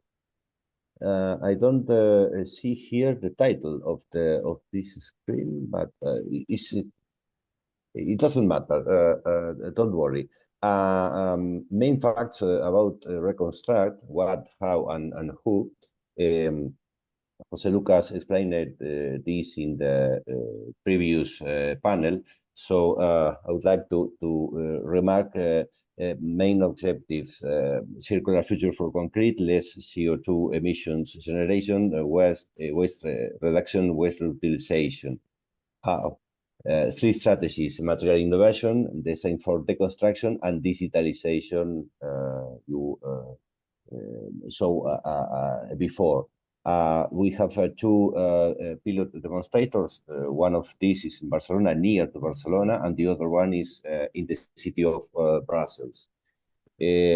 Or key indicators, project indicators: raw materials content 50%, reutilized and recycled materials 80%, and local material involved whole system 100%, and waste to landfill 0%. We are 2 European partners. The next one screen, please. You can see here institutions, entities from Spain, United Kingdom, Italy, Greece, and Belgium. working together in this project. Next one is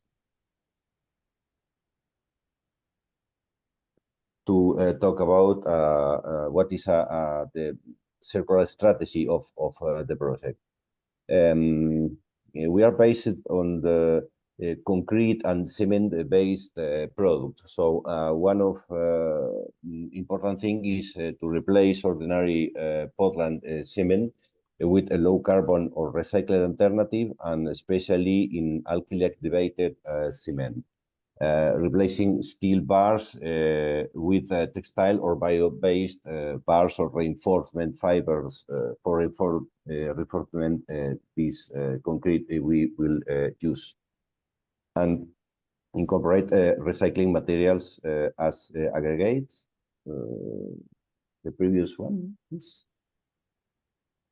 Can you come back? Okay, that's right. And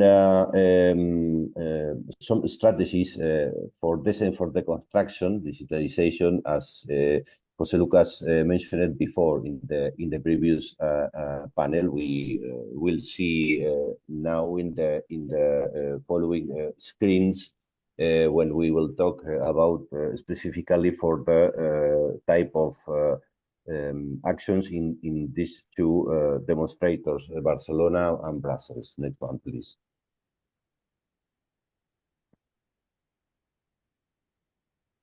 Okay, main facts about the Spanish and the Belgian demonstrator pilots. The location, we will see this before in pictures or maps. And land management in Casol in Spain, and the Green Energy Park in Belgium. And construction method is one on-site in part and off-site, the panel system in the case of the Spanish demo, and entirely off-site in the case of the Belgium one. This construction are demonstrators, small construction about 50 square meter, and one floor in Spain and 2 floors in Brussels in the Belgium demo. And the use is an auxiliary building. Is the case in Spain is not an entire closed completed construction, but the main structure and the panel system, the external part of the wall, we will see later. And in the case of the Belgian demo, is a building of 2 floors, use related to office and or different spaces related to office uses. But it's an entire and complete building. This is the main difference between the two demos. And of course, different materials and components used in the construction. And the components to be tested in the case of the Barcelona demo is foundation slabs, the main structure constructed in situ, and the facade panels and exterior pavement that are modular pieces made off-site. And in the case of the Belgian demo, you can see in the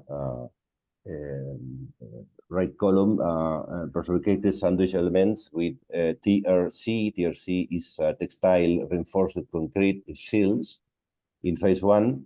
And replacement with tier C and aerated autoclave concrete panels in the phase 2. This is the slabs for internal floors. We will see later. And next one, please. Some characteristics about the demo sites we will see in the next screens, but here an overview about we are now on September 2024. This is time for construction, building permits, and the part of the demo that is focused on the study about construction, the result of materials, performance, and after that, the partial deconstruction and new construction in these two cases. Next one, please.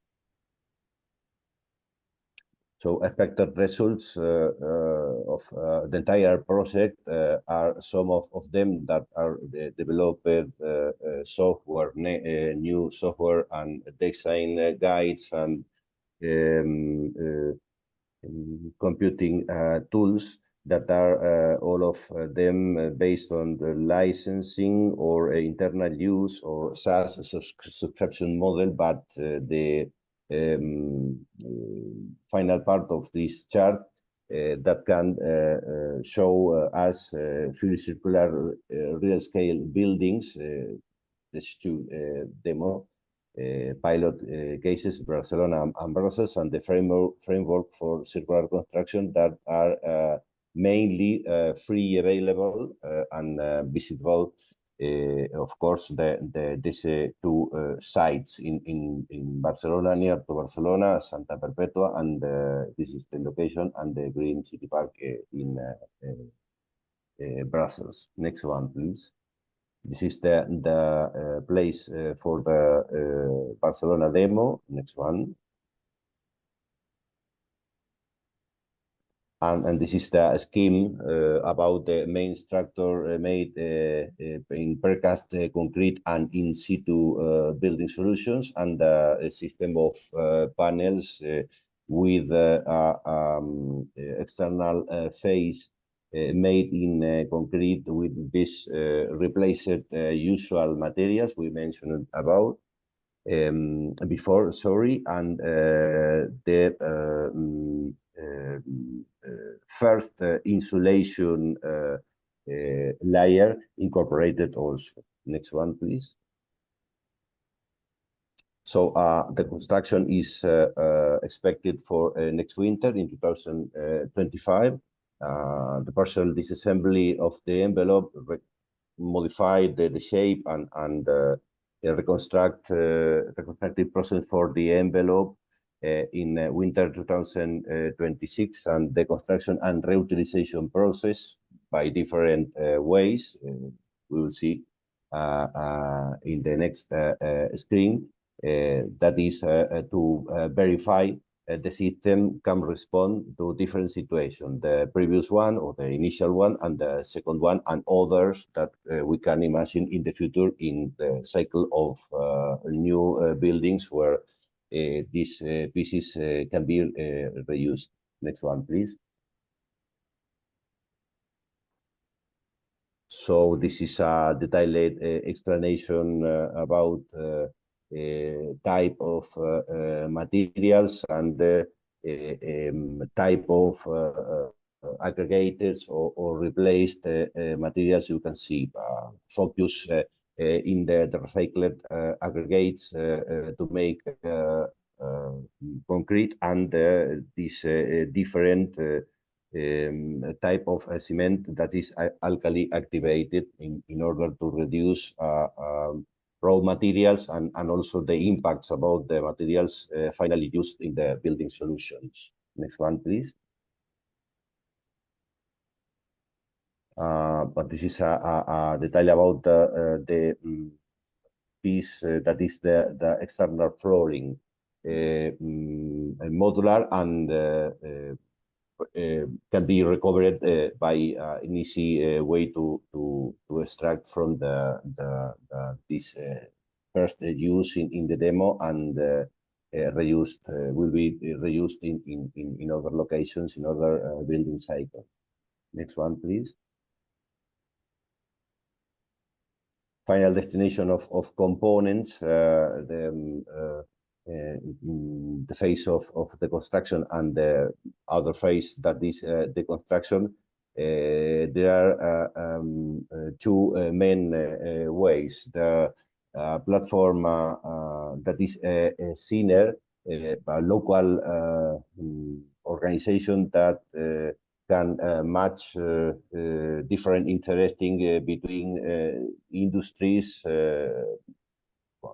from the construction sector and another one in order to reuse the materials with an offer by a platform and based in internet and can connect different entities. And the other one is the local waste manager for materials that should be recycled, as for example the concrete made in sea.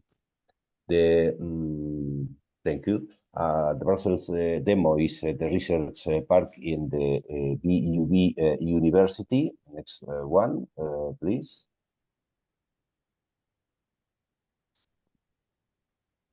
And here you can see the plan and the schemes and the renders about this building system. It consists in a constructor's main structure in steel and a system about panels that are made off-site, or the entire system is off-site, and there are two type of panels, the floor slab and the external walls with a core of insulation. And please, next one, where we can see these phases. This is a system developed for Holland Composites for until 4 stories commercial buildings that are now replacing the usual materials to this TRC. TRC, we can remember, is textile reinforced concrete. Sheets instead of bio-resin sheets, that is the previous one version of these materials. And in the phase 2, it will be, I'm sorry, the previous one. It will be the replacement about these panels with another version that is in a aerated autoclave concrete system. So regarding from the environmental considerations, the monitoring and the calculating processes here in this demo involves the use phase emissions, regulating building skill, building services, and embodied ambitions about the materials involved in the construction system, starting from the structural material efficiency that it is reduced and study in deep the resistance and shape for materials in order to be more efficient, and the use of recycled biomaterials and this type of cement and concrete we mentioned about alkali activated. The design for the construction and reutilization, all the capabilities developed in this strategy, full of use, and the design for future changes, the spatial adaptability and different implementations in functional variation that type of building can assume in the future. Next one, please. I think this is the final one. In order to thanks again everybody, and your attention and at your disposal for questions, comments, and the debate. Thank you. Thank you, Gerardo, very much. Now, very shortly, we're going to move on to Ms. Laura Ribota, who will speak for the project Wood Circles. Hi, everybody. I hope you can hear me. We hear you well. You can start. Okay. Thank you. I work for the city of Torino, and today I will talk about the pilot in Torino for the project Wood Circles. We have 3 demolition sites, 3 sites where some social houses will be refurbished, and we are doing the recovering of wood from this demolition. We involved in our partnership in the project also the company Iren, and that is our waste and energy company in the city. And they have a circular wood plant where the wood is going there after the demolition. And in this plant, they are producing pallets for now, because it's the first product they decided to product. But we want to do some demonstrative action for our citizens, for our technicians, for our stakeholders in general, to demonstrate that the wood in construction sector can be recycled, can be reused. And so we will use some events in Torino, like artistic events or technical events, to talk about this topic. And for example, some of those pallets will become an artistic installation for an artistic event now in November. And this installation will be transformed after the exposition in some benches for a school. So there will be also reused in that way, and also we can work with school and with children to talk about the recycling of wood in building, in general recycling of wood. And we have another important partner in this project here in Torino, that is Environment Park.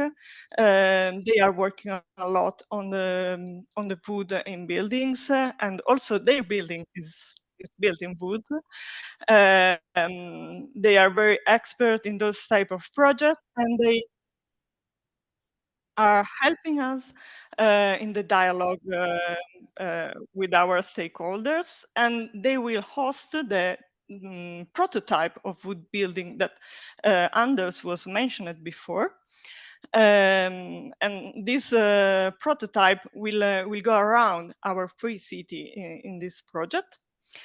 And so we will do this involvement at different levels, starting from children, reaching the public, general public, and the technician, who can also learn how design for this assembly. And now I have some picture to show you what is really happening now in Torino. So here there are the demolition sites where we are doing the building renovation. And the next slide.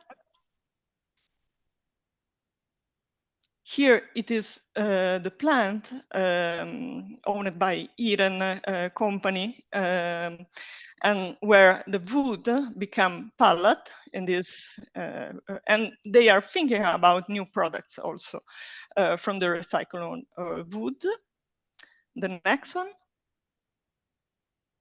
This is the artistic event that will be at the beginning of November. You are all invited, if you want, to come and see what we will do with those artists and with some students of design. So it's really an action with different level of communication and different involved people. And the last one is the school, where we are thinking to put this installation when we rebuild it. And here the school said that we need a new and more innovative way to meet all together, also with the parents of the children. And so those artistic event, artistic installation will become some innovative benches in this environment. And that's all for now from Torino. Thank you, Laura, very much.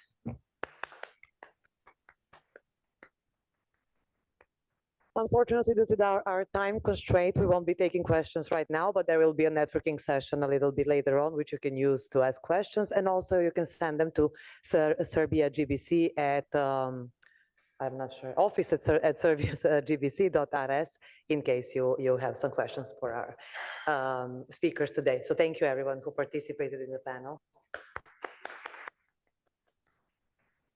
Thank you very much.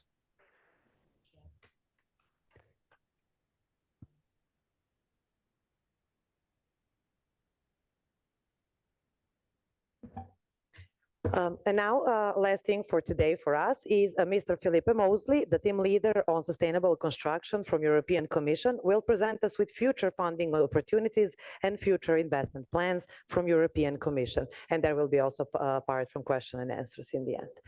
Mr. Mosley, can you hear us?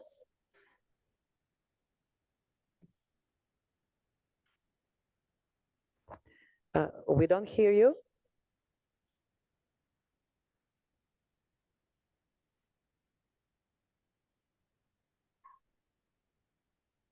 I think maybe Mr. Mosley left by now.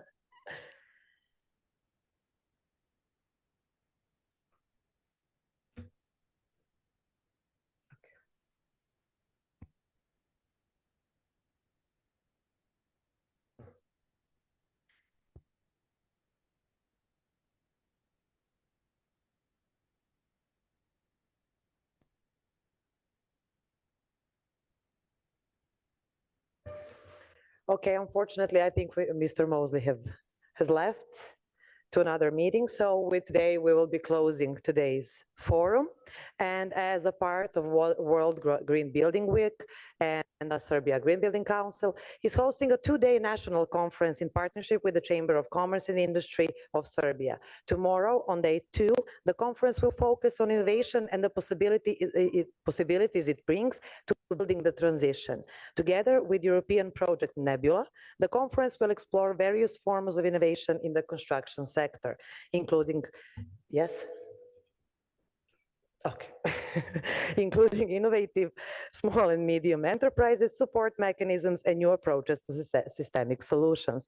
From our organizers, World GBC and Serbia GBC and Chamber of Commerce and Industry Serbia, I want to thank you all for participating in this conference and for continuing to contribute with your knowledge and effort to the advancement of circular economy in the construction sector. I want to thank our speakers on and offline today for their contributions and you audience for your engagement. I invite everyone now to join us for drinks in the buffet in the next hall. Thank you once again.